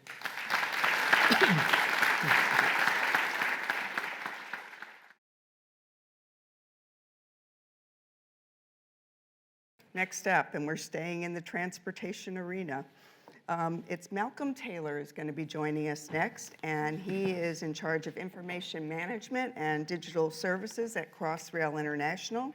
And where he works on the development of digital and technical information strategies around all kinds of technologies, including BIM. And for the BIM, he was actually awarded in 2013 and 2015 the British Construction Industry Awards for BIM. That's pretty impressive. And he's going to talk a bit on issues and challenges of digital twins, something very near and dear to my heart, because you see a lot of these great pictures, but behind those great images are some real challenges, and I'm very excited to hear what you have to say about it. And one of the comments was looking at the ISO International Data Model Standard. And so is the data being collected really the data that's needed, or is there data that's missing that's not being collected?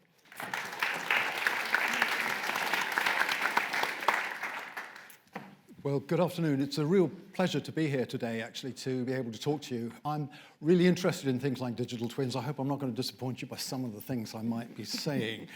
My background is very much as a chartered engineer. I spent the last 10, 12 years working on Crossrail as head of technical information. So data and information is really, really important to me. And I've always been interested in the way in which my other engineering colleagues use it.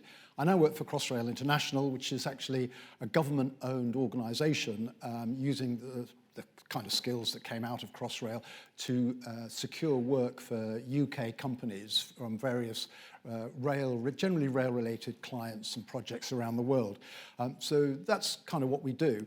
Today, I actually was going to say, be very careful about people using sort of smart, flashy visualizations to try and sell software. But actually, I'm quite overwhelmed with what people have been doing and using. So I'm really not going to say too much about that. But I wanted, come to the world from an infrastructure owners and from a client side, just talk about digital twins because they seem to be very much a flavor of the month, talk a little bit about them, some examples, and really just from a client side, a few warnings and thoughts about them.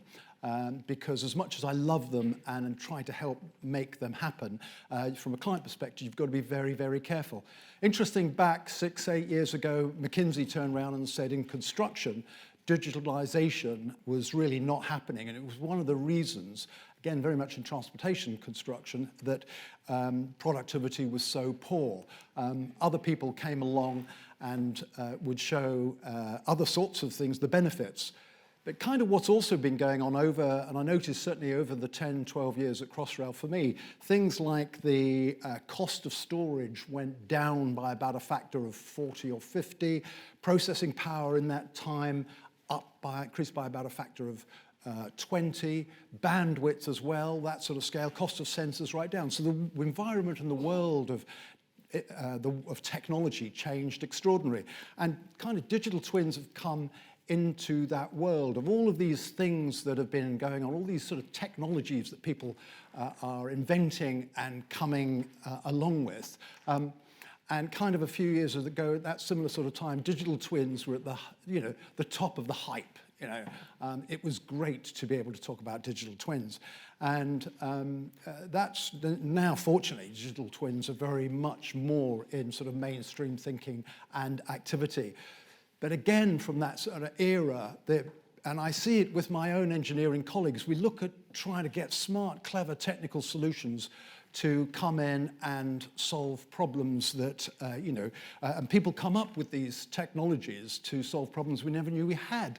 So we have to kind of be very careful, I think, when it comes to thinking about digital twins, going back to the sort of first principles that we need to be thinking about when we create this stuff. Why are we doing it? And I know when it comes to the Elizabeth line, things like data and information are absolutely at the heart of running our railways today. All sorts of that data has to be accurate, it has to be precise, all of those characteristics. And it is absolutely an imperative, data is an imperative and important asset in managing our railways today. Traditionally, in an analog way, we'd collect things, as we built our infrastructure, things like O&M manuals, as-built drawings, all the sort of technical detail, asset information that we would traditionally collect. We still need to collect that today, and it still needs to be as accurate and precise. Once we start locking sensors in there and we start building in sort of the ability to do data analytics on a regular basis, and we think of that 24/7 processing, we can then begin to build in a sort of feedback loop that links our asset information to the way in which we can run railways on a day-to-day basis. And that whole world of analytics and processing that you can see there, that smart reporting in real time, is the enablement of where digital tools enable us to do that. It's the data that's really important and the information, not so much the digital tool itself. Because we still have to go back to some of the basics. It's about defining the data that we're going to use at the end, deciding what type of information bricks we're going to use. Are they going to be sort of like Lego bricks? Are they going to be stickle bricks? Are they going to be Brio bricks? Because if you try and have an organization managing railways with those different types of information bricks, it's really hard to get to stick them together. So you need to define your data, you need to think about where you're going to put it and use it, tend to talk about common data environments, and then we think about the technology for delivering those benefits. It's because the information comes from so many places, so many different types of information, and all of that needs sort of organizing and structuring. And certainly when it came to Crossrail, it was about codifying, structuring, getting the hierarchies right, getting asset breakdown structures that lead to work breakdown structures that lead to cost and contract breakdown structures, thinking about the breakdown structures, the classification systems, because only when you structure it can you then get everybody using information in the same way. And that's how you have to think about the way we need information from the digital twins. They need to fit into this kind of world that we're creating. So the digital twins, really, as we say there, are very much, you know, that digital representation of the physical. We kind of tend to think it's all about sort of BIM models, 3D models and the like, but it's not. It's really ways, analytical ways in which we can make simulations, the way in which we can mirror behaviors and actually collect information about the performance of our assets. So we get the data, we then think about the way in which they can process, simulate what's going on, and that will then give us the insights to better decision making.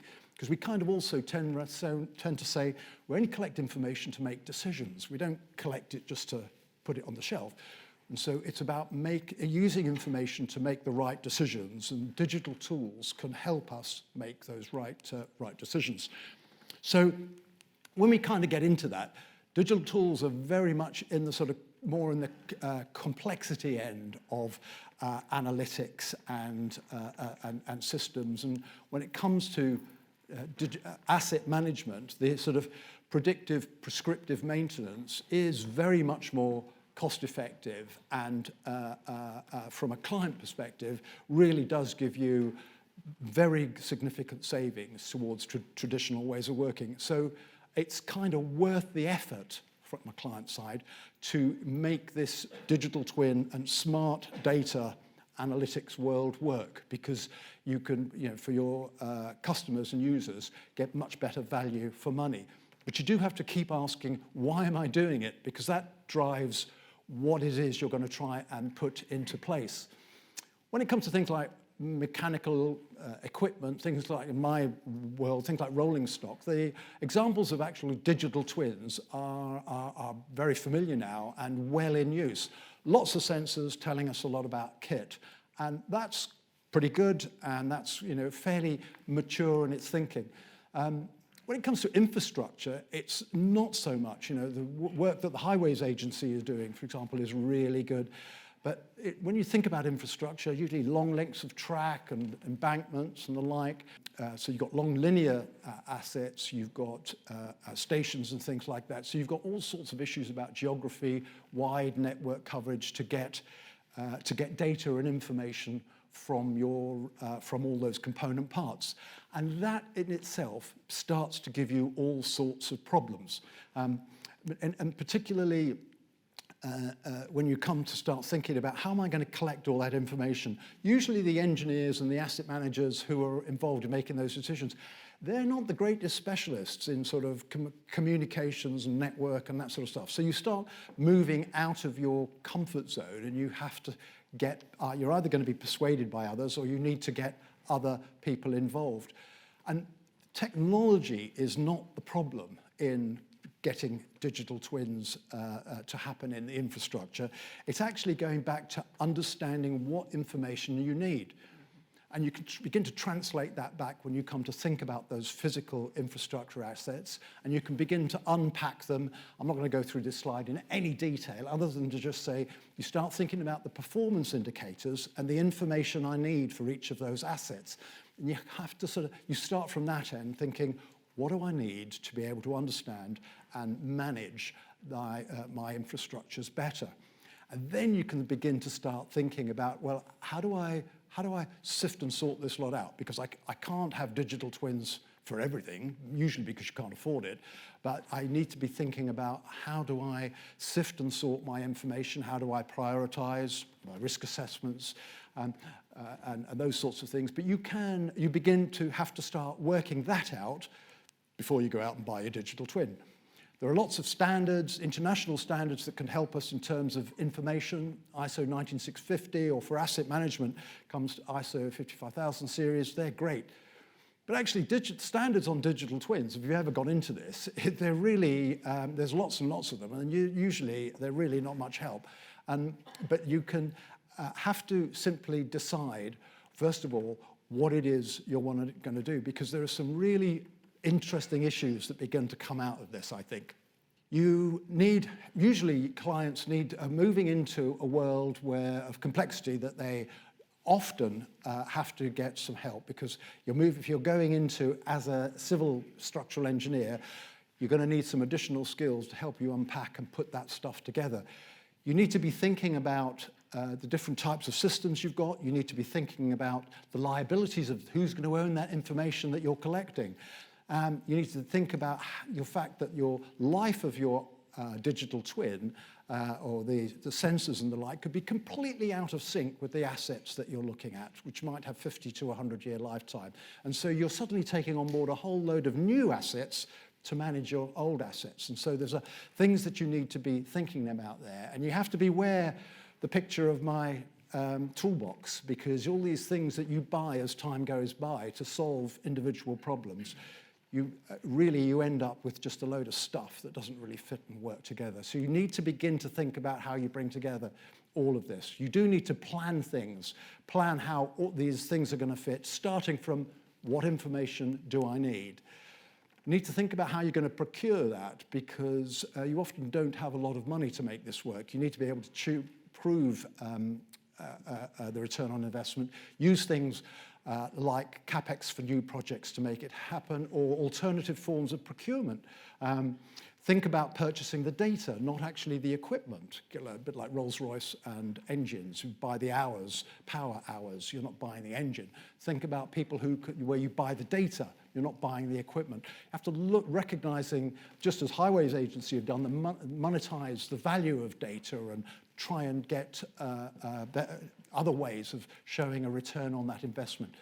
Lots and lots of examples that we've got now, I think, in rail that show where digital twins, from stations, station management to trains, do begin to play their part in helping us manage railways much more effectively. HS2 are doing some great work there.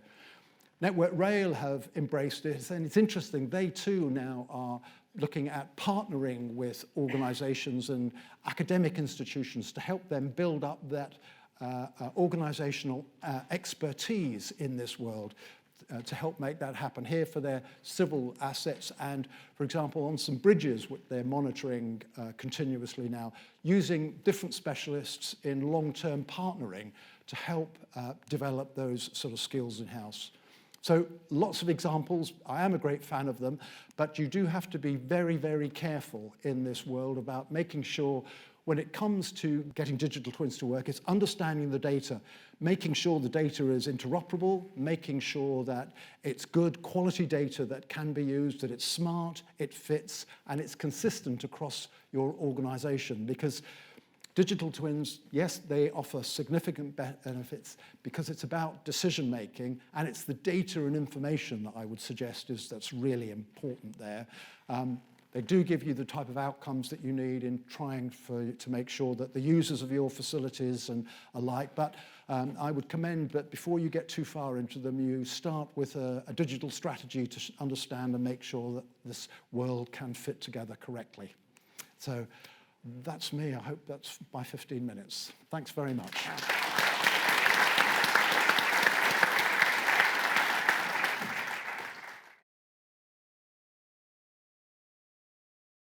So we're going to switch gears a little bit and talk about products now. So next up is our own Chief Product Officer, Bob Schell.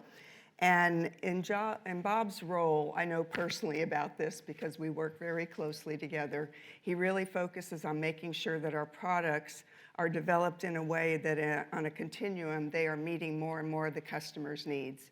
And I know this because we have every other week a discussion about what are the needs. and he knows we can be a little bit pushy. But anyway, Bob's been wonderful about that. And he is going to talk about data supply chains, which are or basically the data, what I like to call the data funnel up. I'm going to talk about supply chain data management, and if, like the rest of you, you've kind of been jotting down your sound bites through the presentations through the day, they've all been like fantastic. The opening speakers were great. Claire, you were absolutely awesome on it, with Seb and Will following up. And there's been a lot of really great terms with the digital twins that we talked about, common data environments, common data platforms, and I'm going to use supply chain data management. But there are lots of components, I think, that make up quite successful master data management strategies, which Stevie really touched upon. I think that's really important, and that's how we've been trying to build the components and the products that we have to try and fit in. Now, there's a little scenario that helps us describe. I'm going to look at some of the portal products, because Charlie, I'm going to extend really what Charlie was talking about on that enterprise rules platform as well.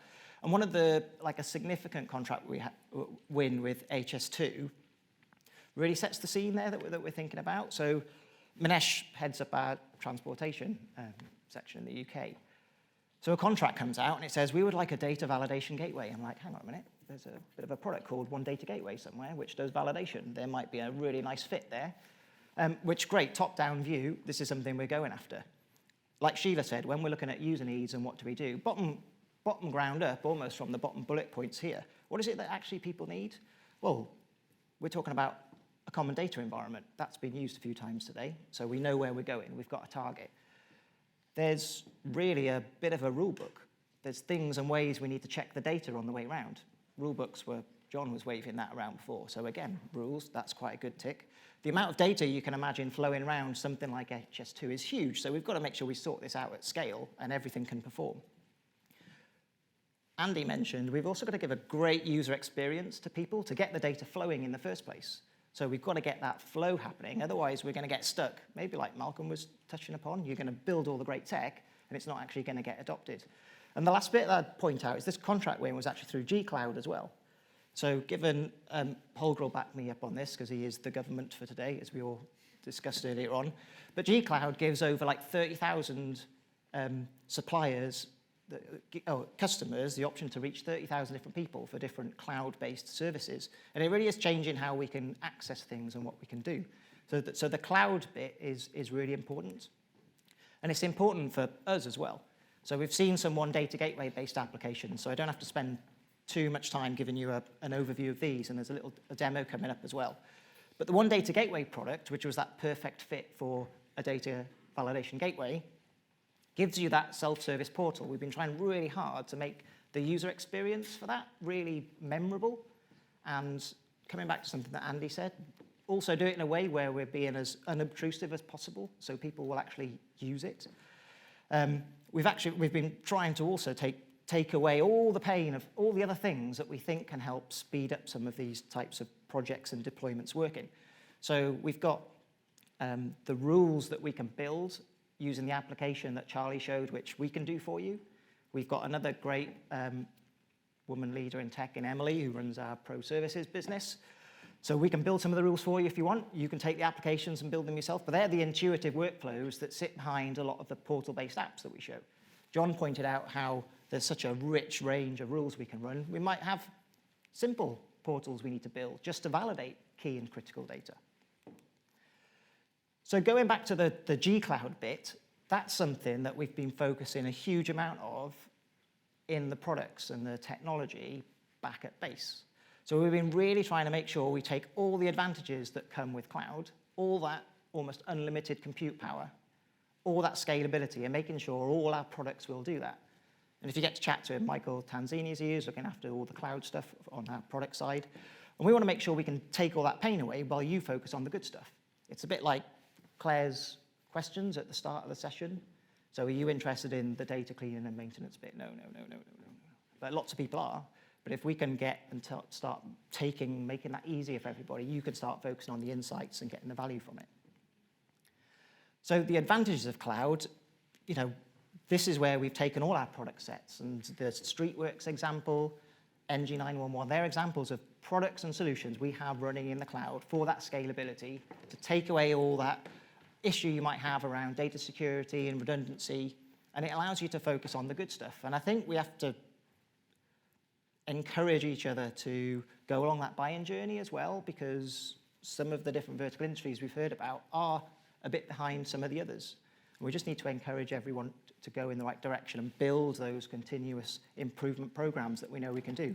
Otherwise, there's enough experienced people here to know we've built and run programs where the current working system is using a version of the software from 10 years ago, and you're like, how are we doing that? It takes so long to keep things up to date. All that debt we're building up in running the old versions of things, and also not, I think Claire mentioned it, not taking advantage of all the brand new, shiny, fast, super secure features that are available in the current versions. So cloud is another great example of where we can make sure we take that pain away and keep everyone on the latest and greatest.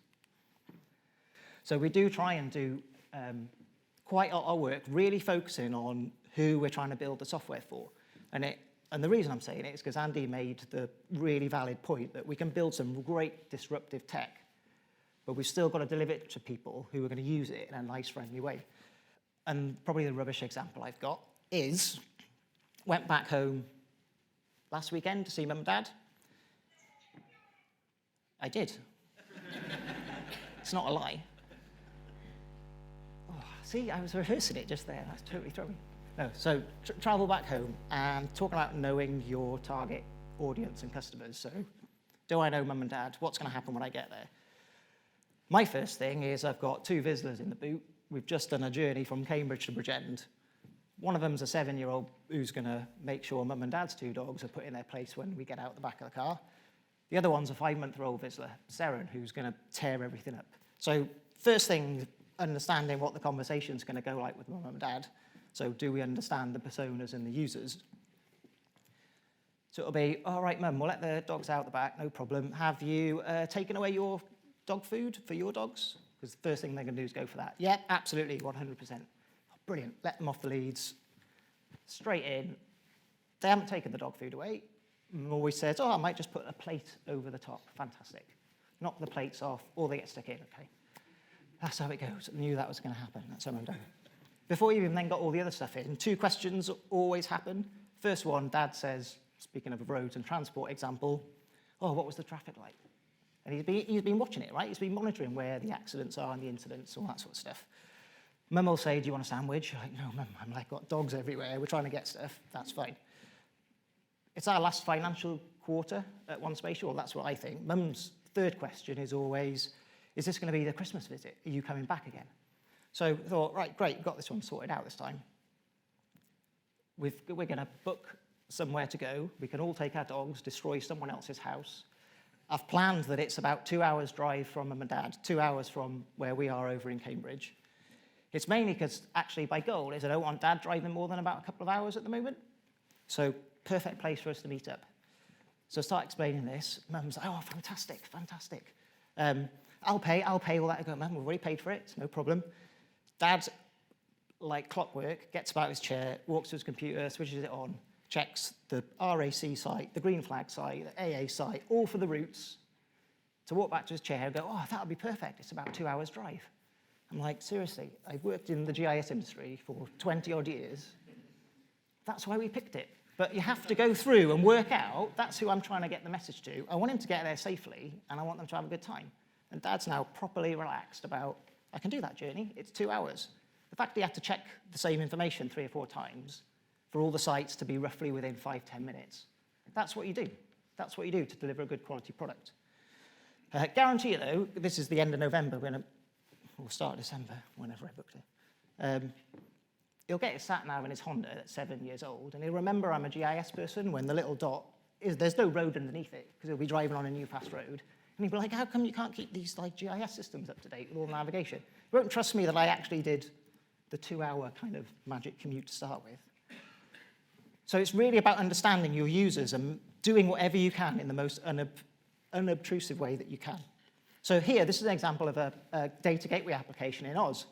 So it's looking at a lot of BIM and CAD data and how do we validate it. And we've put a lot of focus on trying to be unobtrusive again.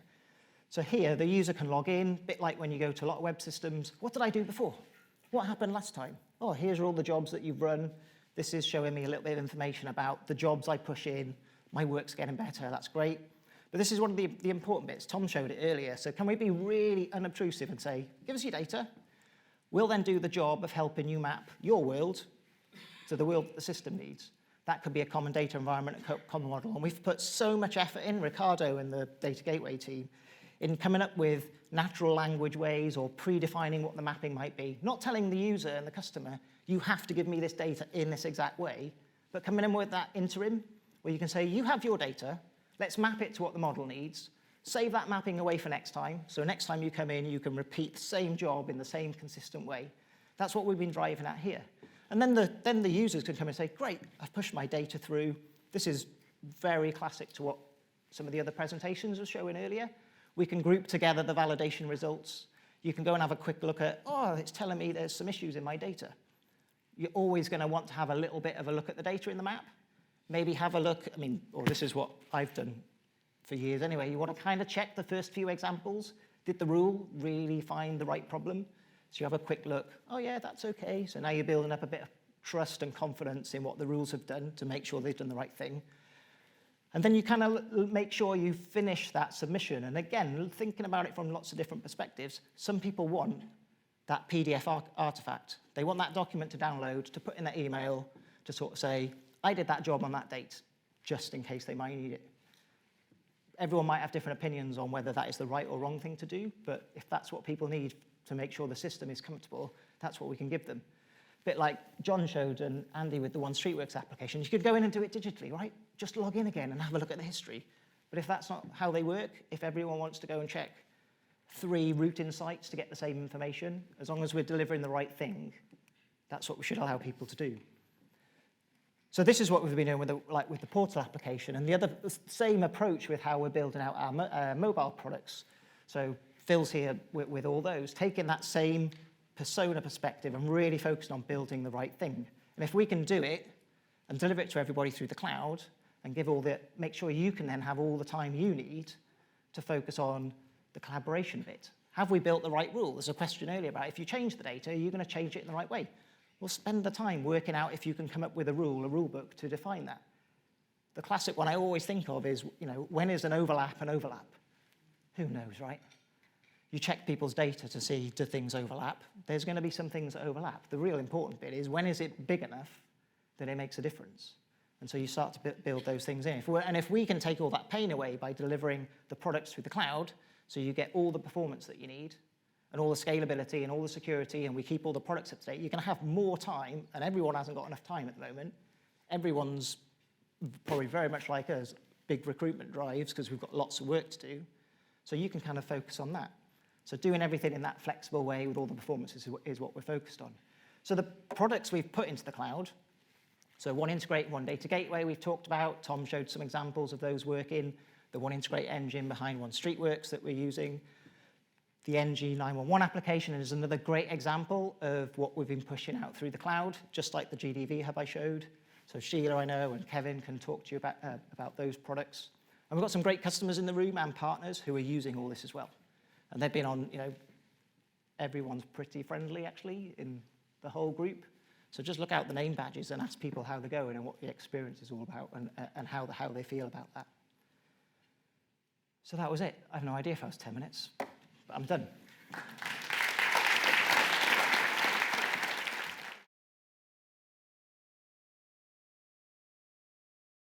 All right, who has questions? So I'm interested, particularly when we're talking about some of this large-scale, high-resolution data, the connectivity that you've experienced between the temporal and the spatial resolution. The idea is the smaller the features that we're mapping, the more quickly they can go out of date.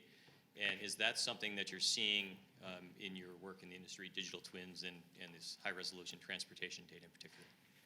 So I'll give that a go initially from our perspective.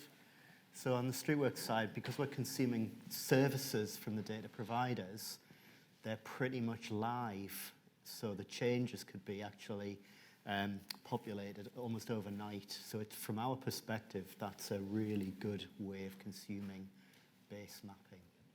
The resolution question that you have is like totally valid. Again, depending who you're trying to build the solutions for and what they're interested in, we've actually got programs that manage that. So look at that generalization process. So sometimes you kind of think we've got the best level of detail and precision and accuracy, but other people, for lots of functional and non-functional reasons, might need something that's generalized at a different scale. And if that's the bit that works, that's the bit that works. So the rules and actions required to do that generalization work in a consistent and repeatable and fast enough way for it to be cost effective is it's the category 3 question that Claire mentioned. It's the really hard stuff that actually a lot of people, well, I quite enjoy doing, as well as giving everyone else the insights and things that they need. Anyone else? Oh, hi, Simon Nevin again. Question for John. Really interested in your journey about valuing data and how you compared it to the physical asset. Do you think your organisation now sees data as infrastructure?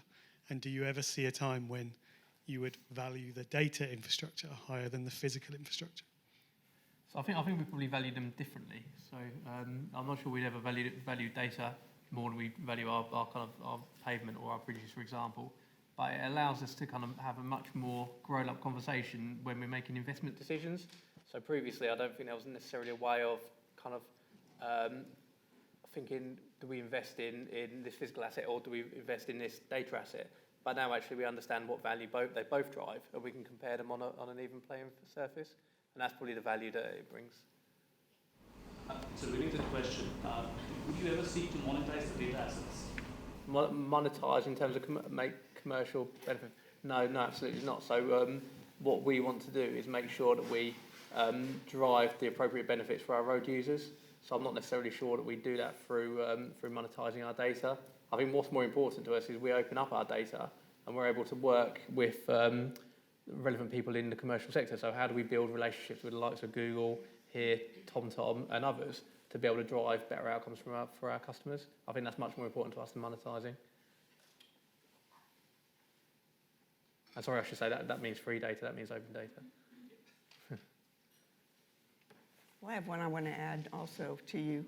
You mentioned about as you looked at all the different data sets that you had, and you looked at all the different entities and their applications that were using them, and you looked at which data sets were used the most.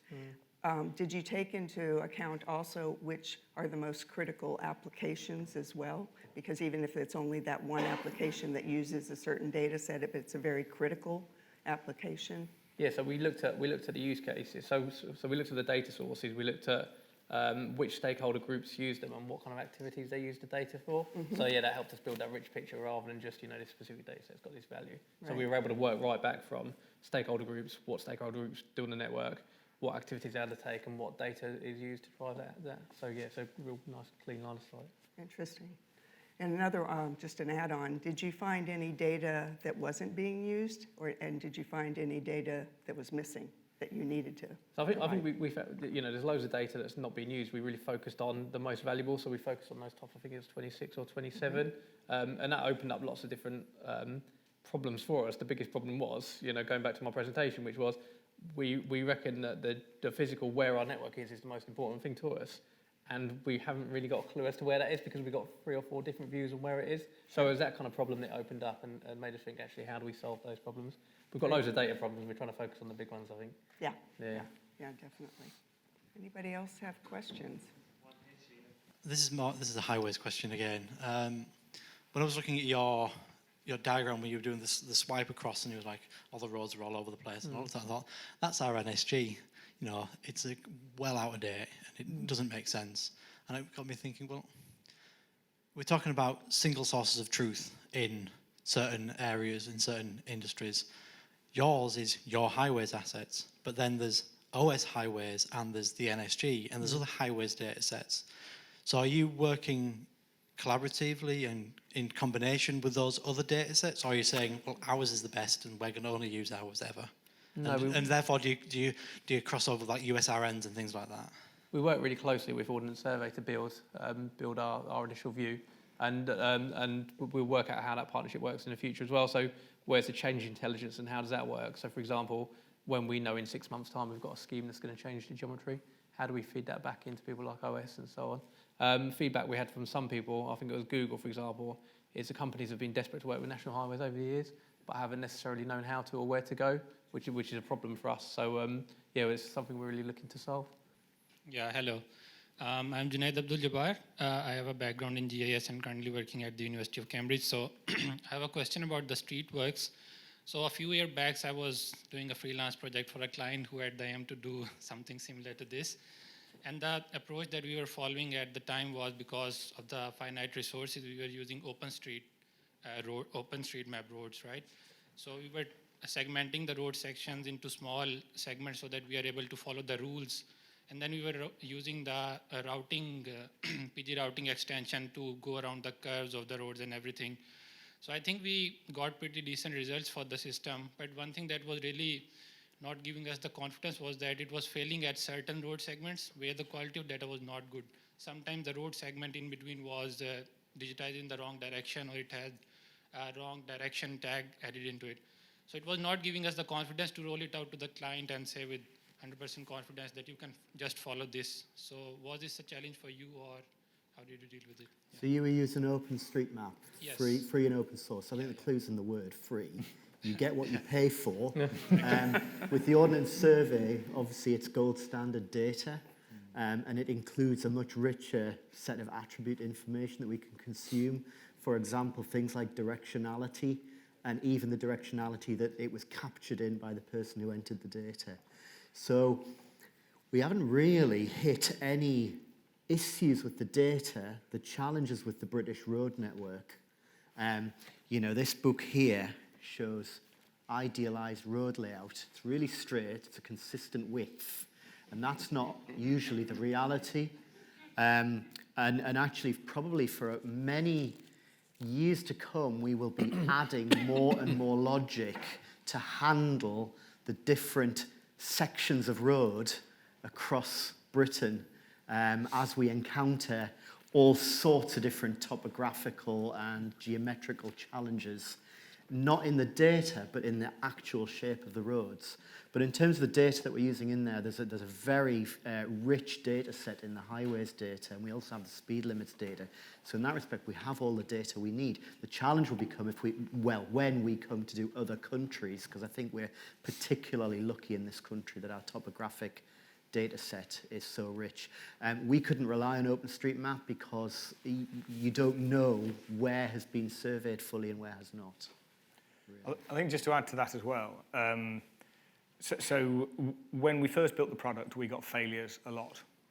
And philosophically, our objective is for about 80% of the streetworks layouts to happen automatically without any need to intervene or edit.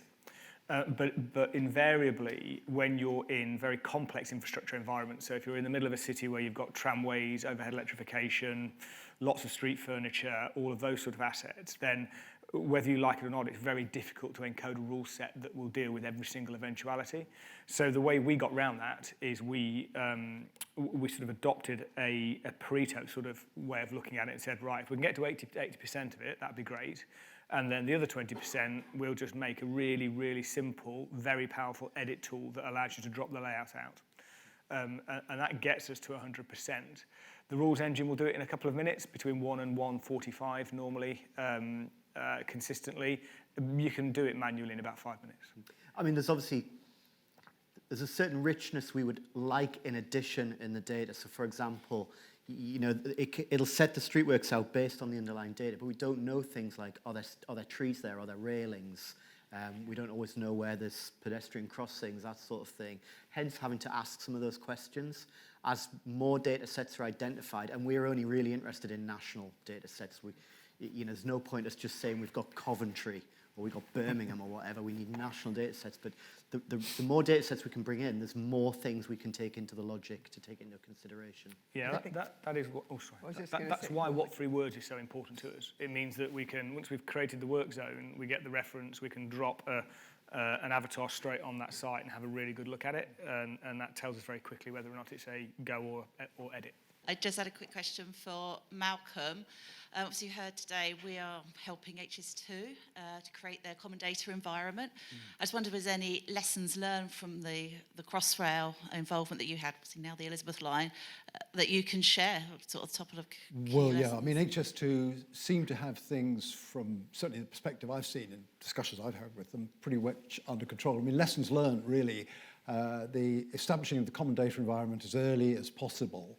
In Crossrail, we just about caught it in time because there's a tendency for specialists, particularly in early parts of projects, to want to get their own software, own bespoke specialist software, and to bring it in for managing their own specific specialist tasks. And the data and information that gets created within those bits of software can be very hard to map across to or to join up. So the earlier you can get in there creating information requirements that can be standardized, because quite often you don't need that bespoke software in the early parts of the contracts. But so getting information requirements set out early on, getting common data environment, a strategy for the common data environment set up, because you don't have to have a very sophisticated, complex CDE early on. It can be quite simple and straightforward, and let it grow and mature as the project grows and matures. And HS2 are well on down the line now, and recognizing that actually, I believe, clients should own the CDE. It's their data and their information, and it's cheaper in the end, more cost effective that they run and manage it rather than try and push it down to the supply chain, because then it's much harder to fix and join up. So and actually on the Crossrail website, which I will make a pitch for, there's a huge amount of information about lessons learned, you know, the good, the bad and the ugly, on developing major projects on the Learning Legacy website for Crossrail. Great, thank you, Malcolm. Did you have a quick one, Bob? No. I know we need to move on. Not for that one, but I've got another one. No, that's the same thing with the NEOR model that the GC have been doing, looking at an OGC model based on MUDI, and then we supply information into that, rather than, like you say, taking a single supplier view, which is just going to make it more difficult down the line. So it's the right thing to do, and I think we've got a rich source of lessons learned and case studies from a lot of good government projects that we've run. Absolutely. You've just got to go and have a look at it and do a little bit of the research. So this is really good discussion, and I really hope that you will all stick around and continue this discussion when we have our refreshments after the last session, but we do need to get on to the last session. And I am very pleased, so I think you guys... Thanks.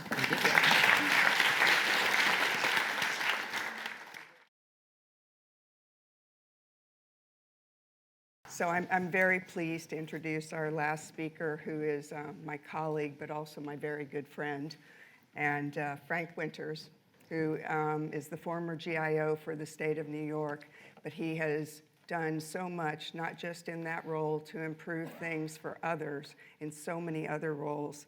And one of the ones that I really came to admire him for was his efforts as the NSGIC, or National States Geographic Information Council president. And during that term, I watched NSGIC really do pretty much an about-face with the focus and with the benefits that were really derived by every member, and I'm talking about the private sector as well as the public sector members. And so I think Frank has some very good insights to share.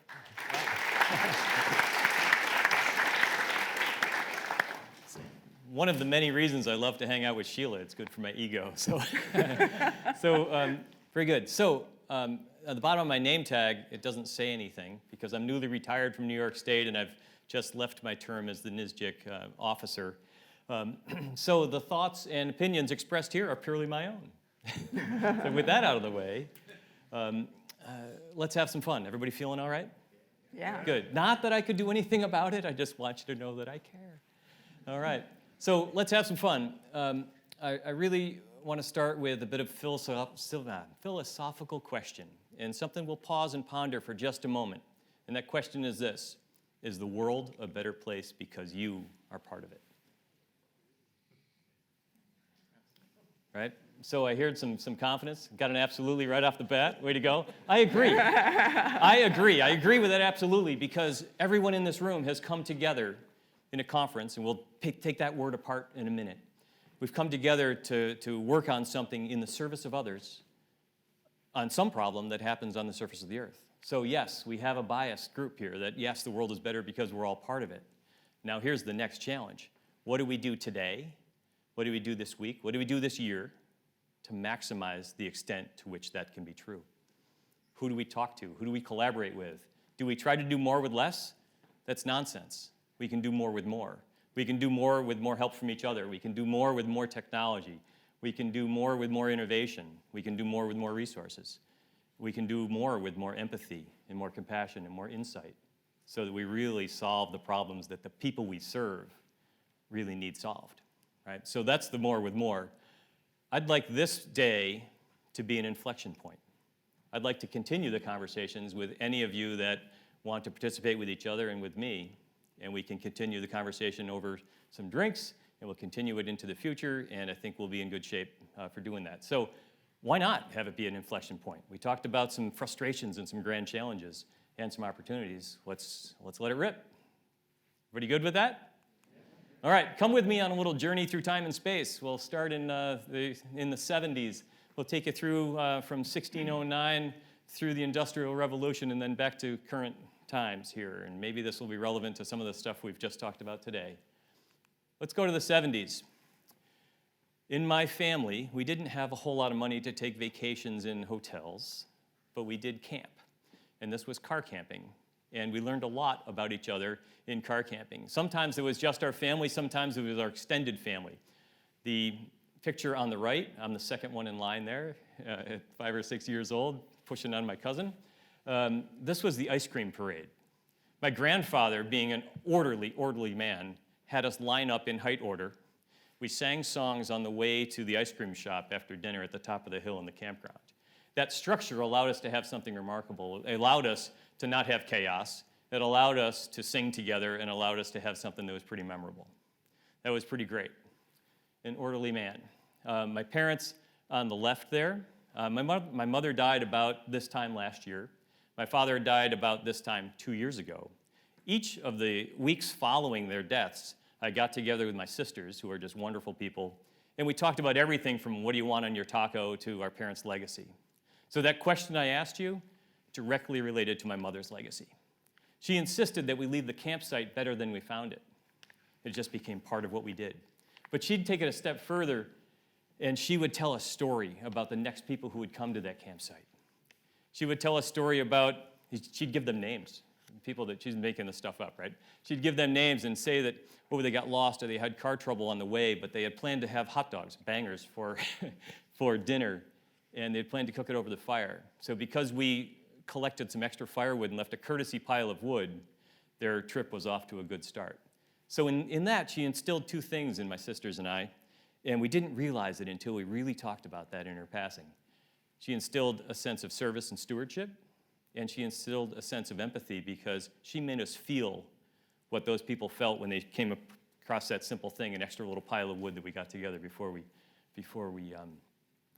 got in the car and went home. It just became something we were proud to do. So between the ice cream parade and my mother's insistence that we leave the world better, that's become a bit of a North Star. And as I've contemplated what my contributions are going to be through retirement, that's a bit of a relaxing thing for me. It's like, oh, all I have to do is figure out ways to impact the world in a positive way. And it doesn't have to mean 60 hours a week at the office. It can mean in all sorts of connections we make with people, from teaching kids to ski or mountain bike to working in the geospatial industry. So let's think about that in terms of the actions we take leaving here. So I want to start with three words. The word confer. So we're at a conference, and that has taken on its own thing. But if we put the emphasis on a different syllable, and we call it a conference, we are conferring with each other. That's a powerful word, because when we confer with one another, I actively listen, and I confer, and I want your opinions. So I approach this talk not with certainty, but with curiosity. Help shape this message. Let's have this grow as we go. The next word I want to talk about is governance, and that word has been a theme throughout this talk. And I have to admit that word has taken on a different meaning for me over the last few years. Governance, when I was a technical, get-it-done, button-pushing guy, writing code, doing my thing, governance was a bit of a bureaucratic concept of maybe it was in my way, because I just wanted to get this work done. And I didn't want anyone else in the way of how I knew it had to get done. But now, I'm thinking about that word governance as the structure by which you can understand my data, understand its caveats, and understand whether it's fit for your use. I can understand yours. And now I can choose to spend my energy on the data that I'm uniquely qualified and positioned in the industry to make, while I rely on data from others.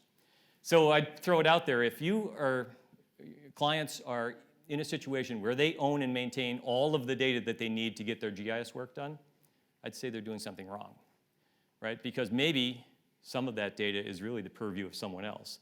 Let them run that show, have the governance, the metadata, the structure in place to understand it and make use of it. And then, Claire, you mentioned unlocking the value, right?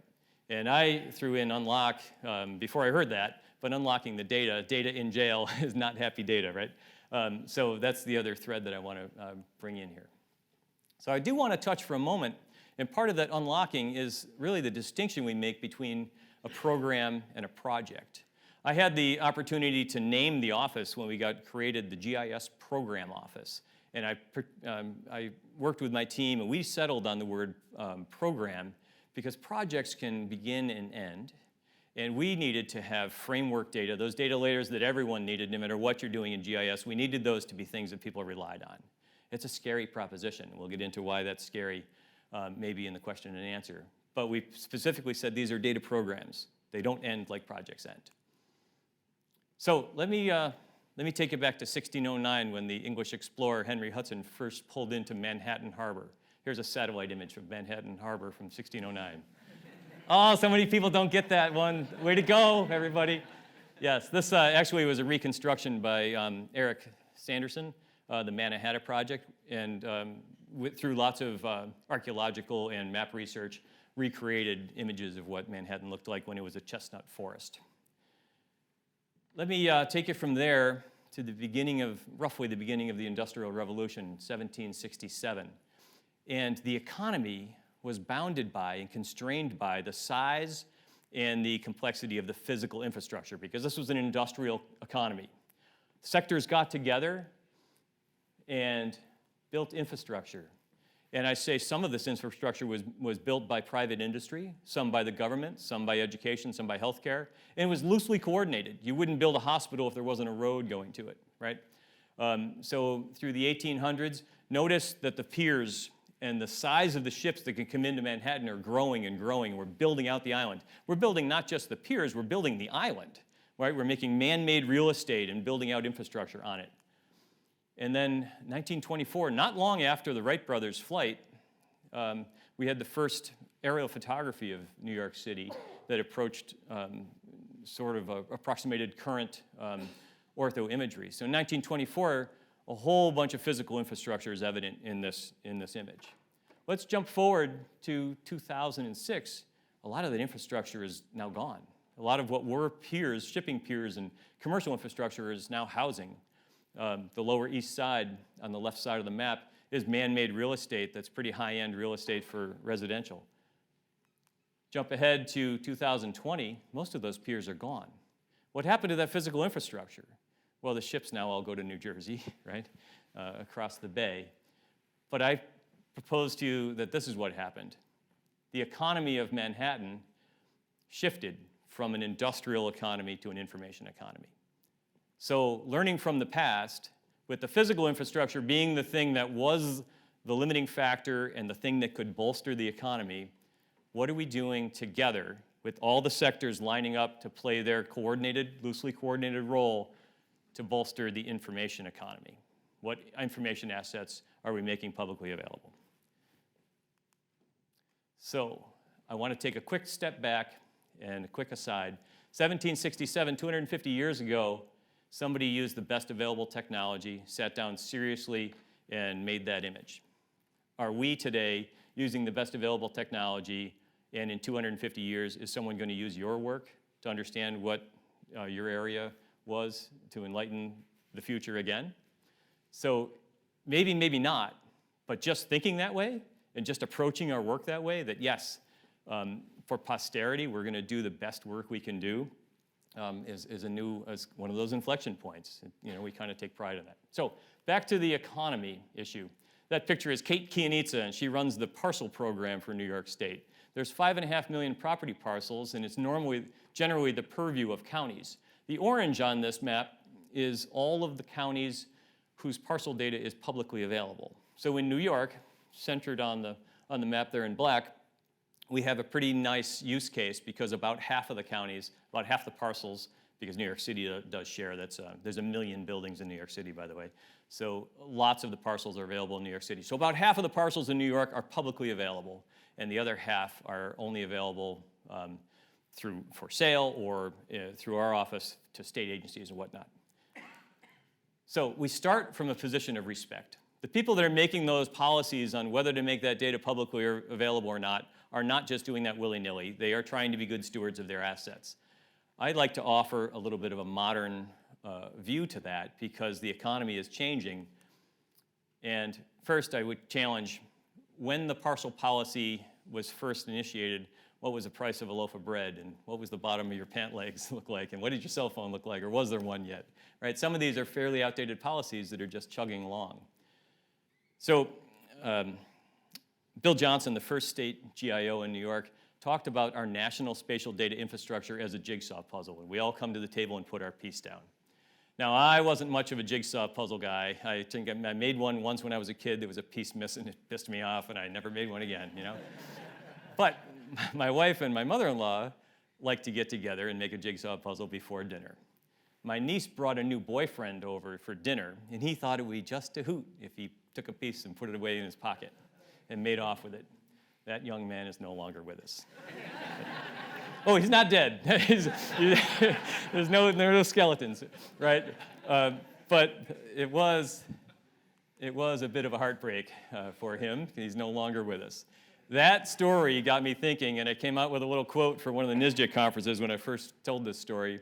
Data is just like love. It only finds its true value when we give it away, right? So there we go. There'll be more. So Kate's lifespan from 1980 through this current to 2020, we really went from printed maps of parcel data to burning on CDs and putting them in envelopes and mailing them around to now an expectation that we click for our data.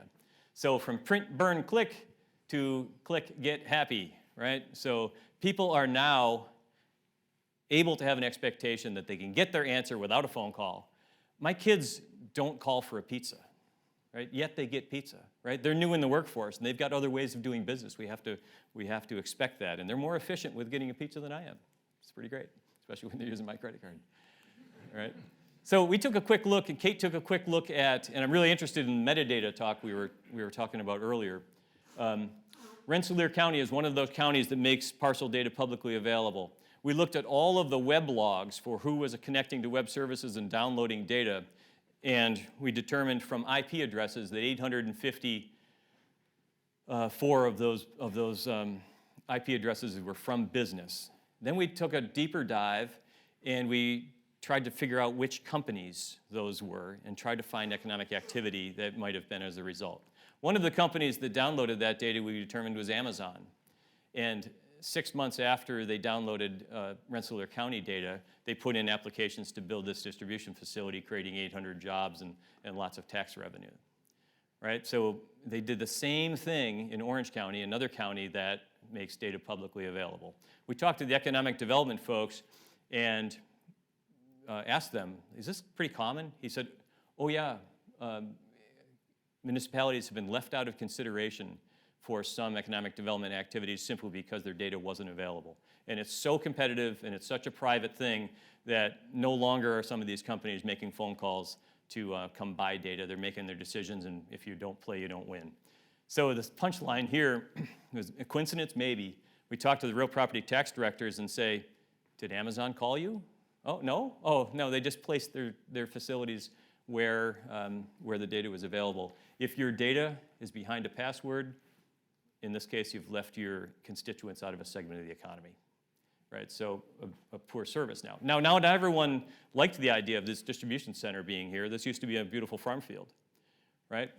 The neighborhood group in that area also downloaded the parcel data and held the developers' feet to the fire because there was a requirement to notify all properties within a mile of a blasting site. So not only then, whichever side of this argument you're on, whether you like the Amazon distribution facility or you liked it being a farm field, the data becomes the canvas upon which the reasonable conversation can happen. And it wasn't just a deep pockets company with legal assistance that was able to get the data. By making this data available in this way, we've kind of democratized and made a level playing field for both sides of that debate. So we were pretty happy about that. So we've been talking quite a bit about the data supply chain, and I've got this little graphic that shows the who. The graphic's supposed to be mountains and headwaters. I like to think about looking as far up the supply chain as possible. Where is someone authorized to make the change, right? So who assigns an address? Who assigns a split of a parcel? Who decides that the exit number is going to change? Who decides when the bridge is going to be replaced? And identifying that supply chain and then following that supply chain back down, and the governance follows those same supply chains. So the people that have the authority to originate that typically are in government, and then our citizens experience that data just like John was saying, they experience it on their phones, right? So then all the way to the big, to the companies that are providing that data to our citizens, our people. And I also want to talk just for a moment about the quality. The quality of the data necessary to satisfy the needs of the people who are building that data for a particular business purpose. And then often there's just a slight opening of the aperture to understand, oh, if we did it slightly differently, if we did it this way, if we explained this data, if we took this coded value and then actually described it in our metadata, or didn't use a coded value, used an actual value, now all of a sudden that data has a life and we've maximized our impact. Then also, can't go far without talking about standards. I was thinking about standards when I stopped at an electronics store to buy the little plug so I can plug my connection and my phone charger into your power outlets. And I thought, boy, if we didn't have at least those standards, imagine if every developer could put in, if your hardware store sold a different type of outlet than the one down the road, or your blender company had a different outlet than your plug than your toaster company, you know, it would be holy hell, right? We'd waste a lot of time. So at least we have some standards. In this case, we had two. But the standardization, when it comes to maximizing our impact, those adherence to standards are the things that really allow us to scale our impact. We figure a problem out in one part of the world, and that same problem then can be addressed with the same rule base, in this case, in lots of parts of the world. So again, governance and standards has taken on a new meaning to me when I've started to think about the world in terms of maximizing our impact.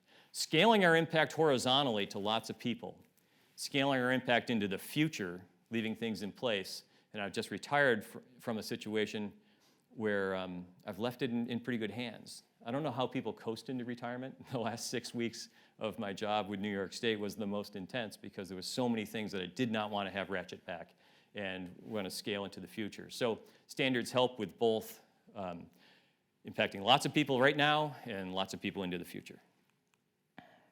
So again, thank you for being here in an opportunity to confer with one another. Thanks for all the talk about governance.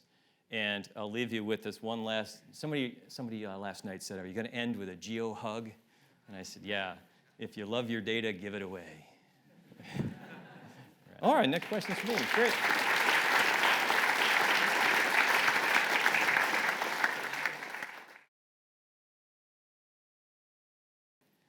Who's going to start us off? Who has the first question? Right on. You've retired, so what are you going to miss? I've retired. What am I going to miss? I tell you what I'm not going to miss. When I open my email and there's 6 emails to read and not 160, that's pretty good. But no, I already miss the intensity. You know, like we often early in our careers we're thinking about reducing stress. I actually miss some of the stress, right? And it's not de-stress. It's the in-stress. It's that scratchiness, like, oh, you're jamming against this deadline or whatnot.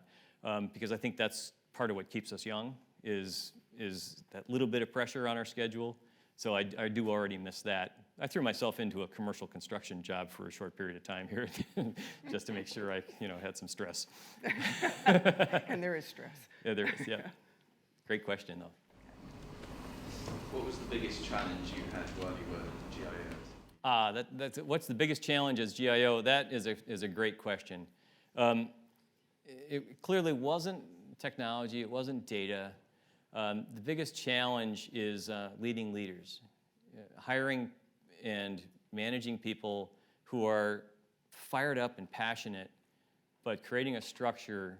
And I've described, like part of my father's legacy, he described his job as creating the environment in which the professionals who work for me can excel, right? So living up to that and setting the stage and creating an environment for those people to be their best was a real challenge. There were people there that had a strength in their convictions, right, and really let it go. But so it was a good challenge. It was the people side of that business. It worked, but not without a lot of serious effort.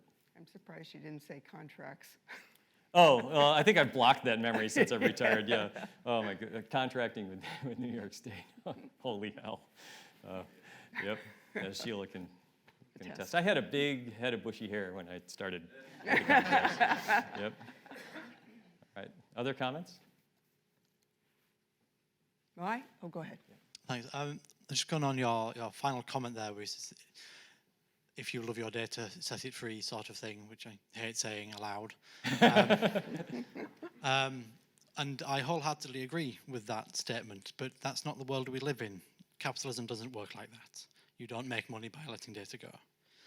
So I guess the question is, does there need to be some more incentivization to companies that are desperate to monetize their data to make it more available? And just for an example, here with OpenUPRN and opening up of certain Ordnance Survey data sets has improved certain industries massively, whereas before it was behind a paywall. But that's government pressure that did that, and governments aren't going to pressure Amazon to let open their data. They're not going to pressure Atkins into open up their assets because it's IP. So do you think there needs to be more incentivization to make commercial assets, commercial data more open? Yeah, that's a really great question. And my perspectives were started from a government perspective because that's my experience. There is an era of collaboration blowing right now between the household name companies and government. So Google and other companies that are competing with them that need to remain nameless. And there seems to be a feeling that the existence of the data and getting the data right isn't the thing that they're going to use to differentiate themselves. They're going to have their user experience, their networks, their marketing be the thing that differentiates themselves. Now, clearly, there are companies whose business model is in the creation of data, and we respect that, and we need that. And there's going to be always a need for some data to be a subscription service and whatnot. But from the perspective of government, we have to keep asking the question. It's one of these questions that's more important to ask than answer. What is the role of government in this space? Because it changes all the time. So trying not to play the role that another sector is better suited to play, and playing the role that the thing we have most, our biggest value is our crystal ball. We know that exit number is going to change because somebody put in a work order 6 months ago to have the sign painted, right? We know that address is going to be assigned because someone just stamped approved. We know those things happen before they're out in the field, so we in government make that data available, and now the private sector can do their thing with it to provide it to our citizens. Will companies still make a profit if they're data producers? If there's a value add there, I think absolutely. I would challenge, though, that some of those companies might be better served to let their data free and charge for the services of all the growth in analytics and the things that great things people are going to do with them. Like open source software. People are making money supporting open source software, giving the software away and then supporting it as it comes too. So there's a mix there, and I think we're going to let the industry kind of bear that out. Great question. Thank you.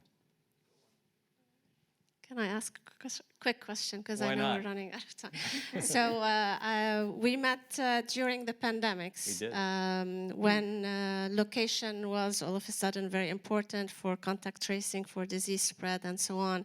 And this is how we got to know Frank. I mean, you were the hero who brought geospatial to the forefront in New York, and then it was contagious, I think. So can you comment when you talk about leaving the world in a better place? Are you leaving with geospatial not in the corner and in the basement, on the state level and on the government level? Yeah, that's a great question. Thank you. And a lot of the work on GIS and the pandemic, honestly, was born out of frustration that we as an industry were not being asked for our most meaningful contributions. I woke up at 4 o'clock in the morning. Normally, if I wake up at 4 o'clock in the morning, I can barely get a glass of water off my nightstand without spilling it on my alarm clock.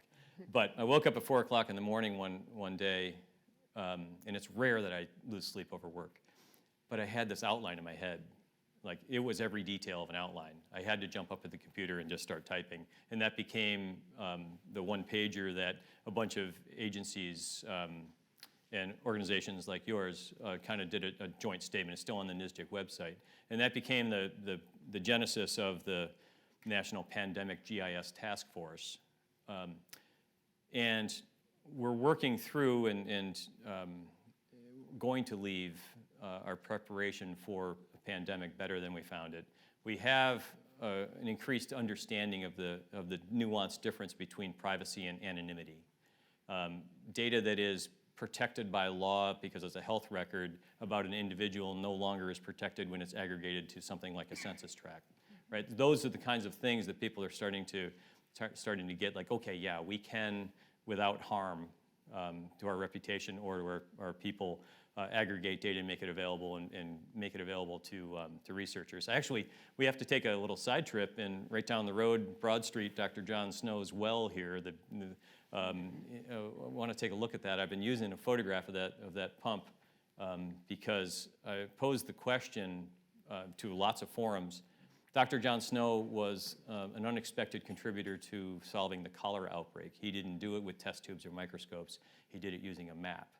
Unexpected contributor because he was a surgeon and not an internal medicine doctor. So I asked the question, all right, is the data about the pandemic available to unexpected contributors? Would he have even gotten the data if that were today? And is it available at a resolution adequate for him to have found that well? Across the country in the US, the answer was no, and I think we're changing that. Thank you. Thanks, this is really fun.